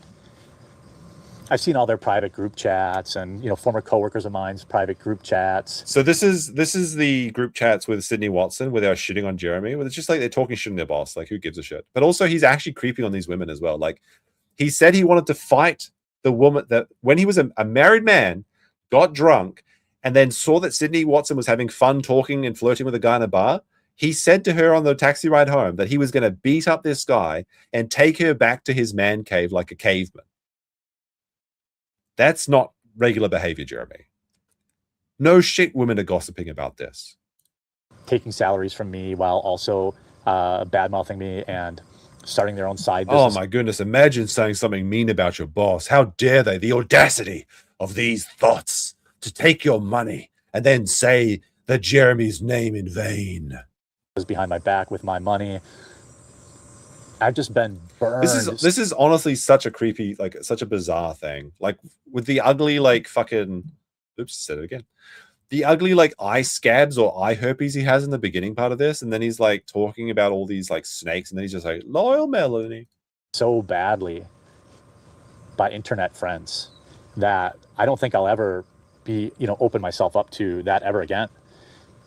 Now, Melanie was the peanut in the turd that was fellow content creators. What? Oh my fucking God. Melanie Mack, you're the corn in my stool. You're the peanut in my turd. What does that mean? Is this an America? Do Americans really eat peanuts out of their own shit? What the fuck is he talking about? Is he a colbophiliac? This is some really, like, I have never heard, like, I didn't even like joke about, like, that's just gross. Like, what are you, she's the peanut in his, like, couldn't you say she's the flower that grew out of a pot of dirt or something, like a normal person? By the way, that's a secret Simpsons reference. The peanut in the turd that was peanut in the turd. That's just vile. What is it? I don't want to analyze this any further because it's just like there's no way you can make this better. Fellow content creators. Oh, is it a joke from South Park? That makes sense. If it was from South Park, that because he's all references. But you know, I've stood by a lot of people that the first me they did, and that was really eye-opening. And now I'm focusing on getting healthier, losing weight, growing my coffee company, which will be in Walmart soon, or available at Walmart, at least on their website. 2 more weeks, trust the plan. End of August. UPCs printed on the boxes. I've just been focusing on that. Like, by the way, I don't think that keto is healthy, honestly. Like, especially if you're using it as a shortcut for losing weight. I'm sorry, but like with the alcohol he's drinking, the overloading of the protein, like I don't think this is going to be healthy or reduces like blood pressure and cholesterol in particular. Like maybe if you're a young man, fine, whatever. But like he's 44 and he's like morbidly obese. This is not safe to do. I know some people love the virtues of keto, and some people feel great doing it. But in many cases, when you feel better on keto, it's because of the reduction in carbohydrates. Also sees a reduction in, like, I believe it's like fungal growths, like candida or something. So people feel like they're less bloated and stuff. Like you got to fix your other issues first, okay? Like it's a band-aid issue. Keto is a diet for people that is already fit. That's how I understand it. But like even then, it's like it's not a lifestyle, I think. Primarily, it's for women with PCOS. What is that? I don't know what this is. That's some woman shit. I don't need to worry about that. And life's been a lot more simple. Oh, good point, actually. He's not doing keto, so it doesn't even matter. Good point. Okay, you got me. You got me. He's not even in ketosis. Life's been a lot more simple. But it's hormone shit. That sounds like women. That sounds like women issues. But I owe a lot to her friendship, and I'm so happy that she's in the place that she is in her life now, and thriving and happy. And it's Friday. Is it pizza day? Pizza day. Let's fucking go. It's just good. So there are good people out there. There are good people out there, but they're really, really hard to find. And that's probably true in life. So yes. Yeah, I'm not going to tell Melanie I made this video. She'll probably never see it. But I am so thankful for her friendship, her solid, unwavering friendship. Because that's what the fuck is he throwing? I guess he's throwing back a frisbee. I thought he was taking a shit and he's like throwing back his turds. I guess he checks them for peanuts first. Who knows? This is so bizarre. I'm so happy she's married now to another man. Oh man, this is so bizarre. This is honestly, if it wasn't so funny, it's like generally very creepy. I think someone sent what is this? Pre-on Corp sent this clip. This is the Kino Casino they're playing it. Did they put the Dido music on it or something? With your wife. a lot to her. So Oh my god! yeah, I'm not going to. Hold on a second. Her mouth. I'm not going to watch this whole thing. Such Let's just go to there. There are good people out there, but they're really, really hard to find. And that's probably true in life. So, Oh my god! yeah, I'm not going to tell Melanie I made this video. She'll probably never see it. No. But I am so thankful for her. Well, we didn't. This is spoilers. This is spoilers. We can't watch this. Oh, that is so that music really adds it. Hold on. Friends are supposed to be. This must be near If the end friends of have problems with each other, they talk about it privately.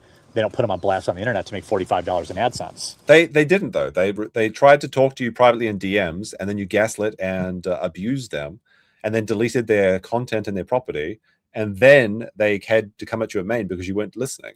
But apparently, these people were never my friends. And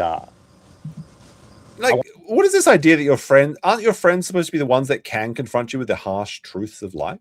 let's say that hurt my feelings, but it did make me feel betrayed. One of them in particular was pretty egregious. Assume that's bearing. But that's okay. You know, life goes on. Spend less time pretending these people. Does it though, Jeremy? Like, how much time you got left, buddy? Hold on a second. I just saw the most stupid schizo thing. But I'm having fun with these little like zoom ins we're getting. Oh no, it's not gonna work. No, wait, hold on. No, it's not working. Hold on, let me try this one more time. For some reason my print screen is only getting a portion of the what the fuck is print screen doing? Oh wait. No, I don't know. It's not working. Untitled, never mind. It was very silly though. No, you know what? No, never mind. Want to be your friend and spend more time at church, more time doing good things. And I think long term, it's going to be a real benefit. So sorry to get kind of serious in this one, but good people are hard to find, so you should protect them. And you should protect your friends. I mean, this is a true statement. However, like, are the good people in the room with us now? Do that, then they're probably not your friend. And if they're not willing to do that for you, they're not your friend either. This whole internet cult of personality is all nonsense. These people aren't friends with each other. They're all snakes. I've been to But these. Jeremy said that he wants to be an internet person for fame and clout. He literally desires this interaction. This is what the vlogs are about. If you hadn't guessed, he's craving that emotional attention that he gets that he can't get from his streams anymore. He wants people to look up to him and like see him as a model or a. Maybe it's because he's getting old. Is it because he's got dead eggs now? He's going to have no kids. He's sponsoring 6 kids at church. Is he trying to try and evolving into a father figure? That's why he's trying to lay down this information. Is it flexing, or is he trying to be like, oh, I'm just going to share this wisdom with my many fans? It's just sad, bro. Just have a family. I mean, I guess he can't because he's Kleinfelted. I actually unironically believe this Kleinfelter thing now because, I mean, correct me if I am wrong, but aren't the symptoms of Kleinfelters being infertile, being really tall, and having wide hips? I mean, obviously, one of the symptoms is also having an XXY chromosome, but I'm pretty sure that Kleinfelted people are actually tall, hippie monstrosities. And since he's a fraternal twin with a woman, it's very likely, I think. He's also a very emotional bitch. Well, that could be the estrogen from being fat. Because that's another thing, is being overweight does just fill you up with estrogen. Conventions where they all talk ish about each other behind their backs and then pretend they're best friends where they can go on each other's show and DDDI has Klinefelter syndrome? Really? That's kind of sad. further their careers. That was never me. That was never my life. That's not who I am. I don't pretend to like people I don't like.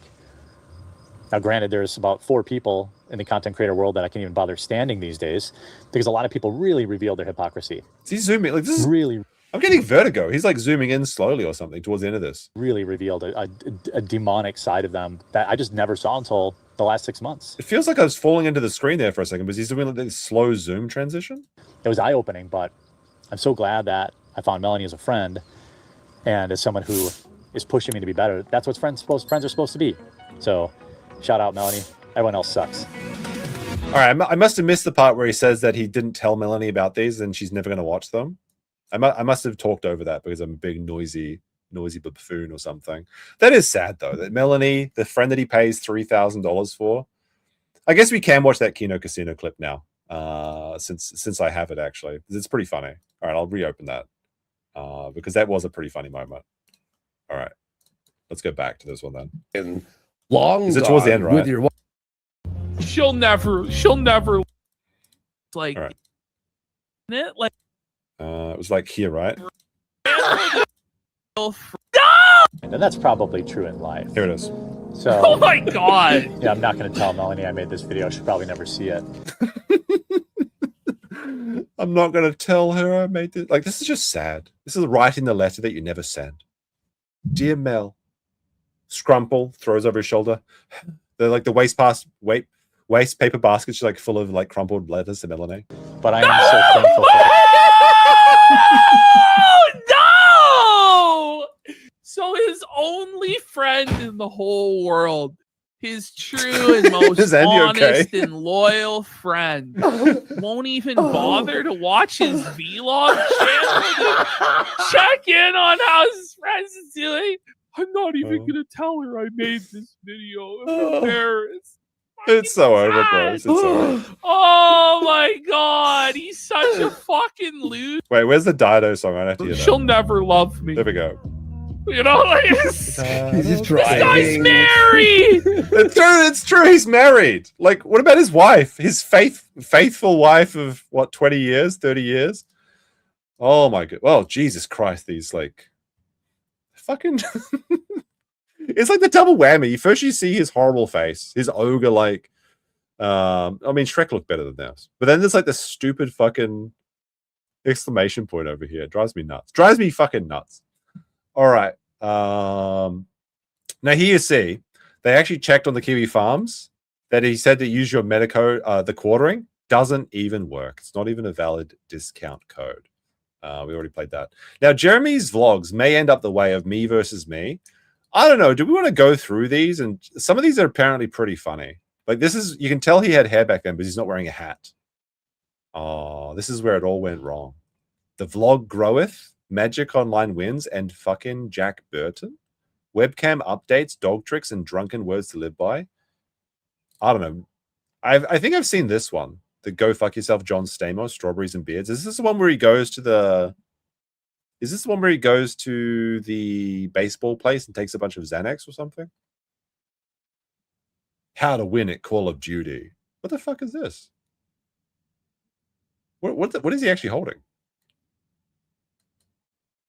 A day in the life of a YouTube producer. All right, let's check this one out.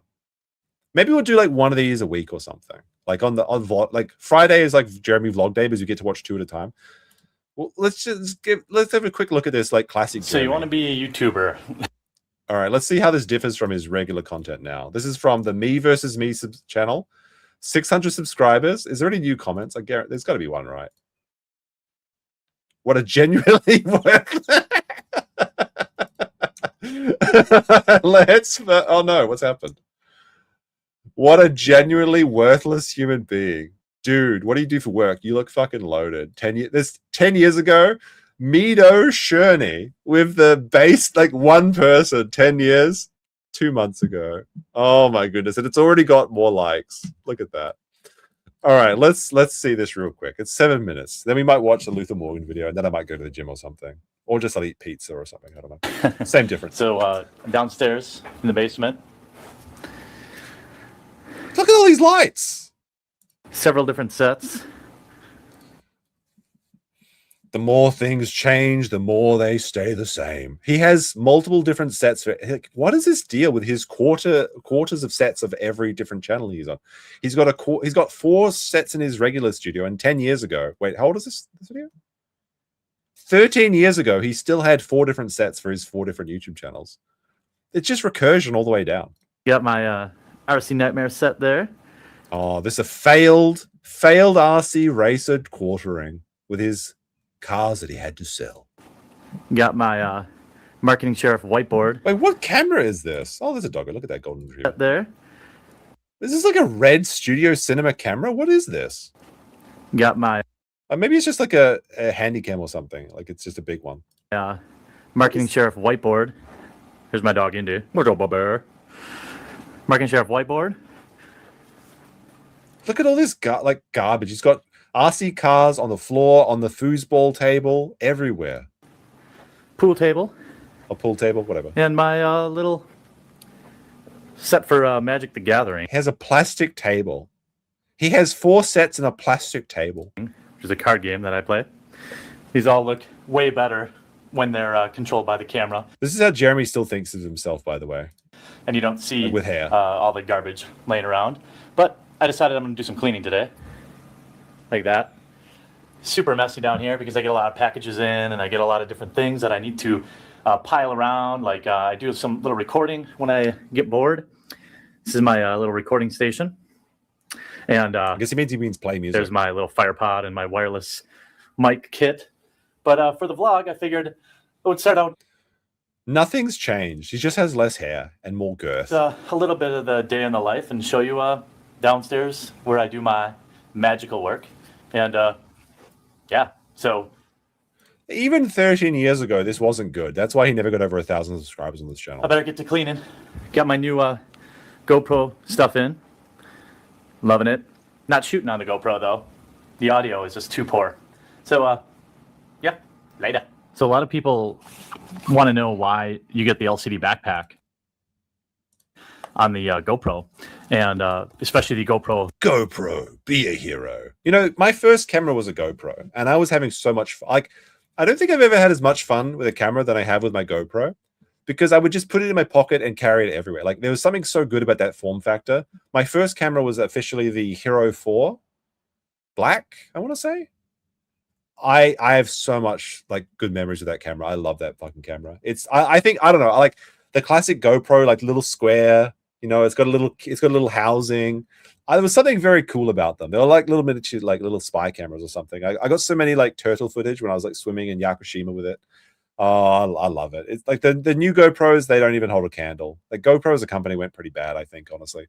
But that first GoPro Hero 4. Very fond memories. Nostalgic. 3 that comes with the remote. Well, I don't really feel like, you know, also having the remote and my phone. I never had all these like nonsense accessories though. So it's just easier to use the LCD. He loves the Black Hero. Yes, it's true. The backpack. stick it on the back of the GoPro and figure out what the hell I'm shooting. And you know, for when I'm shooting stuff like this. So when I'm shooting on something, wait, hold on a second. When I'm shooting stuff like this, so even 13 years ago, the signs were already starting. Signs. When I'm shooting on something like this, looking for a spot to actually stick the camera, it helps a lot to have the LCD back screen to figure out what the hell I'm looking at and what it looks like. So it's getting thin up there, boys. GoPros are great. Noses are itchy. It's like a Bossman Jack's like scratch. And they're great, but don't use them for audio. Yeah, I'm actually just getting ready to do a video for. What is this? YouTube likes? I like the video, I guess. One of my 3 different channels. This is for the Marketing Sheriff channel. Sus YouTube like. I agree. This is sus. Very generous reading of this. SNS. Sus YouTube likes. I agree. There are some very sus YouTube likes on Jeremy's channel. Use your comment section. Mention it in your video. Like, he has to write this down so he doesn't forget to say like the video. Like, leave a comment in the pillow below. Wait, what is it? What is it? What is that thing that the iPhone guy says? Leave a comment in the section below. You know, he's got like the pillow, you know, whatever. Use in video graphics. Don't forget to like it yourself and extra. Contest, giveaways. Train your viewers. He can't even write straight. He expects to train his viewers. A little whiteboard, which is kind of hilarious because my handwriting is so awful. But just another prep. You can see he's prepping the bull. Notes and fill in the blanks. What the fuck is this? For my next probably, I don't know, 25 videos on this channel. Ironically, today he's running. He's typing out his YouTube video ideas and what to write down, and then he's printing them out on his old laser printer. Oh my, it's such a boomer. His videos on getting more likes on your YouTube channel, so don't forget to like this video. And also, ironically, this is basically on a brand new channel, so people who don't know me, who don't know I have other channels with like 30,000 subscribers. He's got a fucking, what is this? He's got something in his beard. He's got a piece of food here.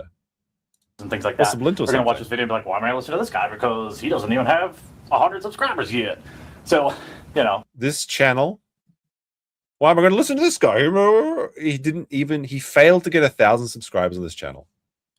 Marketing Sheriff. Whoa there, buddy. Hey, partner, it's the Marketing Sheriff. I hope you like the video. We're going to have to send you to the gallows. That's true, but they're good tips. And you can find it over on the Marketing Sheriff channel eventually when I get it done. But on to the rest of the day in the life. Another really big part of running a YouTube channel is... Give him a sub. No. I'm going to look down at his pathetic 600 subscriber channel. I could choose to subscribe right now. I won't. Getting shit in the mail, at least for my product videos, things like that. Basically, UPS guys here every day, and that's all right. Hey, honey, the UPS guy has been upstairs every day lately. Yeah, there's some heavy boxes he has to lift to the upside bedroom. Just stay down in the basement, Jeremy. UPS guy, you're certainly here quite often. I like getting boxes even when I pay for them. So today, what do we got? What? X-Acto extra hands with magnifier. Some helping hands. This will be used on my RC channel. I'm talking about how to use different tools to like solder more effectively, and also not. So he can't see because it's like a magnifying glass. Spend a ton of cash while you're doing it. So getting packages in is a pretty sweet thing. Pretty sweet thing. It's fun. He's sweeping. And that's also part of a day in the life. Whew. I just recorded 3 videos in a row. Wasn't easy. I'm already sweaty, but I'm kind of effective.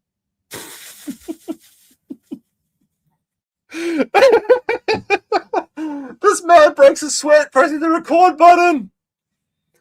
Woo! Oh man, guys, I've been streaming for 4 hours, and boy, oh man, I'm gonna skip the gym today. What a workout. Oh my goodness. Sitting here and talking to the camera. Whew. He's a rosy cheeked. Guys, so I sweat all the time anyway. But one thing, you know, in the life of a YouTube producer, you got to do what you got to do when you got time, right? I usually do bunches of videos. I just did 3 videos for my Marketing Sheriff channel. Yeah, I mean, you've got to make hay while the sun shines. Man that can't retire at 44, despite making millions and millions of dollars, he's going to go broke if he loses it all. Probably going to go do 2 for my Magic the Gathering channel, and I'll definitely do 1 for my RC Nightmare channel. So I will say though that these videos do make me nostalgic for a time when YouTube was less serious, where you could just put out like schlop like this. And well, I mean, obviously Jeremy didn't make this successful, but like just like the kind of like the 10 years ago, just like record a silly little video, don't worry about the thumbnail or SEO and all that. So it's kind of a nostalgic vibe.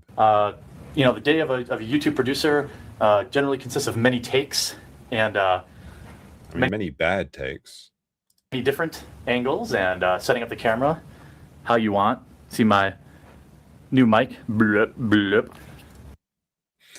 We're getting the Heather point of view while the UPS man is here. Let's see that again. Let's see my and now let's let's see what Heather's up to with UPS guy. New mic. Blip, blip. I produce. You can't make this stuff up. Or I prefer. This is a really nice shotgun mic. I prefer the audio on it to a lav mic because I'm really animated when I talk often, or if I'm doing like an unboxing video for my. You can see he's so animated. He's basically like Toy Story. Look at this. Look how black he looks like. He's wearing like a Robin mask. You know, this is actually insane. 10 years. Look at these eyes. Holy shit. I was about to make a very vile reference to what his eyes look like, but I think you can figure out what I'm talking about. RC channel, I tend to hit the lav a lot, and there's nothing more annoying. And now he has the lav down by his nuts. So he's actually progressed backwards. Mediocre video, but the audio is such a huge thing. That's why even on these videos, I'm really nervous about the audio because I'm just using kind of a vlog camera here, and I know the audio is not going to be up to snuff. But that's a day in the life, man. You have you know, I've got 3 down. I know Peapod's coming here with my groceries, which is another YouTube producer habit of mine. And Peapod? Is that the UPS bull? I'm worried about shooting while the dog barks at them, so I'm going to set up my next set and get the lighting moved over there because I have all these lights, and they make sure that you can see my beautiful smiling face. Presented without comment. And I don't have individual ones for every set, so I'll be moving the set over and putting down more footage. All right, what's up? The final stage of a day in the life vlog of a. He doesn't even have a wife to hold the camera for him here. YouTube producer who's like holding it back from like this. This is like, you know, when you hug yourself so it looks like someone else is like hugging you or something like that.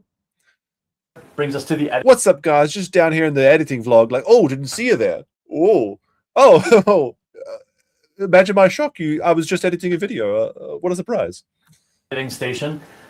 It's a tedious stage. However, the videos that I do don't really require a ton of editing. So I hope you enjoyed the journey, this week's episode of the vlog, and I look forward to you sticking around, subscribing. I've never heard this one before. Pale enjoy our various other vlogs as well as the health vlog thing we're doing. All right, there we go. The health. Wait a sec. Wait. And on here, various other vlogs as well as the health vlog thing we're doing on here for myself and the health vlog. It's 2013. Jeremy's starting his health loft journey. It's 2026. Jeremy's starting his health loft journey. It's 2028. Jeremy's starting his health loft journey. It's 2030. Jeremy's in the ground. He didn't finish the health loss journey. Anyone who wants to join? He got all the weight off when he died of a coronary. And so, oh my goodness, it's so funny. Like go back 10 years. The only thing that's different, he's got different cameras. Everything else, he's got different cameras and less hair. That's the only change. All right. So I got some other things. I was going to look at this sticks thing, but I think we'll finish off with one more thing. Luther Morgan, Luther the Writer, fantastic channel. You got to check out. He's transitioned. I guess he's still doing books. I think he's doing a new book actually. But he is the author of The Lolcows, Internet's Never-Ending Tragedy. Check it out on Amazon and also Walmart. It was in there before Jeremy's Coffee. But let's have a new video. He's got America's Least Wanted Coffee, coffee brand coffee. I know what the oranges are for. CBC versus CBC. And he's got like this really kino like 80s style X-Files intro. I like the stuff that he's doing. A bit loud though. I will play at 1.25 speed though, because I'm getting hungry. I haven't eaten anything today. It's a pretty base intro. It's like the editing, it goes a long way.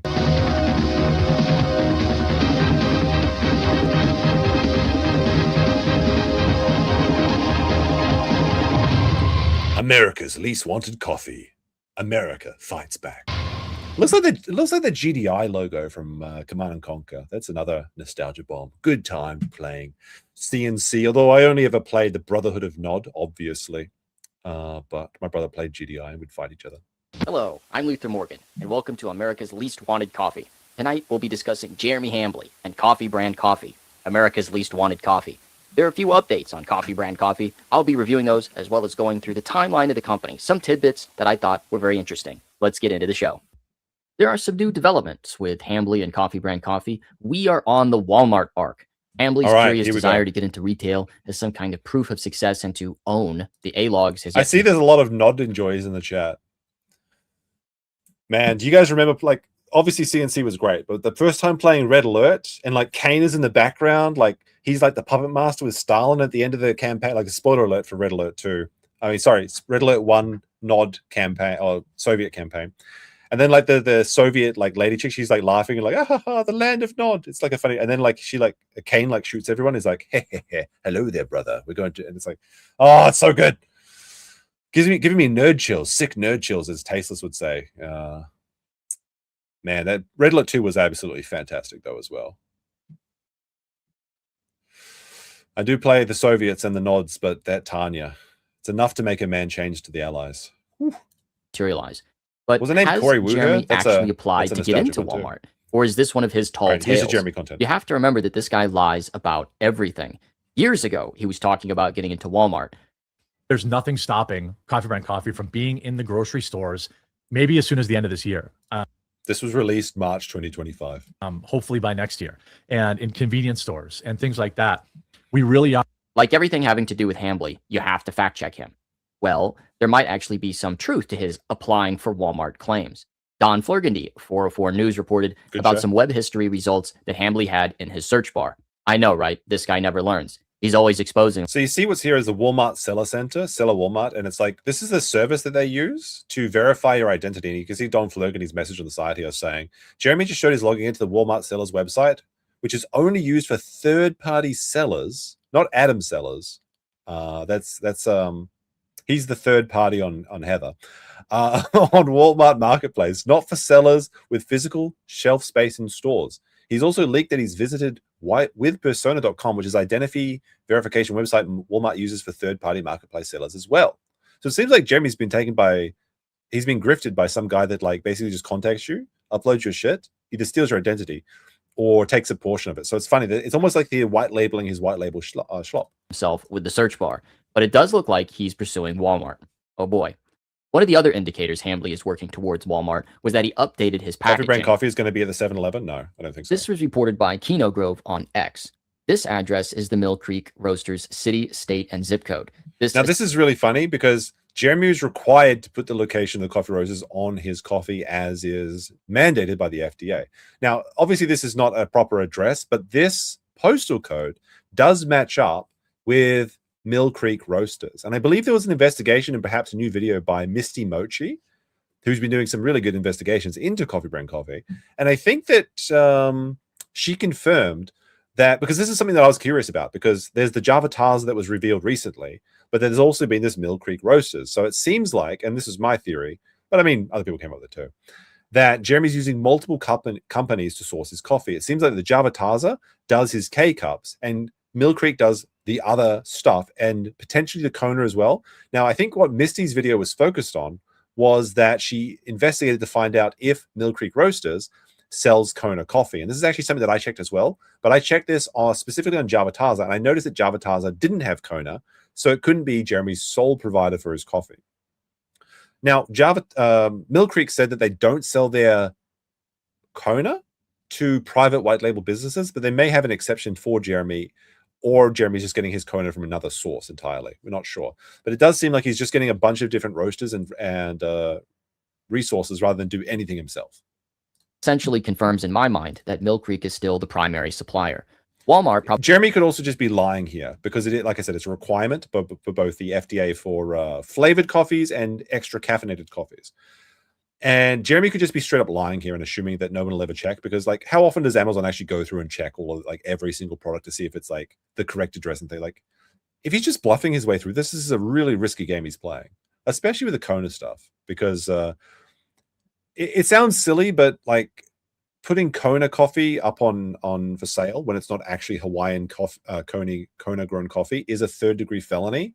So you could actually get jail time for it, which sounds ridiculous for coffee, but it's essentially counterfeiting a product. So that's what it comes under, counterfeiting laws, as I understand it. But like, you'd have to check out Misty Mochi for that, but she's done some really in-depth stuff on the Kona and the Hawaii stuff in particular. Probably told Jeremy that his BS Phoenix, Arizona sticker he put on a month ago or so was not adequate and made him change it to the actual info of the coffee roaster. Also, they probably told him the package needed a best buy date. This is also something missing from the original CBC packaging. Both myself, Misty Mochi, and others who bought it have photographic evidence showing that CBC didn't... And this best before date didn't exist on any bag of Coffee Brand coffee until Luther Morgan's investigation forced Jeremy to recall, sell all of his stuff at a 75% discount to get rid of his entire like inventory so he could put out new inventory. He's like, oh, the trolls have no effect. Honestly, Luther Morgan's investigations probably cost something in the realm of $30,000 towards Jeremy's coffee company, just based on what I've heard about other companies that had to recall products and things like that. They've done significant financial damage to Jeremy's company, but I mean, Jeremy did it by not labeling his products correctly, obviously. But like this, like the trolls have no effect. No, thousands of dollars down the drain because you couldn't admit that it was just someone else's coffee with your white label, Jeremy. Is it worth it? Is all of this worth it? Is losing your channel to copyright strikes worth it? Is losing your coffee company worth it? I mean, it probably is, because he was saving money on the back end because he doesn't waste money on it. Include that on prior packaging. Seems kind of like common sense, but that would elude Hambly because he doesn't actually drink the coffee.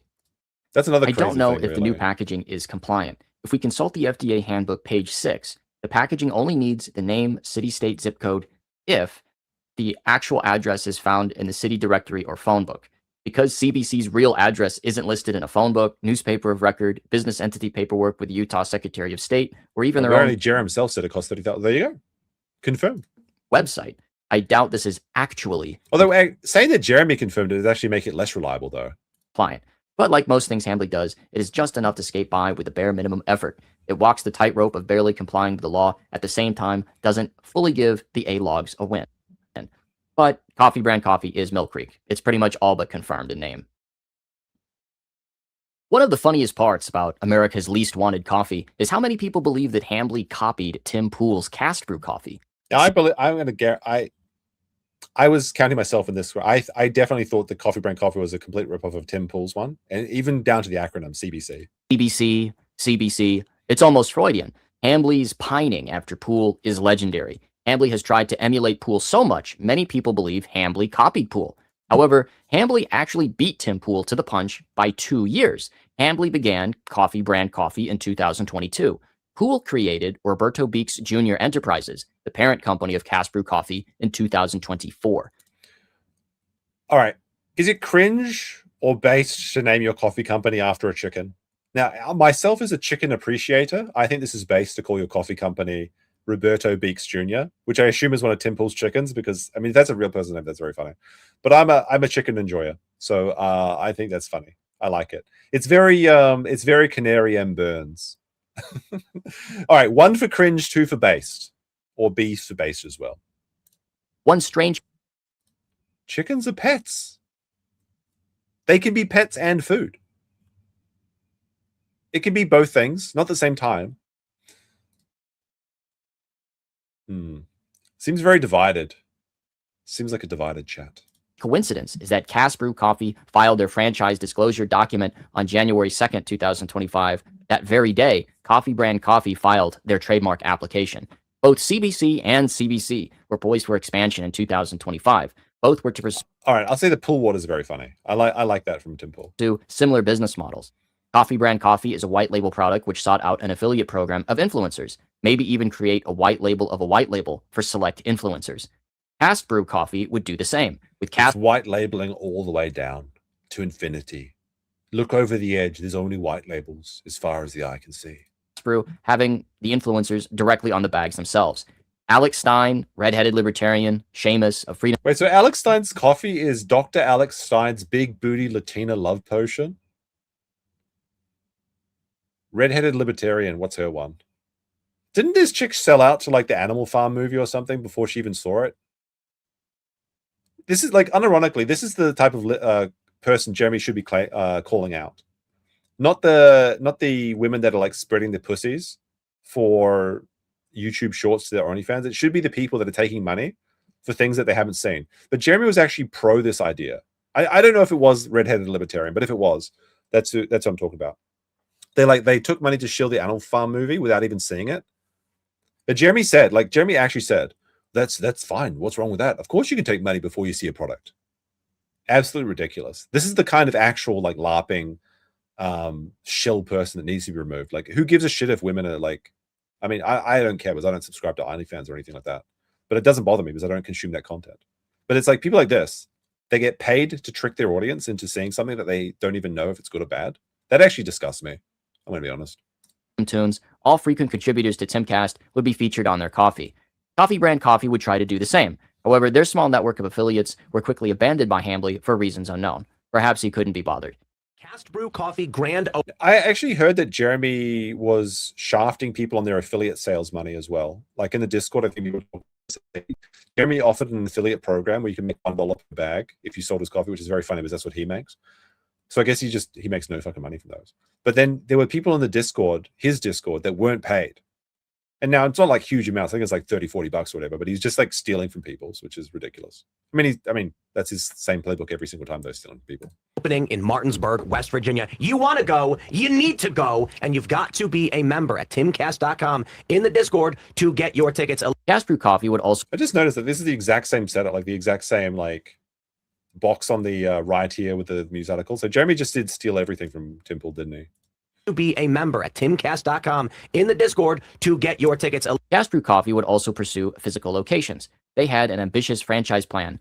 I covered that in a video on the channel. The franchise locations have never materialized, but Cast Brew did open their flagship store last week. However, any updates on the store is absent from their social media. Maybe nobody showed up, to their opening party and it was super embarrassing. Oh, the Cast Brew website also hasn't been updated with their store location address. That's kind of weird. Hambly would dream about opening a physical location or a pop-up location, whatever the hell that means, but this would never materialize. Cast Brew is unambiguously white label, with the name of the roaster right there on the packaging. This roaster has the lowest health safety rating in the state of New York. No, not the C. Not the C on Stack Coffee LLC. With mouse poop and other violations noted at their last inspection.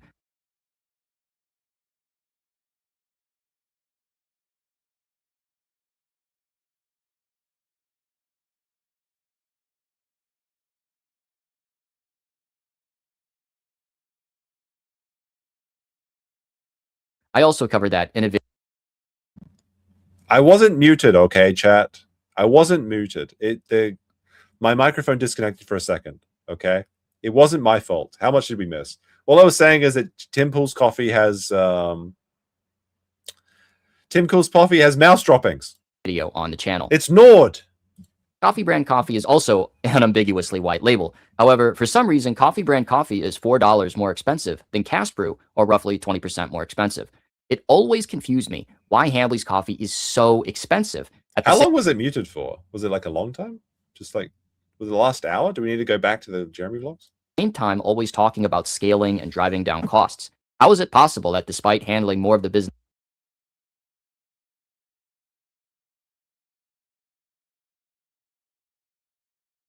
in-house compared to Pool, which should lead to lower costs, Pool's coffee is lower priced?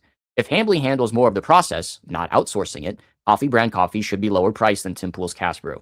Now you could say, well, it's because Tim Pool charges shipping. Well, if you buy coffee off of coffeebrandcoffee.com, it has the same price as Amazon, and they tack on the shipping cost.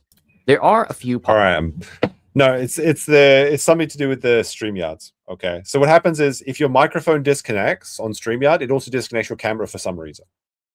It's not me. Although I was gonna do a joking thing, but I don't know, became muted again. But it's okay because I can play this video. Well, actually, I don't want to do that. I don't want to free boot. I want to react and transform it. Possibilities. The first is that Hambly runs his company extremely We almost got through the whole stream without any tech issues. efficiently. Damn. He just pays more money to vendors, suppliers, and extra shipping costs. The second possibility is that Hambly's profit margins are way higher than he leads on. He publicly states my channel's under attack by the woke YouTube left. he makes around $1 a bag, which is almost nothing. All available at cbcamazon.com. We make about $1 a bag. It's not going to lead to early retirement, but we are building something that is not dropship garbage like everyone else. Now, it's so petty. This is the thing. Is Jeremy's he hates himself. That's why he makes fun of the dropship garbage. He knows what that is. Pre-dawn corpse. So the rage crit says Jer was a streamer like you, but then he took an arrow to the knee. I'm not sure how long ago that was. Unfortunately, it says it sent that message 1900 weeks ago. I assume it wasn't that long ago though. it's all shipping free overnight from Amazon. I make about $1 a bag. I'm not getting rich on this stuff. What I'm trying to do is build a business that exists outside of YouTube. So if you want to support us, we've got a coffee that I just know. I don't think Jeremy hates himself. I think he thinks he's a genius. It can be both, though. Personal speculation is that his per unit sale has a very high margin. However, there are very high business expenses and losses. Like, I do believe that Jeremy sold a bunch of coffee when he was discounting it 75%. But if you're taking a loss, that's not doing business. Like, and I'm convinced that the 75% off was just to get all of the product out of the Amazon warehouses before they could check his labels. And also it was selling his expired things like, it's the summer candy cane. Oh, Spike Janto-Latin, spring surprise. Like, yeah, did he have a lot of volume? I guess. But like, what does that even mean though? Because he sold less than 500 bags per product. So he's not even in the top 100 of coffee sellers on Amazon at all. And he's trying to pretend that like this is amazing or something, but it's not. He's just giving it away for free, basically. Which I guess is what he does with his wife too. Extra shipping costs, flavors that don't sell, expired stock which gets thrown away, and Amazon fulfillment costs. The operation's profit margins shrink to nothing. Just think of all the failed flavors. One batch of tangerine, cherry cordial, or tiger's blood, all of which were admitted failures according to Hambly. Tangerine's a weird coffee flavor. I mean, orange flavored coffee's fine, and tangerines are just citrons, I guess. That's fine. The only time I ever think about tangerines is that Korean show, When Life Gives You Tangerines, it's a good drama, but it's very Korean. Would be tens of thousands of dollars in losses each. You got to sell a lot of $1 blueberry cobbler to make up the difference. There is also the possibility Coffee Brand Coffee loses money on every bag. Flavored coffee is weird, period. I'm not really a flavored coffee guy. I just drink black coffee, no sugar. It's definitely very American, I think. It's for people with a sweet tooth. It's for fat people, essentially. That's why Josh Moon liked Coffee Brand Coffee. Actually, speaking of Josh Moon, what happened with him? Like, he's having a freak out or something? Like, he said that having a small penis was based and then he crashed out. Like, that's some other drama that I haven't really looked into yet. But I heard he was taking, like, a mental health break or something like that. I guess the Kiwi Farms is being DDoSed a lot recently. But from my point of view, all I heard is that Josh Moon said that having a small penis is, like, Roman or Greek-like statues or something, and then, like, his entire life fell apart. That's exactly what happened. It's that Flash Gets thing where they have the, oh, Hercules, your penis is so big and club-like, you probably can't fit it into a little boy. That's not true. Now, that's a Flash Gets joke, okay? It's not like a Jeremy Hambly, like, 15-year-old age of consent thing, okay? This is just what happened. Like, that's a very funny video. But, yeah, it's a Greek joke. What are the oranges? One of the great unsolved coffee mysteries is why Jeremy Hambly started a coffee company. Yes. But also, why does he keep it going? I've spent a lot of time thinking. I've spent more time thinking about it than maybe Hambly has thought about it. And his decision to continue running his coffee company doesn't really make sense, even if you examine his history from his perspective. He's a low-effort bum. So at least from his perspective, why would he continue doing CBC? He's had no problem abandoning projects in the past. He abandoned Game Finder. He abandoned exclusively game. The marketing for this was Grinder, but for games. Wait a second. I can prove it too. What the fuck? Hold on a second. Wait a second. Where's that music? The was it Club to Death? The one where it's like the Liberty Bell, like Sherlock thing. Like, I'm going into my Mind Palace chat. Doom, doom, doom, doom. Wait a second. Wait a second.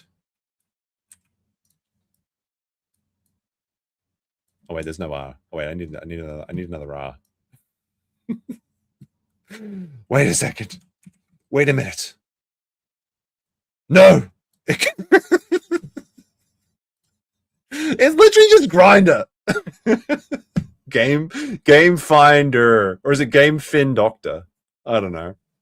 Games. Once it ran out of money, he abandoned the Publica. Once it ran out of money, Coffee Brand Coffee is his own money. So wait, quitting can we spell Gay Finder with those words? Wait, hold on a second.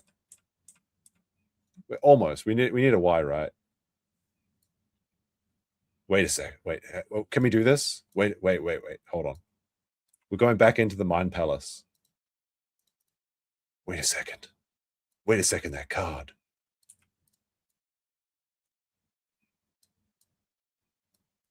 Oh my god! It's true! No! Now wait a minute, German, no! Oh dear. Should be an even easier You decision can tell it's getting than towards his the end of the failed stream. crowdfunded projects. He also abandoned many of his YouTube channels once he got bored or their content was less monetizable compared to other content, and his time was spent best doing other I love things. this. Like it's such a petty little comment here. So old Jeremy has hair. It's only 9 years ago, bro. He abandoned them. That was the rational decision. If he made rational decisions in the past, at least from his perspective, why does he make these irrational decisions now? Because he's insane. I have He's a dumb. personal theory I'd like to share with you. It's All just right. my opinion. It didn't click for me until Hambly started talking about his degenerate gambling, wasting money on okay. slot machines, Good here. and lack of true accounting of his losses. What drives the gambler? At first, it's the dopamine hit of the game. Once Okay. he begins to lose money, they begin chasing their losses.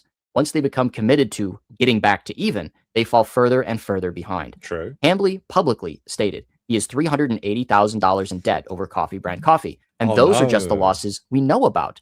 And then he lost the 258,000 on the Publica too. How much money has this guy pissed away? Just like his gambling, the losses are probably much higher. I don't think CBC has ever turned a profit over the lifetime of the company. Now, it's possible at the very beginning of CBC, when Hambly was at the peak of his popularity in 2022, CBC may have been profitable for a short time. However, as Hambly's viewership has declined, I mean, I don't think so though, because Jeremy said that that he's been doing this for years and he's just recently made a profit. Well, this is from the Germinal Decline. since then, I think CBC sales have similarly declined because the only place that advertises CBC is Hambly's channel. With this massive debt looming and declining sales, Hambly started chasing his losses, just like a gambler. I think he was in trouble and needed an injection of cash as early as 2024. This is a very good theory by Luther, because remember what happened. The week that Jeremy sold all his toys, he sold the arcade machines, threw out his back. He sold the unsleeved media stuff. He sold the, well, not the set, but he still got that, but the RC cars and all the nonsense that people came to pick up, the NES collection. He literally went to the casino the week after that, or like the same week. So he got all this liquid cash and then he went straight to the gamblord and lost it all, as we can see from his stake account. So he's N-word rich. That's all you can say about this man. The second he gets cash, he's going straight to the casino. In February of 2025, He loves he his took out gamba. a $300,000 home equity line of credit, and he announced in March of 2025 he was in $300,000 in debt over the coffee business. We really are at an inflection point where a lot of companies would take on investors. You know, I've got $300,000 almost floating right now in debt. Now, guys, you said you wanted the coffee, but we're not seeing the support for the Mother's Day box. You get 2 bags of coffee and the freeze-dried strawberries for $99. Ooh, I don't want to take the coffee out of the rotation, guys. I'm just being dead serious because of the huge stock up for Mother's Day. In my view, I can't do chasing his I can't do the DSP voice. I can't. losses is the only reason that makes sense as to why he continues with Coffee Brand Coffee. This also explains why he is taking larger and larger risks, wasting more and more money, like trying to get into Walmart, spending $30,000 on new packaging to get into Walmart would be enough to sink any small business. Now he also wants to get into Target. It's a deeper and deeper hole for a gambler to get out of. Hambly is pulling the lever on the slot machine again and again, trying to get triple oranges so he can hit the coffee company jackpot. That's a nice reference. This would be CBC getting bought out by a larger food company or private equity, and then he can retire a multimillionaire. But that is never going to happen. He just keeps losing more and more money. And just like a gambling addict, they come up with all kinds of rationalizations, justifications, and excuses on why they have to keep pulling the lever of the slot machine. Now that I see CBC as part of Hambly's gambling addiction, and we all see how it's ruined his life, I would strongly urge anyone with a gambling addiction to seek help. And if you're watching this, Hambly, that includes you. The downward spiral of addiction is no laughing matter. If you have a gambling problem... I don't know. I think, I do have sympathy for gamblers, but I don't have any sympathy for Jeremy. And I think all of his problems are a laughing matter. Please seek help. In fact, I'll say, suffer, Jeremy. Alrighty, guys. It is... Oopsie. I clicked on another Jeremy video by... It's muscle memory. How does it keep happening? All right, but we're not going to watch this one. This is another... Wait, what is this? When did this come out? Luther Morgan, he goes full simp and yet... Oh, okay. This is I guess this is Luther Morgan's reaction to the Melanie vlog. Yeah, it is. Okay. All right. So go check out Luther Morgan's video if you want to see that. Those vlogs were like fucking wild, mate. Oh my goodness. It's so cringe and so creepy too. Maybe we'll do a gaming stream this weekend, but it might be too busy. I got to put out that the Disney vlog, which isn't really going to be that time consuming. But thank you very much for your likes, support, and donations tonight. I hope you enjoyed this. I like doing the double vlog feature roundup. And I can't do Jeremy every day, but like once a week or like a Jeremy segment on other streams will shortly be a reoccurring character in this going forward. Although sometimes I do need a bit of a break because it does get a bit tiresome with his nonsense every so often. I don't think there's anyone else to restream to. So I will bid you adieu. And I'll let you go about your day. So I'll just say the one last thing about Jeremy, that his gambling story and troubles has really, really moved me. Let's just say it moved me to a bigger house. Oops, I said the quiet part loud and the loud part quiet. Oh, dear.